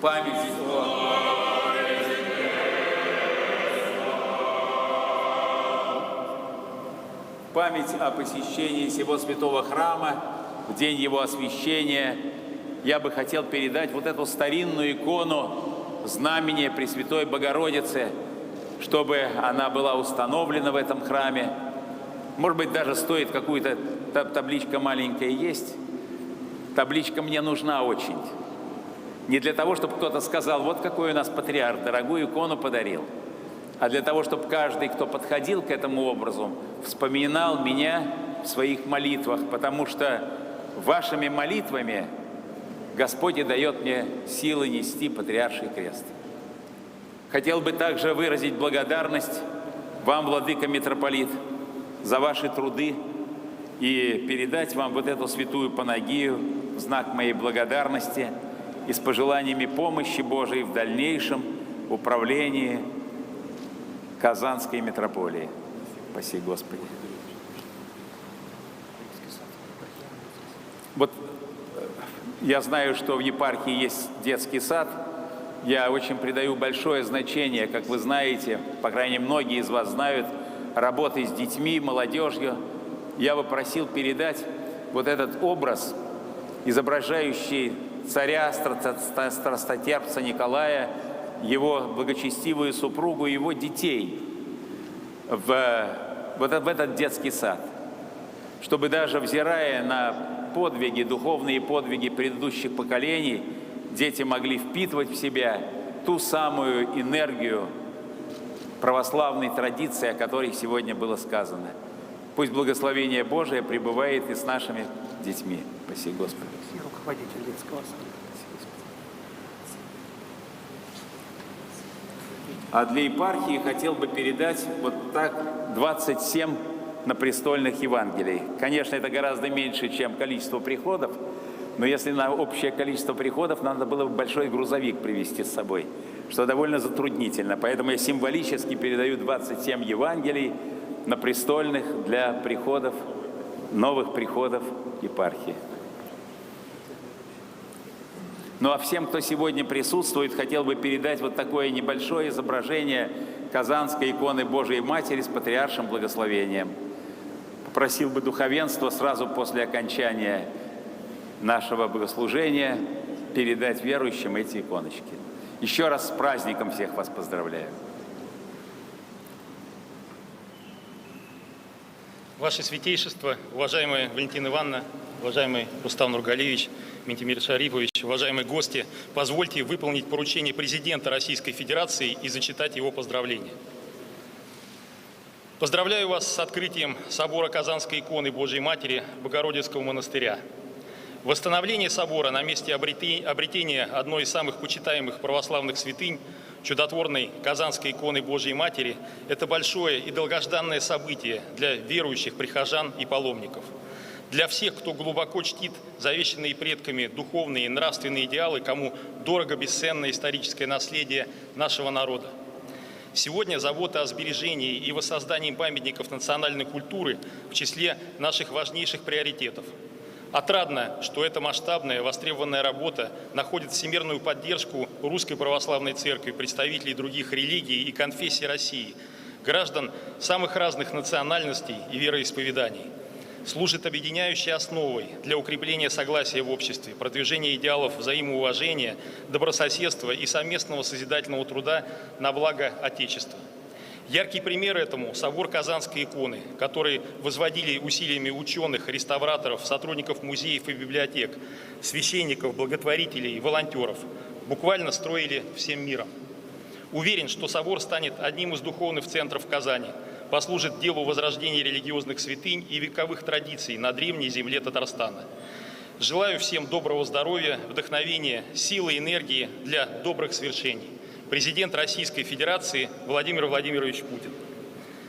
Хочу присоединиться к поздравлению и поблагодарить всех, кто способствовал тому, чтобы мечта о восстановлении собора претворилась в жизнь. Убежден, что собор Казанской иконы Божьей Матери станет одним из важнейших центров православной культуры в Российской Федерации и будет помогать сохранять и развивать наши культурные и духовные традиции, учить людей жить в мире и согласии. Спасибо. Приветствие президента произнес полномочный представитель в Приволжском федеральном округе Комаров Игорь Анатольевич. Ваше Святейшество, уважаемый Рустам Нургалиевич, уважаемый Ментимир Шарипович, уважаемые священнослужители, Ваше Высокопреосвященство, уважаемый митрополит Казанский и Татарстанский, уважаемые жители Казани. Сегодня, я бы сказала, особенный, очень радостный и светлый день не только для древней Казани, Республики Татарстан, но и для всей нашей большой страны. Благодаря совместным усилиям руководства республики, Русской Православной Церкви и многих тысяч верующих вновь распахнул свои двери для прихожан один из главных храмов, всегда который был величайшей общероссийской святыней, собор Казанской иконы Божией Матери Казанского Богородского монастыря. Место, на котором воссоздан собор, обладает особой силой. Здесь в далеком XVI веке ровно 442 года назад чудесным образом была обретена великая святыня, одна из самых почитаемых в православном мире икон, которая сыграла поистине судьбоносную роль в истории нашего Отечества. В годы смуты, когда само существование российского государства было под угрозой, именно Казанская икона Божьей Матери защитила нашу страну, укрепила дух воинов Отечества, воинов ополчения, и с тех пор навеки стала символом истинной веры, беззаветной преданности и неугасимой, нерушимой надежды. Спустя 2 столетия, во времена Отечественной войны 1812 года, в образе заступницы черпал силы великий полководец Михаил Кутузов. И еще не раз к ней обращались за помощью в самые непростые моменты нашей истории. Спустя десятилетия после варварского разрушения удалось, что называется, всем миром, шаг за шагом восстановить храм на святом, намоленном поколениями месте. Это, по-моему, является главным доказательством того, что настоящую веру невозможно сломить, а глубокие, уходящие в века традиции нашей страны, о чем вы говорили, глубоко уважаемый патриарх Руси, ваше святейшество. Так вот, эти традиции нашей страны никому никогда не удастся уничтожить и предать забвению. Здесь, в Татарстане, мы постоянно видим пример трепетного, я бы сказала, сердечного отношения к истории России, к ее многовековому духовному наследию, созданному силами всех без исключения народов, издревле живущих на нашей земле.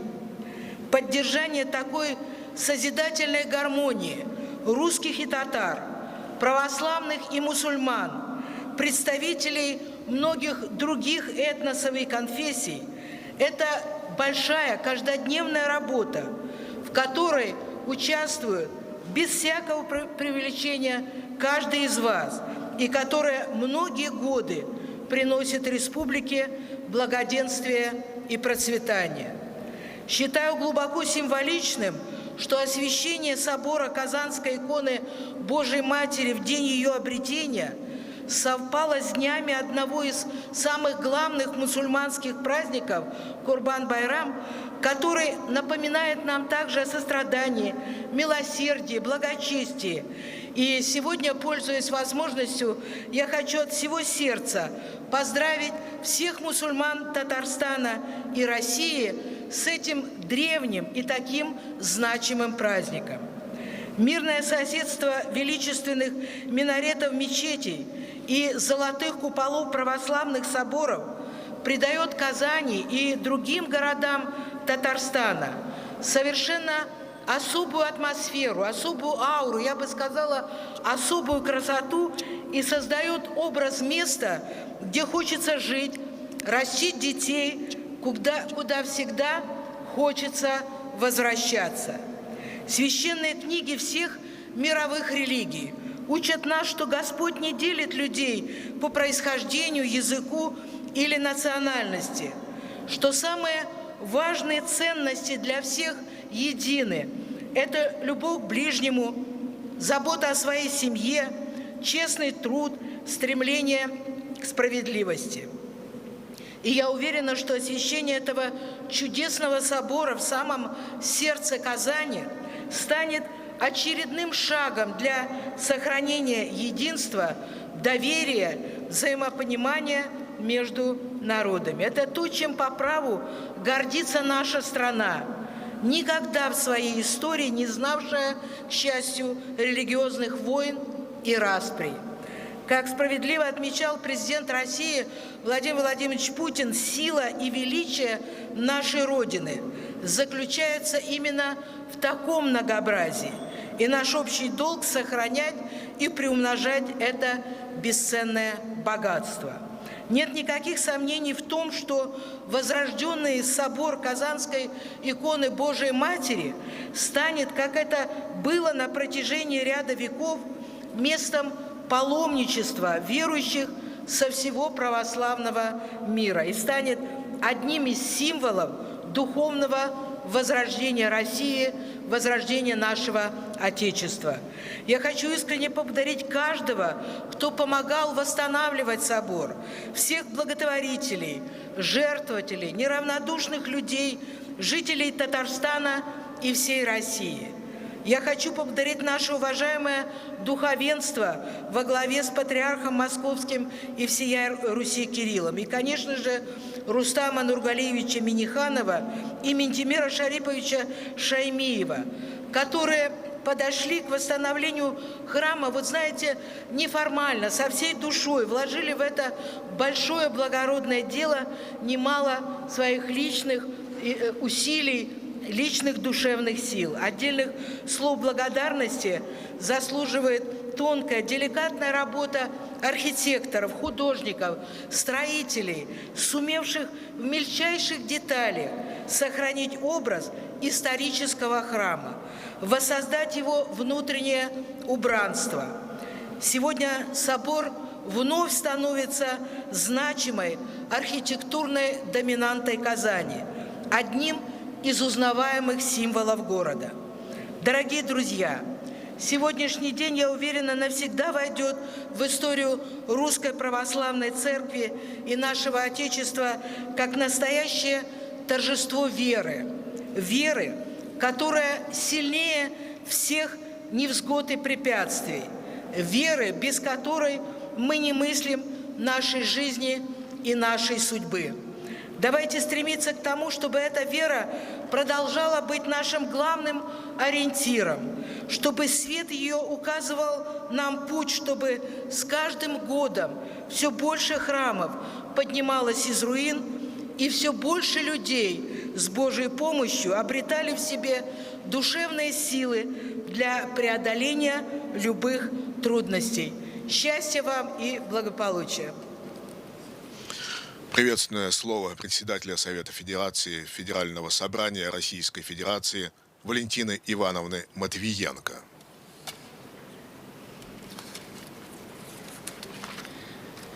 Ваше Святейшество, уважаемая Валентина Ивановна, Игорь Анатольевич, Ментимир Шарипович, уважаемые архиереи, уважаемые гости, дорогие друзья, хөрмәтле ватандашлар, бәйрәмебез кунаклары. Сердечно поздравляю вас и всех православных верующих с днем явления Казанской иконы Божьей Матери. Символично, что это великая святыня православного мира и всей многонациональной России собрала нас сегодня под сводами своего возрожденного собора. Событие, в котором нам посчастливилось участвовать, имеет поистине историческое значение. Ровно 5 лет назад мы во главе со святейшим патриархом Кириллом заложили первый камень в основание воссоздаваемого храма.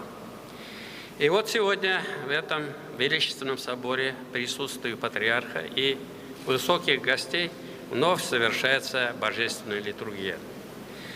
Столица Татарстана и наше славное Отечество вновь обрели одну из своих главных духовных святынь. Воссоздание знаменитого православного собора наравне с возрождением мусульманских святынь Древнего Булгара стало для татарстанцев долгом памяти и чести. Это яркий пример восстановления исторической справедливости, наглядное воплощение проводимого в стране и республике курса на укрепление межрелигиозного и межнационального сотрудничества. Мы искренне благодарны президенту России Владимиру Владимировичу Путину за неизменную личную поддержку в деле возрождения традиционной духовности в реализации наших проектов. Особые слова признательства хочу выразить святейшему патриарху Кириллу, который благословил это богоугодное дело и всемерно содействовал воссозданию собора. Уникальный проект осуществлялся силами Фонда Возрождения, возглавляемого первым президентом республики Минтимиром Шариповичем Шаймиевым. Большая личная заслуга воссоздания собора принадлежит также безвременно почившему митрополиту Феофану. Залогом успешной реализации проекта стало плодотворное сотрудничество представителей Русской Православной Церкви, органов власти, бизнес-сообщества, строителей, реставраторов, археологов, деятелей науки и культуры, всех людей доброй воли. В нашем великом многонациональном Отечестве много веков переплетается и взаимодействуют различные духовные, религиозные и культурные традиции. Это наше общее достояние, то, что нас объединяет и делает непобедимыми. Возрождая религиозные святыни, мы не только отдаем дань прошлому, но и созидаем будущее. Обретенный на этом месте в 1579 году Казанский образ Божьей Матери, державной заступницей государства российского, является великой святыней православного и всего христианского мира, культурным достоянием нашего Отечества и всего человечества. Казанские образы Божьей Матери есть в каждой церкви, практически у всех верующих. По всему миру действуют храмы и монастыри в честь Казанской иконы Богородицы. Надеюсь, при поддержке федеральных властей, Московской патриархии, бизнеса нам удастся воссоздать весь исторический комплекс Казанского Богородицкого монастыря, вновь превратив его в центр всероссийского и международного паломничества. Дорогие друзья, сегодняшний день, несомненно, запомнится каждому из нас. Рад, что в столь непростое время вы нашли возможность посетить Татарстан, принять личное участие в торжествах, приуроченных к освящению собора. Всем большое спасибо. Баразлана Викзурахма. От всей души желаю всем вам успехов и помощи, Всевышнего в трудах на благо российского государства и его многонационального народа. Русская православная церковь и ее многомиллионные паствы. Мира вам, счастья, здоровья, добра и благополучия. Благодарю вас, господин президент, за ваши добрые слова. Спасибо. Хотел бы многих поблагодарить, в частности, представителей мусульманского духовенства, которые сегодня с нами, потому что, насколько я знаю, календарь мусульманский, ведь это время Курбан-Байрама, вашего праздника. И то, что вы сегодня с нами, это очень такой яркий знак солидарности. А для тех, кто не знает, хотел бы сказать, что сам праздник Курбан-Байрам установлен в честь события Ветхозаветного, когда праотец Авраам по повелению Божию был готов принести в жертву своего сына, но не принес в жертву, потому что всемилостивый Господь остановил руку Авраама, и вместо сына он принес в жертву овцу. Вот такой большой праздник, важный, и сегодня с нами наши мусульманские братья, за что бы я вас хотел сердечно поблагодарить и выразить вам взаимное уважение и пожелать помощи Божией в ваших трудах. Прошу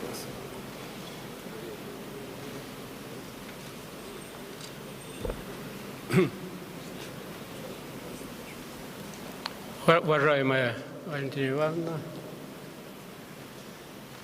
высокочтимый патриарх всей Руси,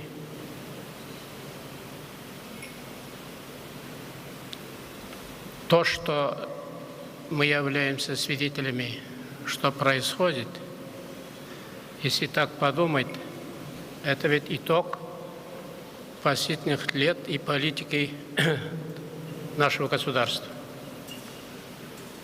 Вы прекрасно сказали сейчас, что совпадение Курбан-Байрам и сегодняшнее величайшее событие, если бы не было начато обретение духовности всем российским обществом, об этих вещах трудно было бы сегодня говорить. Почему так я говорю? Потому что вчера в Тин Курбан-Байрам, президент Российской Федерации Владимир Владимирович поздравил всех мусульман. В то же время шейх аль-Ислам Талгат Таджиддин на всю Россию также обратился освящением всего, что нужно и что происходит среди мусульман и остальных верующих в нашей стране. Я хотел бы сказать в двух словах. Действительно, нам всем надо воспользоваться не то, что не как временное явление на это дело смотреть, а надо заняться уже и сделать это как правило обретения духовности. Почему? Потому что наш народ, мы с вами историю хорошо знаем, каких только не перетерпел в своей истории трудностей. И то, что мы сейчас имеем возможность обрести, вот так об этом с удовольствием говорить, это уже первые достижения. Сегодня хочу привести пример. Крестный ход начался с иконой, списком иконы Богоматери, принесли сюда, уже в собор, чтобы его здесь разместить. Но в связи с чем все это вот стало возможным? Благовещенский собор также был в запущенном состоянии. Это один из чтимых соборов. Там был республиканский архив от пола до потолка. Прихожане многие об этом знают. Почему это стало возможным? 2005 и 2006 годы был урожайный год в республике. Когда урожайный год, мы посовещались, собрали, пригласили всех глав администрации, прямо-таки обратились, как бы обращайтесь к народу. Сказали, что вот был хороший, сегодня мы убираем хороший урожай с вами. Это Божий дар. Мы на пару центнеров хлеба получим в этом году больше, чем когда-либо. На пару центнеров. Но годы же вот бывают какие засушливые и так далее. Я сказал, это Божий дар. Аллах Тааля узе мана бирган бизге. Давайте мы так поступим. 2 центнера с гектара, это всему народу обращение было. 2 центнера с гектара продадим в счет возрождения мечети Куль-Шариф, который был разрушен дотла, и также Благовещенский собор в плачевном состоянии был. Мы продадим, если такой хлеб, и внесем такие деньги, мы это даем вам слово, возродим. И то, и другое. Я вам должен сказать, что во всех селениях люди там прошли встречи, приняли решение. Радостью мы будем участвовать в этом событии. Сам процесс важен, почему я об этом говорю. Мы так должны дальше поступать. Я вам должен сказать, мы собрали достаточно немало средств. И за это время Благовещенский собор восстановили. И исторический мечеть Куль-Шариф на территории Казанского Кремля, это один из высокочтимых также мусульманских мечетей в стране, и не только и за пределами. И люди с радостью восприняли то, что сами своими руками сделали. Радовались за свои поступки. И это становится правилом. Вот то, что Рустам Нургалиевич, наш президент, сегодня говорил, его указ был принят в День единства российского народа в 2015 году. Мы одним указом президента решили возродить собор Казанской Богоматери и построить Исламскую академию. Все решения, которые были и ранее приняты, и сейчас у нас принимаются с учетом интересов имеющейся конфессии в республике. Вот это объединяет всех нас. Она объединяет не на словах, она объединяет в душах людей. Вот прихожане здесь, которые присутствуют, это могут, как говорится, подтвердить, это у нас в порядке вещей. Это Так мы должны обретать духовность. Это великолепная возможность в условиях нынешнего состояния общества, настолько это укрепляет, как вы сказали, во всю мощь, нашу всю страну и единство людей разных конфессий и национальностей. Это становится правилом и может служить неплохим примером. То, что собор действительно по оценке выдающихся знатоков, он получился, вы дали высокую оценку, огромное спасибо за это.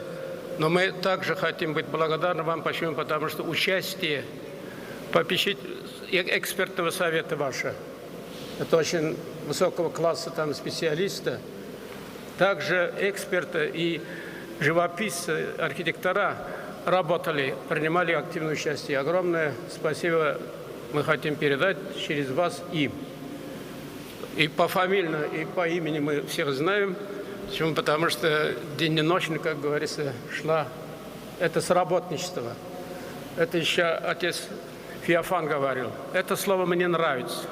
Именно сработничество. И это вы употребили. Это, видимо, настолько объединяющее выражение. И сейчас это достойно продолжает наш владыка Кирилл.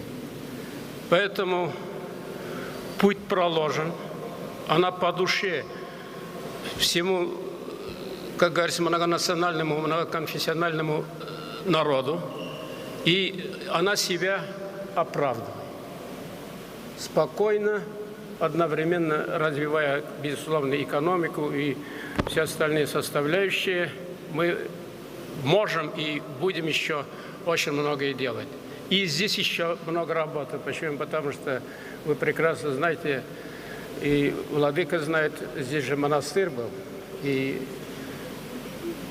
в историческом, я имею в виду, плане. С учетом их тоже работы много, она накопилась, и по-другому и быть не может.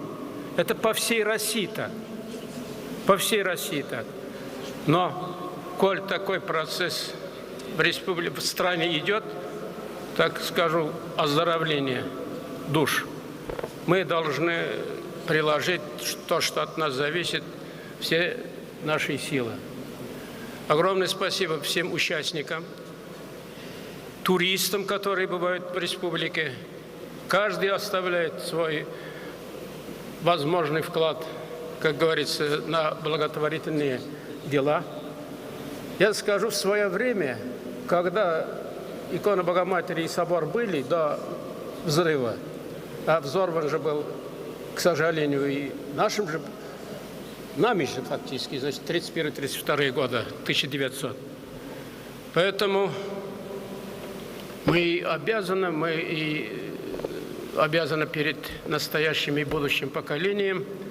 Это должно быть вот хорошим примером, и она приемлема для того, чтобы в согласии, единства достичь и духовного единства. Путь он простым никогда не был, но это светлый путь. По нему надо идти, несмотря какие тырны там или что бывает, когда совершаешь великие дела. И я хотел бы поблагодарить всех строителей, всех оформителей и из других областей, где есть какие силы лучшие. Нам через ваших специалистов, значит, мы узнавали и вместе принимали участие вот тут, где мы сейчас с вами стоим. Я хочу поблагодарить всех, кто принимал и принимает участие в таких благих делах. С учетом, еще раз хочу сказать, конфессионально-национального состава России, она многонациональная и многоконфессиональная. А то, что получится, сомнений нет. Так что у нас есть лозунг «Мы можем», без булдравость. У нас так люди говорят. Поэтому с таким хорошим настроением, с благодарностью и то, что это вселяло нам уверенность вот людям, что у нас получается. У нас уже целая команда, мы не первый год занимаемся сейчас. восстановлением. Свияжск, болгары восстановили. И одна за другим такие объекты восстанавливаются. Мы радуемся этому, все радуются. Когда мы говорим, это мы, все целы. Бекзур рахмат, барышында. Барғызға да рахмат, исәнлік, саулық, именлік, здоровье, благополучие. Мы сможем очень многое, когда мы едины, а мы таковыми становимся. Рахмат. Этим замечательным словом государственного советника Республики Татарстан Ментимира Шариповича Шаймиева заканчивается обмен приветствиями. Сейчас состоится награждение к усердным архипасторским трудам. И в связи с 60-летием всех потрудившихся над строительством величественного храма. Митрополит Казанский и Татарстанский, глава Татарстанской митрополии, удостаивается ордена Русской Православной Церкви, святителя Иннокентия, митрополита Московского и Коломенского первой степени.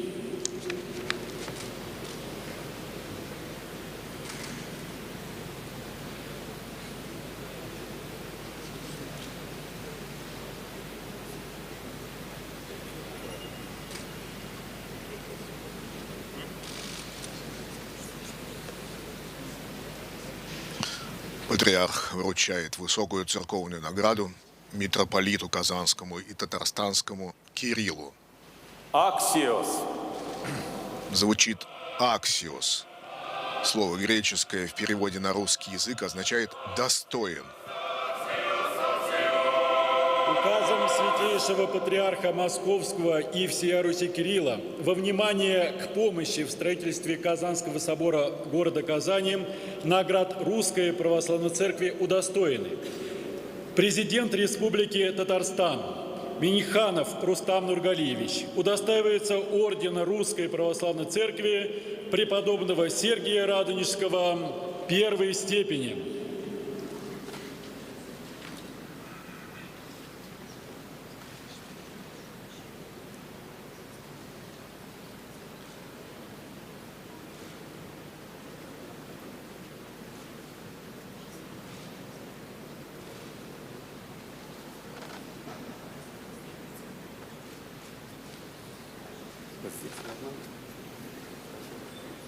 Аксиос.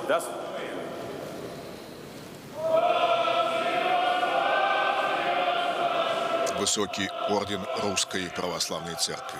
Аксиос. Достоин. Первый президент Республики Татарстан, государственный советник Республики Татарстан, председатель попечительского совета Республиканского фонда возрождения памятников истории и культуры Республики Татарстан Шаймиев Ментимир Шарипович удостаивается ордена Русской Православной Церкви преподобного Андрея Иконописца первой степени.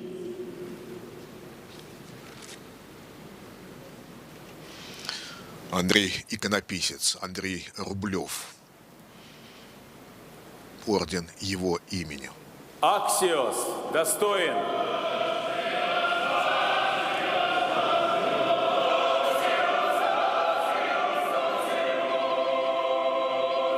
Исполнительный директор Республиканского фонда возрождения памятников истории и культуры Республики Татарстан, заместитель председателя Государственного совета Республики Татарстан Ларионова Татьяна Петровна удостаивается ордена Русской Православной Церкви преподобной Ефросинии Великой княгини Московской третьей степени.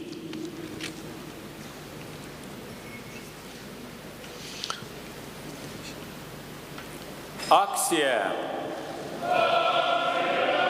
Аксия, то есть достойна. В Русской Православной Церкви есть ордена специально для женщин. Предприятие «Татнефть» Маганов Наиль Ульфатович удостаивается ордена Русской Православной Церкви славы и чести третьей степени. Орден славы и чести. Аксиос. Слова из послания апостола Павла. Слава, честь и мир всякому делающему добро. Девиз этого ордена. Председатель Совета директоров предприятия «Таиф» Шигабуддинов Альберт Кашафович удостаивается ордена Русской Православной Церкви славы и чести третьей степени.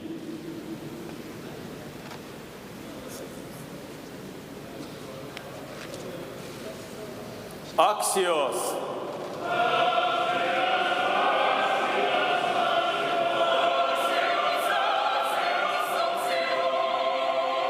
Первый заместитель главы города Казани Калинкин Денис Геннадьевич удостаивается медали ордена Русской Православной Церкви славы и чести.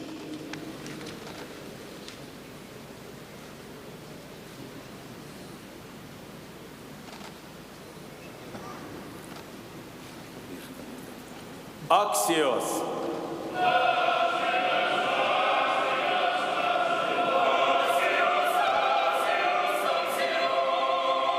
Благословенная патриаршая грамота преподается генеральному директору предприятия «Еврострой Холдинг Плюс» Козилову Владимиру Александровичу. Наградная система Русской Православной Церкви довольно большая. Достоин. Здесь есть и ордена, и медали, и вот есть такая награда, как патриаршая благословенная грамота. Еще раз всех сердечно благодарю наших дорогих гостей, православных и мусульман, представителей государственной власти. Радуюсь, дорогие владыки, с вами совершить сегодняшнюю божественную службу. И на всех на вас призываю благословение Божие, чтобы благодатью Божию, содействием укреплялся и возрастался Татарстан, и чтобы мир, покой и любовь пребывала в сердцах каждого из вас. С праздником еще раз сердечно поздравляю.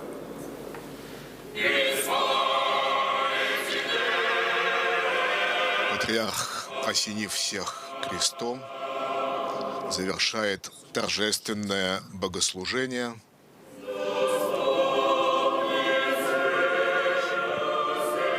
Нынешнее торжество заканчивается, а события, свидетелями и участниками которого мы с вами стали, отныне навсегда будет запечатлено в летописи государства российского и Русской Православной Церкви. Строительство Казанского собора поистине стало общим делом, объединившим усилия церкви, жертвователей, благотворителей, архитекторов, художников и строителей. Богослужением в новоосвященном храме мы молитвенно отметили праздник явления иконы Пресвятой Богородицы в ограде Казани. Будем и впредь с усердием молиться о богохранимой стране нашей, властях, воинстве и народе, дабы Господь предстательством Пречистой Девы Марии и в дальнейшем не спосылал нам своей милости и щедроты, хранил в здравии и помогал создать жизнь благополучную и мирную. С праздником всех вас! До свидания!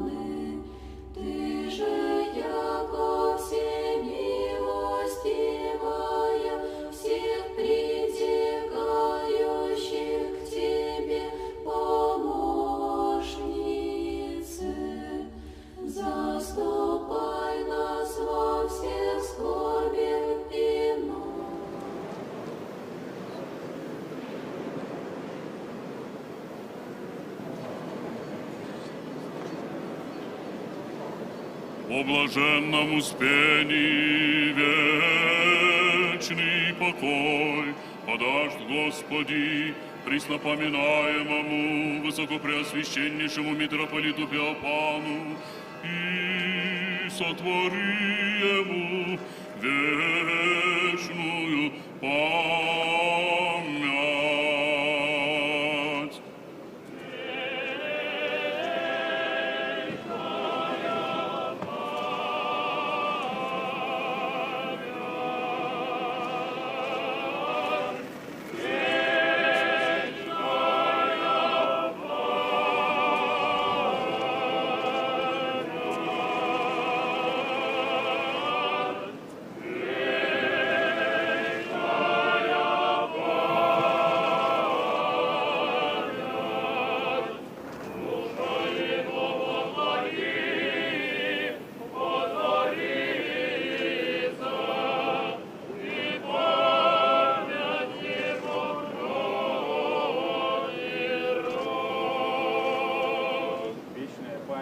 вечную память. Вечная память Преосвященному митрополиту Феофану.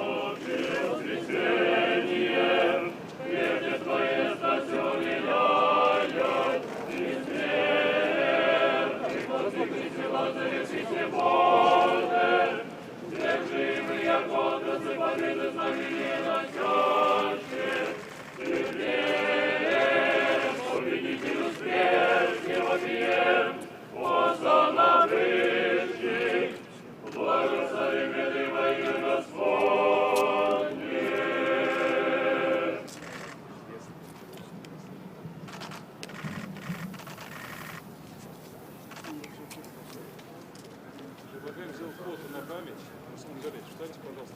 Фото на память.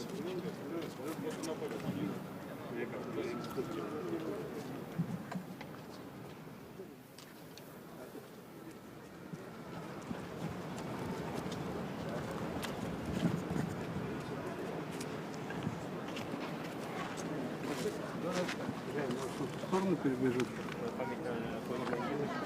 Фото на память на фоне могилы.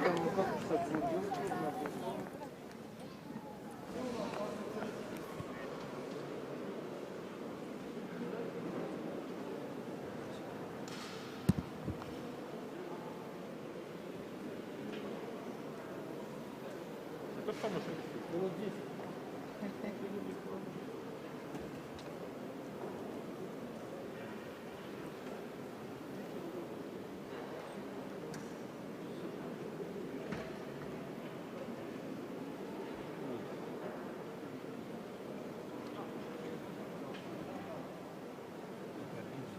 Вот если я сейчас выключу свет, никто ничего не скажет, да, по этому поводу?